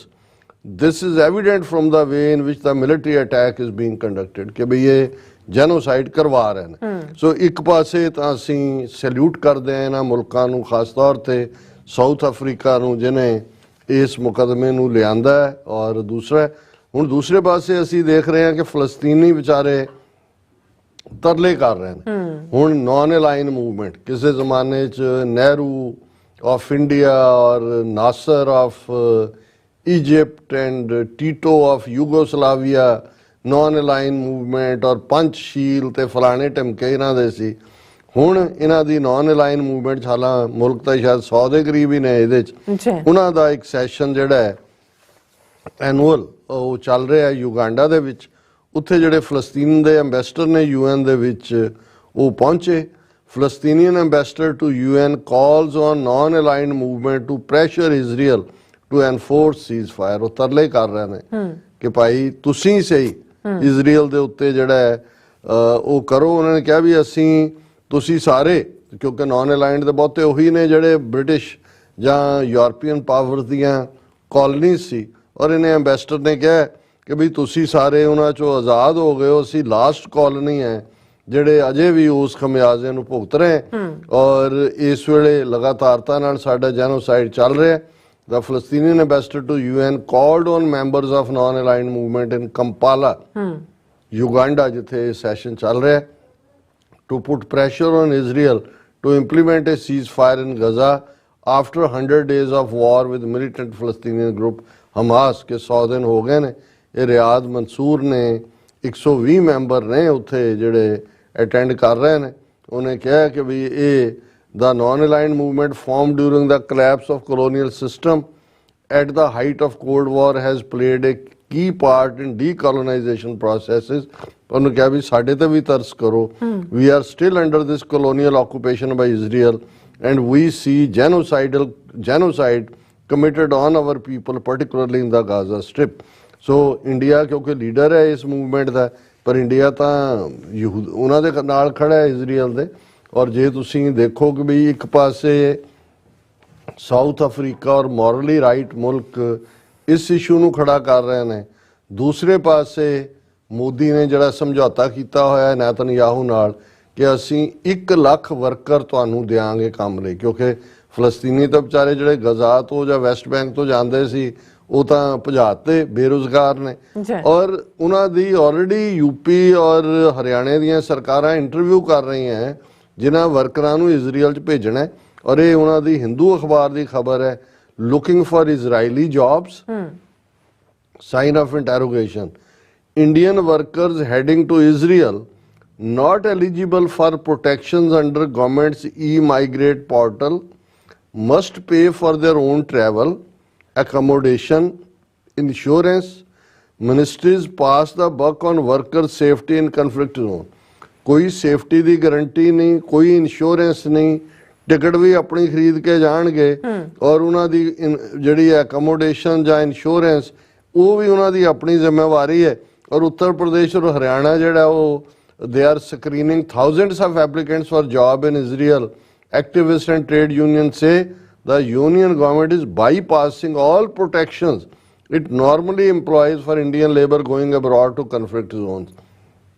ਕਿ ਆਮ ਤੌਰ ਤੇ ਕਨਫਲਿਕਟ ਜ਼ੋਨ 'ਚ ਜਦੋਂ ਜਾਂਦੇ ਨੇ ਆ ਸਾਰੀਆਂ ਸਹੂਲਤਾਂ ਹੁੰਦੀਆਂ ਨੇ, ਪਰ ਤੁਸੀਂ ਬੇਸ਼ਰਮੀ ਦੇਖੋ ਕਿ ਇੱਕ ਪਾਸੇ ਦੁਨੀਆ ਦਾ ਇੱਕ ਵੱਡਾ ਹਿੱਸਾ ਜਿਹੜਾ ਇਖਲਾਕੀ ਤੌਰ ਤੇ ਰਾਈਟ ਹੈ, ਨਾਟ ਜਿਹੜੇ ਵੱਡੀਆਂ ਪਾਵਰ ਜਿਨ੍ਹਾਂ ਨੇ ਹਥਿਆਰ ਵੇਚਣੇ ਨੇ ਜਾਂ ਇਜ਼ਰਾਈਲ ਦੇ ਨਾਲ ਖੜੇ ਨੇ, ਉਹ ਤਾਂ ਆਵਾਜ਼ ਚੁੱਕ ਰਹੇ ਨੇ ਤੇ ਇਹ ਉੱਥੇ ਆਪਣੇ ਬੰਦੇ ਮਰਨ ਲਈ ਭੇਜ ਰਹੇ ਨੇ ਉਸ ਦੇ ਲਈ। ਹੁਣ ਜਦੋਂ ਅਸੀਂ ਇਹ ਕਹਿੰਦੇ ਆ ਕਿ ਭਾਈ ਇਹ ਸਭ ਰਾਈਟ ਵਿੰਗਰ ਇੱਕ ਪਾਸੇ ਇਕੱਠੇ ਹੋਏ ਨੇ ਔਰ ਇਹਨਾਂ ਦਾ ਏਜੰਡਾ ਕੋਈ ਹੋਰ ਹੈ, ਵਿਜ਼ੀਬਲ ਕੋਈ ਹੋਰ ਹੈ, ਤੇ ਇਸ 'ਚ ਕੋਈ ਅਤਕਥਨੀ ਨਹੀਂ ਹੈ। ਤੁਸੀਂ ਭਾਰਤ ਦਾ ਸਟੈਂਡ ਯੂਕਰੇਨ ਰਸ਼ੀਆ ਮੁੱਦੇ ਤੇ ਦੇਖ ਲਓ ਕਿ ਕਿਵੇਂ ਯੂਕਰੇਨੀਅਨਸ ਨਾਲ ਵੱਲ ਪਿੱਠ ਕਰੀ ਰੱਖੀ, ਰਸ਼ੀਆ ਨੂੰ ਕੰਡੈਮ ਤੱਕ ਨਹੀਂ ਕੀਤਾ। ਔਰ ਇਹਦੇ ਬਾਵਜੂਦ ਕਿ ਭਾਈ ਚਲੋ ਸਮਝ ਆ ਸਕਦਾ ਤੁਸੀਂ ਜਿਹੜਾ ਉਹ ਇਜ਼ਰਾਈਲ ਦੇ ਨਾਲ ਹੀ ਖਲੋਤੇ ਹੋ, ਤਬਾਹੀ ਹੋ ਰਹੀ ਹੈ, ਜੈਨੋਸਾਈਡ ਦਾ ਕੇਸ ICJ 'ਚ ਆਇਆ ਹੋਇਆ, ਲੇਕਿਨ ਤੁਸੀਂ ਆਪਣੇ ਬੰਦੇ ਉੱਥੇ ਮਰਨ ਲਈ ਭੇਜ ਰਹੇ ਹੋ। ਉਹਨੂੰ ਇਹ ਕਹਿਣ ਨੂੰ ਤਿਆਰ ਨਹੀਂ ਹੋ ਕਿ ਭਾਈ ਇਸ ਨੂੰ ਟੈਂਪਰਰੀ ਹਾਲਟ ਕਰੋ, ਕਿਉਂਕਿ ਜਿਹੜੀਆਂ ਕੈਜੁਅਲਟੀਜ਼ ਹੋ ਰਹੀਆਂ ਨੇ ਉਹਨਾਂ 'ਚ 2/3 ਔਰਤਾਂ ਔਰ ਬੱਚੇ ਨੇ।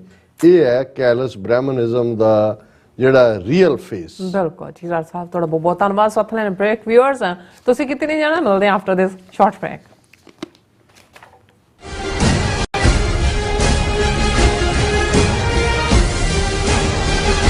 ਕੀ ਤੁਸੀਂ ਆਪਣੇ ਟੈਕਸਸ ਨੂੰ ਲੈ ਕੇ ਚਿੰਤਤ ਹੋ?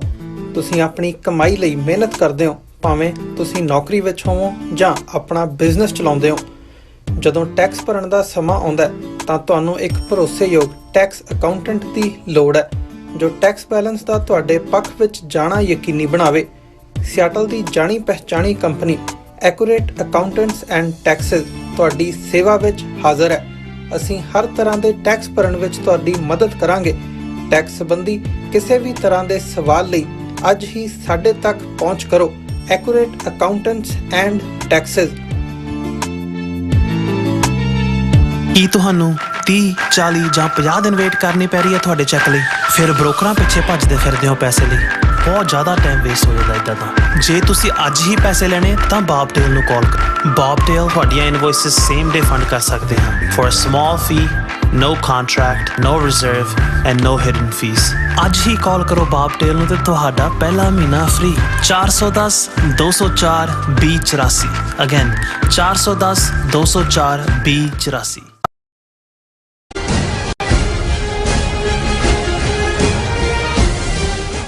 Viewers welcome back to programme. So viewers end ਵਾਲੇ ਸੈਕਸ਼ਨ ਵਿੱਚ ਆਪਾਂ ਪਹੁੰਚ ਚੁੱਕੇ ਹਾਂ। ਇਸ ਵਿੱਚ ਆਪਾਂ ਲਿਖਤਾਂ ਔਰ ਜਿਹੜੇ ਤੁਹਾਡੇ ਕਮੈਂਟ ਹੁੰਦੇ ਨੇ ਲਾਈਵ ਉਹ ਲੈਣ ਜਾ ਰਹੇ ਹਾਂ, ਨਾਲ ਹੀ ਗੁਰਬਾਣੀ ਵਿਚਾਰਾਂ ਹੋਣਗੀਆਂ।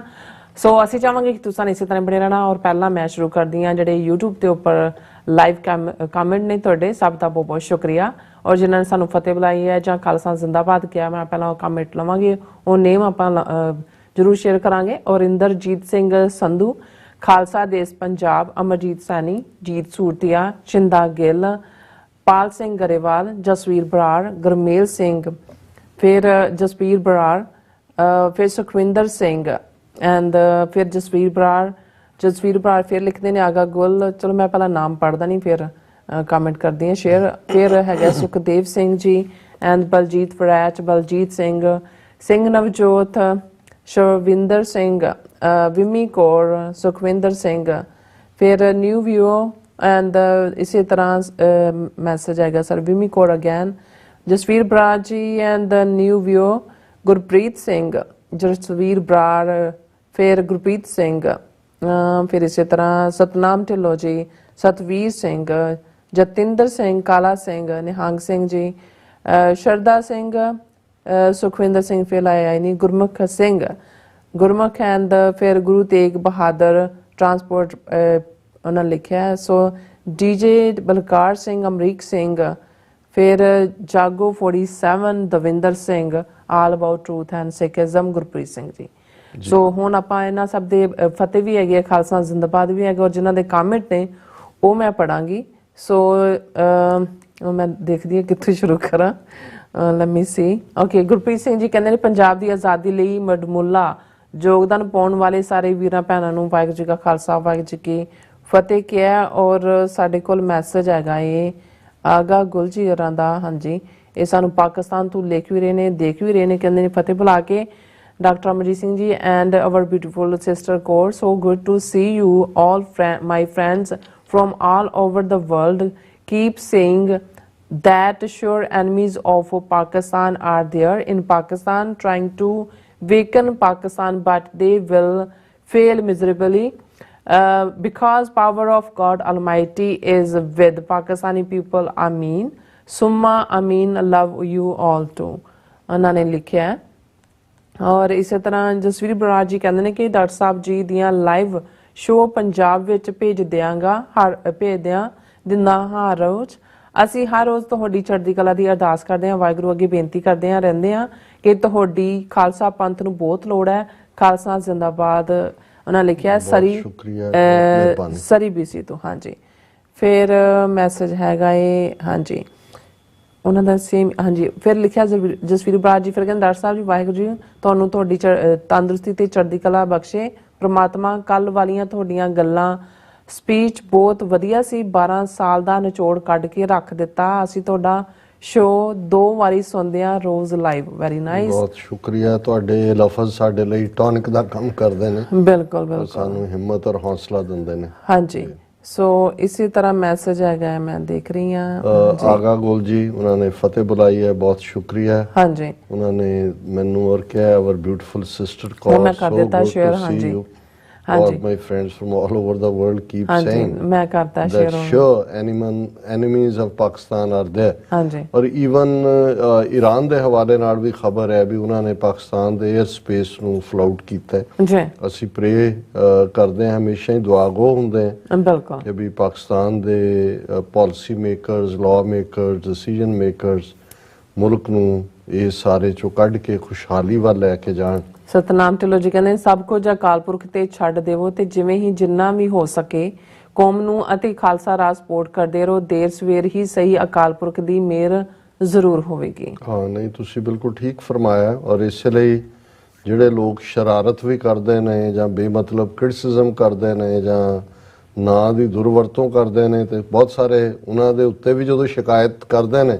ਮੇਰਾ ਇਹ ਕਹਿਣਾ ਹੁੰਦਾ ਹੈ ਕਿ ਭਾਈ ਜਿਤ ਜਿਤ ਲਾਏ ਤਿਤ ਲਗੇ ਹਰ ਨਾਥ, ਨਾਨਕ ਇਨ ਕੇ ਕਛੂ ਨਾ ਹਾਥ। ਕਿ ਇਹਨਾਂ ਵਿਚਾਰਿਆਂ ਦੇ ਹੱਥ ਹੀ ਕੁਝ ਨਹੀਂ ਹੈ, ਇਹ ਇੰਨੇ ਜੋਗੇ ਹੀ ਨੇ। ਬਿਲਕੁਲ। ਸਤਵੀਰ ਸਿੰਘ ਨੂੰ ਉਹਨਾਂ ਨੂੰ ਮੇਰੇ ਨਾਲ ਪ੍ਰੋਬਲਮ, ਕਹਿੰਦੇ do you don't have any good anchor and expert with good knowledge.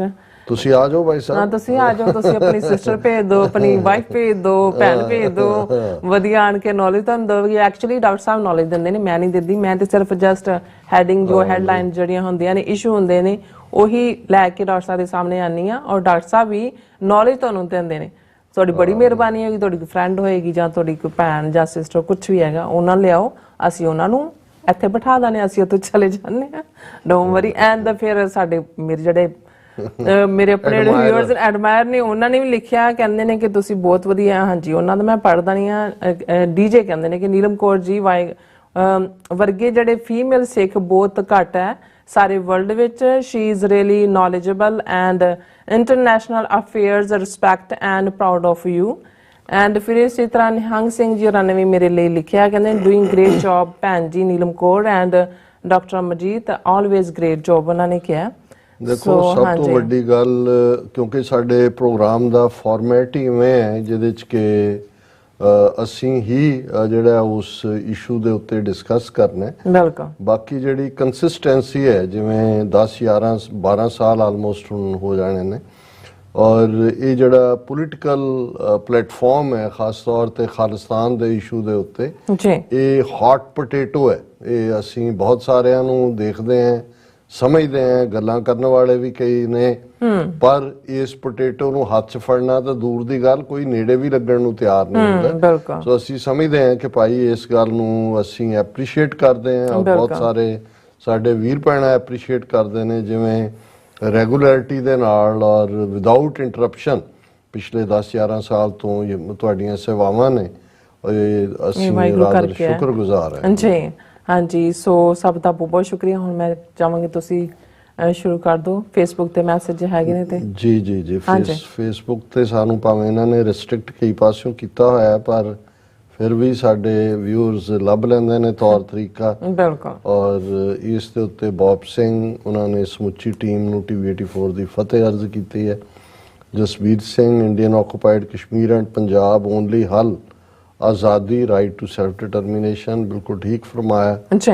Muhammad Anwar, Himmat Singh, Bob Singh, ਫਿਰ ਉਹਨਾਂ ਨੇ ਜਿਹੜਾ ਹੈ ਉਹ ਫਤਿਹ, ਔਰ ਜਸਬੀਰ ਸਿੰਘ, ਦਵਿੰਦਰ ਸੰਧੂ, ਲਵੀ ਸਿੰਘ, ਉਹਨਾਂ ਨੇ ਮੈਲਬੌਰਨ ਤੋਂ ਲਿਖਿਆ, ਲਵੀ ਸਿੰਘ ਜੀ ਨੇ, ਚੜ੍ਹਦੀ ਕਲਾ। ਪ੍ਰਭਦਿਆਲ ਸਿੰਘ, ਪ੍ਰਭਜੀਤ ਸਿੰਘ, ਮੌਂਟਰੀਆਲ, ਜ਼ਿੰਦਾਬਾਦ ਤਾਂ ਗੁਰੂ ਦਾ ਨਾਂ ਹੈ, ਅਸੀਂ ਤਾਂ ਝੰਡਾ ਬਰਦਾਰ ਹੈ। ਬੌਬ ਸਿੰਘ ਹੋਰਾਂ ਨੇ ਲਿਖਿਆ ਵੀ ਇਜ਼ਰਾਈਲ ਭਾਰਤ ਦਾ ਉਹ ਰਿਸ਼ਤਾ ਹੈ ਜੋ ਸਾਡੀ ਆਮ ਕਹਾਵਤ ਹੈ, ਚੋਰ ਚੋਰ ਮਾਸੀ ਦੇ ਪੁੱਤ। ਹਾਲਾਂਕਿ ਇਸਰਾਈਲ ਭਾਰਤੀ ਪਈਏ ਹੋਰਾਂ ਤੇ ਥੁੱਕਣਗੇ ਵੀ ਨਹੀਂ। ਭਾਰਤ ਲਈ 1 ਲੱਖ ਕੀ 10 ਲੱਖ ਭਈਆ ਵੀ ਇਜ਼ਰਾਈਲ ਦੇ ਮੱਥੇ ਮਾਰ ਸਕਦੇ ਨੇ। ਭੁੱਖ ਨੰਗ ਭਾਰਤ ਤੇ ਉਹਨਾਂ ਦੀ ਭਾਰਤ ਮਾਤਾ। ਔਰ ਜ਼ਾਹਰ ਹੈ ਕਿ ਵੀ ਇਹ ਜਿਵੇਂ ਕਨਫਲਿਕਟ ਜ਼ੋਨ ਦੇ ਵਿੱਚ ਉਹਨਾਂ ਨੂੰ ਧੱਕ ਰਹੇ ਨੇ, ਜਦੋਂ ਉੱਥੋਂ ਡੈਡ ਬੋਡੀਜ਼ ਆਈਆਂ ਫਿਰ ਚੀਕਾਂ ਮਾਰਨਗੇ ਕਿ ਜੀ ਸਾਡੇ ਮਰਵਾਤ ਤੇ। ਹਾਲ ਦੀ ਘੜੀ ਤਾਂ ਉਹਨਾਂ ਨੂੰ ਲੱਗਦਾ ਵੀ ਅਸੀਂ ਇਜ਼ਰਾਈਲ ਨੂੰ ਖੁਸ਼ ਕਰ ਰਹੇ ਹਾਂ। ਬਿਲਕੁਲ। ਰਵਨੀਤ ਸਿੰਘ ਹੋਰਾਂ ਨੇ ਫਤਿਹ ਬੁਲਾਈ ਹੈ। ਉਹਨਾਂ ਨੇ ਕਿਹਾ ਕਿ ਜੀ black coat is looking good on you, doing a great job, I admire your honest dedication towards independence of Sikh nation। ਬਹੁਤ ਸ਼ੁਕਰੀਆ ਰਵਨੀਤ ਸਿੰਘ ਜੀ। ਅਸੀਂ ਸਾਰੇ ਹੀ ਇੱਕੋ ਰਸਤੇ ਦੇ ਪਾਂਧੀ ਹਾਂ।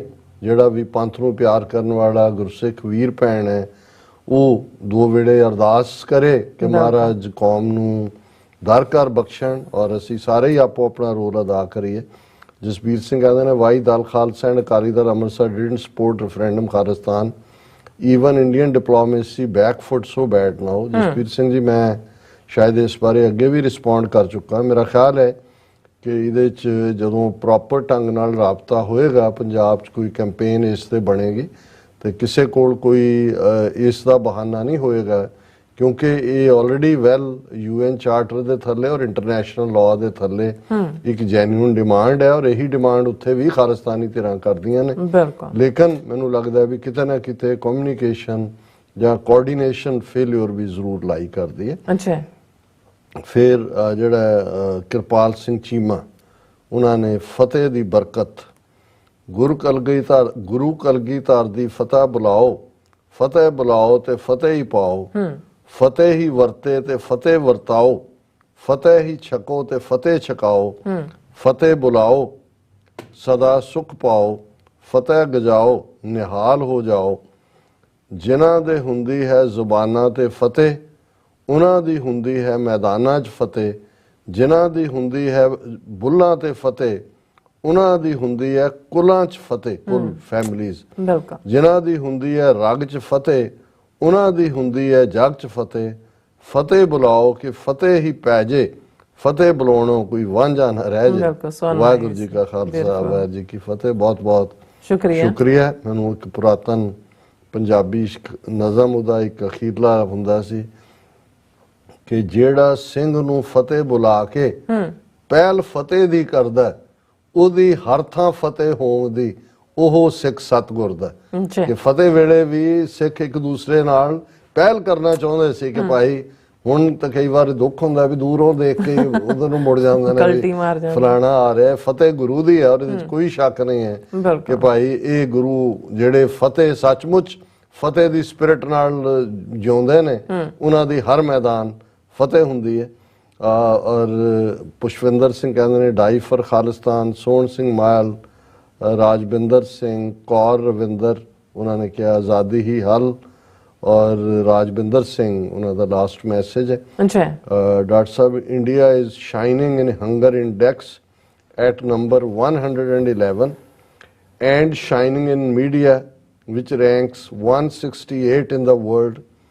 People in filthy India can be easily misled by telling them higher the number is better. ਬਿਲਕੁਲ ਤੁਸੀਂ ਠੀਕ ਫਰਮਾਇਆ। ਜੇ ਕੋੜੀ ਦੁਨੀਆ ਦੇ ਦੇਖਣੇ ਹੋਣ, ਅੰਨੇ ਦੇਖਣੇ ਹੋਣ, HIV ਵਾਲੇ ਦੇਖਣੇ ਹੋਣ, ਈਵਨ ਸਧਾਰਨ ਜਿਹੜੀ ਕੈਟਾਰੈਕਟ ਦੇ ਮਰੀਜ਼ ਵੀ ਦੁਨੀਆ 'ਚ ਦੇਖਣੇ ਹੋਣ ਤਾਂ ਸਭ ਤੋਂ ਜ਼ਿਆਦਾ ਉੱਥੇ ਹੀ ਭੁੱਖਮਰੀ ਔਰ ਇਹ ਸਭ ਕੁਝ ਪਿਆ ਹੈ। ਲੇਕਿन इंडिया शाइनिंग 2025 तक हम चीन को पीछे छोड़ देंगे, 2050 तक अमेरिका को पीछे छोड़ देंगे, विश्व गुरु बन गए। और हुण असीं कंक्लूजन चाहते हैं जी और रूह दी खुराक गुरबाणी तीसरे पातशाह दा श्लोक है, 2 श्लोक तीसरे पातशाह दे नाल ही पौड़ी है। जी कलम जलो सण मसवाणी है, कागत भी जल जाओ, लिखण वाला जल बोलो, जिन लिखिया दूजा भाओ, नानक पूरब लिखिया कमावना, अवर ना करना जाए। जी क्योंकि पिछला श्लोक भी इस दे उत्ते ही सी, जदों असीं कलम और स्याही ते कागज, मसवाणी स्याही है, कागज दे उत्ते लिखिया कलम नाल जांदा है। और ये याद दहानी करवाने लई कि भी अल्टीमेटली जिहड़ी इंसानी जिंदगी दी तड़प है वो तो उस प्यारे नूं पाण दी है। इश्क हकीकी दा सफर है बिल्कुल जिहड़ा सिदक उत्ते, विश्वास उत्ते, शुक्र उत्ते खड़ा है। जिहड़ी वाधू दी जिहड़ी है ज्ञान दीयां गल्लां जां वाधू दा चुंच ज्ञान, इसलिए पुराने सियाणियां ने 2 हिस्सियां दे विच किसी भी विचार चर्चा नूं वंडिया सी। एक चुंच ज्ञान, एक ब्रह्म ज्ञान। चुंच ज्ञान वो बहस मुबैसा जी, दसो जी रब कित्थे है, कदों आउंदा है जी, हिसाब किवें करदा है जी, अगे किवें होएगा जी, किने लिखिया है जी, चित्रगुप्त कित्थे हुंदे ने जी, फलाना कित्थे हुंदा है। जदों तक ये गीगाबाइट तो दूजे नहीं सी आए, बहुतियां नूं नहीं सी भी इन्ने च भी सारा कुछ स्टोर हो जांदा ते किन्ने गीगाबाइट हुण कहंदे जी वाकई चित्रगुप्त मतलब तो यही सी वो चित्र जिहड़े गुप्त ने, जिहड़े नज़र नहीं आंदे, पर असीं जो कुछ भी करते हैं, जिस भी नज़र नाल देखते हैं, जे भी साडा वो साडे अंदर एक इंप्रैशनस इकट्ठे हुंदे जांदे ने। और उही है कि भी तुसीं जिहड़ी आ चिप कढ लई और उहदे च तुहाडा सारा हिसाब किताब हुण गुरु अमरदास जी याद दहानी करवांदे ने कि भाई जी सदके तुसीं विद्या लो, पढ़ो, पर उस विद्या दा आधार जिहनूं असीं अरदास च मंगदे हैं कि सिखां दा मन नीवा, मत उच्ची, मत दा राखा आप वाहिगुरू। हुण मत उच्ची है इंटैलेक्चुअल सोफिस्टिकेशन कि ठीक और गलत दी पछाण जिहड़ी आ वो हो सकनी। और ये उदों ही हुंदी है जदों रब वल तुहाडा मूंह हुंदा है। तुसीं उस भै भावनी दे विच एक अकल वो है जिहड़ी साडे कुछ जिहड़े कामरेड वीर भैणां ने जिन्हां नूं ये लगदा है कि भी वो चुंच ज्ञान दे नाल रब नूं भी दरवाजे चों बाहर कढ दिंदे ने और अपने आप नूं भी जेतू समझदे ने। उहनूं भी गुरु नानक साहब ने याद दहानी करवाई सी, पढ़ पढ़ गड्डी लद्दी है, पढ़ पढ़ भरिया खा। अखीर से नानक लिखिया एक गल होर होमे झखना झाक कि बाकी तो होमे इकट्ठी करन दी लाइन है, लिखे तो एक गल ही है और एक गल है कलम जलो सण मसवाणी है, कागत भी जल जाओ, लिखण वाला जल बोलो, जिन लिखिया दूजा पाओ। रब तो अड हो के जिहड़ी माया दे नाल जुड़ के कोई भी जिहड़ी एक्टिविटी वो दूजा भाव है। एक रब दा, एक रूहानियत दा सफर है, एक माया दा सफर है। गुरु साहब ने कहा वो कलम भी सड़ जाए, वो दवात भी सड़ जाए, स्याही भी सड़ जाए, कागज भी सड़ जाए, जिथे रब दे नां तो बिना, रब दी गल तो बिना किसी होर दी सिफत सलाह है जां किसी होर नाल जुड़न दी गल है, नानक पूरब लिखिया कमावना अवर ना करना जाए। फिर यह है कि जो साडे संस्कार ने, जो साडियां एक्टिविटीज़ अज ने, ਇਹਨਾਂ ਦੇ ਉੱਤੇ ਉਹ ਪਾਸਟ ਦੇ ਇੰਪ੍ਰੈਸ਼ਨਸ ਨੇ ਜਿਹੜੇ ਸਾਨੂੰ ਇਸ ਪਾਸੇ ਤੋਰਦੇ ਨੇ। ਔਰ ਇਹ ਗੱਲ ਇੱਕ ਥਾਂ ਤੇ ਨਹੀਂ ਹੈ, ਜਦੋਂ ਇਹ ਵੀ ਹੈ ਕਿ ਪੂਰਬ ਕਰਮ ਅੰਕਰ ਜਬ ਪ੍ਰਗਟੇ ਭੇਟਿਓ ਪੁਰਖ ਰਸਕ ਬੈਰਾਗੀ, ਕਿ ਭਾਈ ਜਦੋਂ ਬੀਜ ਤਾਂ ਹੈ, ਉਹ ਸੰਸਕਾਰ ਪਏ ਹੋਏ ਨੇ, ਜਦੋਂ ਜ਼ਿੰਦਗੀ ਦੇ ਵਿੱਚ ਕੋਈ ਰਸਕ, ਕੋਈ ਬੈਰਾਗੀ, ਕੋਈ ਰੱਬ ਦਾ ਪਿਆਰਾ, ਕੋਈ ਗੁਰਮੁਖ, ਕੋਈ ਫਕੀਰ ਤੁਹਾਡੀ ਜ਼ਿੰਦਗੀ ਦੇ ਵਿੱਚ ਆ ਕੇ ਸੰਗਤੀ ਰੂਪ ਦੇ ਵਿੱਚ ਸਹੀ, ਇੰਡੀਵਿਜੂਅਲ ਰੂਪ ਦੇ ਵਿੱਚ ਸਹੀ, ਉਸ ਜੋਤ ਨੂੰ ਜਵਲਤ ਕਰਦਾ ਤੇ ਉਹ ਇਵੇਂ ਹੀ ਹੈ, ਮਾਨੋ ਪੂਰਬ ਕਰਮ ਅੰਕਰ ਜਬ ਪ੍ਰਗਟੇ, ਕਿ ਉਹ ਜਿਹੜਾ ਜਰਮੀਨੇਟ ਕਰਦਾ ਹੈ ਕਿ ਜਦੋਂ ਕੋਈ ਰਸਕ ਬੈਰਾਗੀ ਮਿਲਦਾ। ਸੋ ਗੁਰੂ ਸਾਹਿਬ ਨੇ ਕਿਹਾ ਕਿ ਭਾਈ ਇਹ ਵੀ ਇਨਹੈਰੈਂਟ ਹੀ ਹੁੰਦਾ, ਨਾਨਕ ਪੂਰਬ ਲਿਖਿਆ ਕਮਾਵਣਾ ਅਵਰ ਨਾ ਕਰਨਾ ਜਾਏ। ਫਿਰ ਮਹੱਲਾ ਤੀਜਾ, ਹੋਰ ਕੂੜ ਪੜਨਾ ਕੂੜ ਬੋਲਣਾ ਮਾਇਆ ਨਾਲ ਪਿਆਰ, ਨਾਨਕ ਵਿਣ ਨਾਵੇਂ ਕੋ ਥਿਰ ਨਹੀਂ ਪੜ ਪੜ ਹੋਏ ਖੁਆਰ। ਕਿ ਬਾਕੀ ਸਭ ਕੁਝ ਉਸੇ ਹੀ ਸ਼ਲੋਕ ਦੀ ਕੰਟੀਨਿਊਟੀ ਵਾਲਾ ਥਾਟ ਹੈ ਕਿ ਜੇ ਤੁਸੀਂ ਰੱਬ ਦੇ ਨੂੰ ਮਾਈਨਸ ਕਰਕੇ, ਇਹ ਨਹੀਂ ਹੈ ਵੀ ਤੁਸੀਂ ਆਪਣਾ ਦੁਨਿਆਵੀ medical, engineering, science, artificial intelligence, space technology ਉਹ ਪੜ੍ਹਾਈ ਨਹੀਂ ਕਰਨੀ ਹੈ, ਉਹ ਵੀ ਗਿਆਨ ਦਾ ਤੁਹਾਡੇ ਇੰਟੈਲੈਕਟ ਦਾ, ਪਰ ਆਧਾਰ ਤੁਹਾਡੇ ਜੀਵਨ ਦਾ ਇਹ ਮੰਨ ਕੇ ਮਨ ਤੂੰ ਜੋਤ ਸਰੂਪ ਹੈ, ਆਪਣਾ ਮੂਲ ਪਛਾਣ। ਹਾਂ, ਜੇ ਉਸ ਨੂੰ ਮਾਈਨਸ ਕਰਕੇ ਦੇਖੋਗੇ ਤੇ ਅਲਟੀਮੇਟਲੀ ਫਿਰ ਉਸੇ ਹੀ ਜਿਹੜਾ ਉਹ ਵੈਬ ਦੇ ਵਿੱਚ ਫਸ ਜਾਓਗੇ। ਉਹ ਇਵੇਂ ਹੀ ਹੈ ਕਿ ਭਾਈ ਤੁਸੀਂ ਅਲਟੀਮੇਟਲੀ ਕੂੜ ਦੇ ਵਿੱਚ ਆਪਣੀ ਜ਼ਿੰਦਗੀ ਜੀ ਰਹੇ ਹੋ, ਕੂੜ ਨਾਲ ਪਿਆਰ ਕਰਦੇ ਹੋ, ਮਾਇਆ ਨਾਲ ਪਿਆਰ ਕਰਦੇ ਹੋ। ਨਾਨਕ ਵਿਣ ਨਾਵੇਂ ਕੋ ਥਿਰ ਨਹੀਂ ਪੜ ਪੜ ਹੋਏ ਖੁਆਰ। ਉਹ ਹੈ ਕਿ ਹੋਰ ਜਿਹੜਾ ਨਾਨਕ ਲੇਖਿਆ ਇੱਕ ਗੱਲ ਹੋਰ, ਉਹ ਮੈਂ ਝਖਣਾ ਚਾਖ।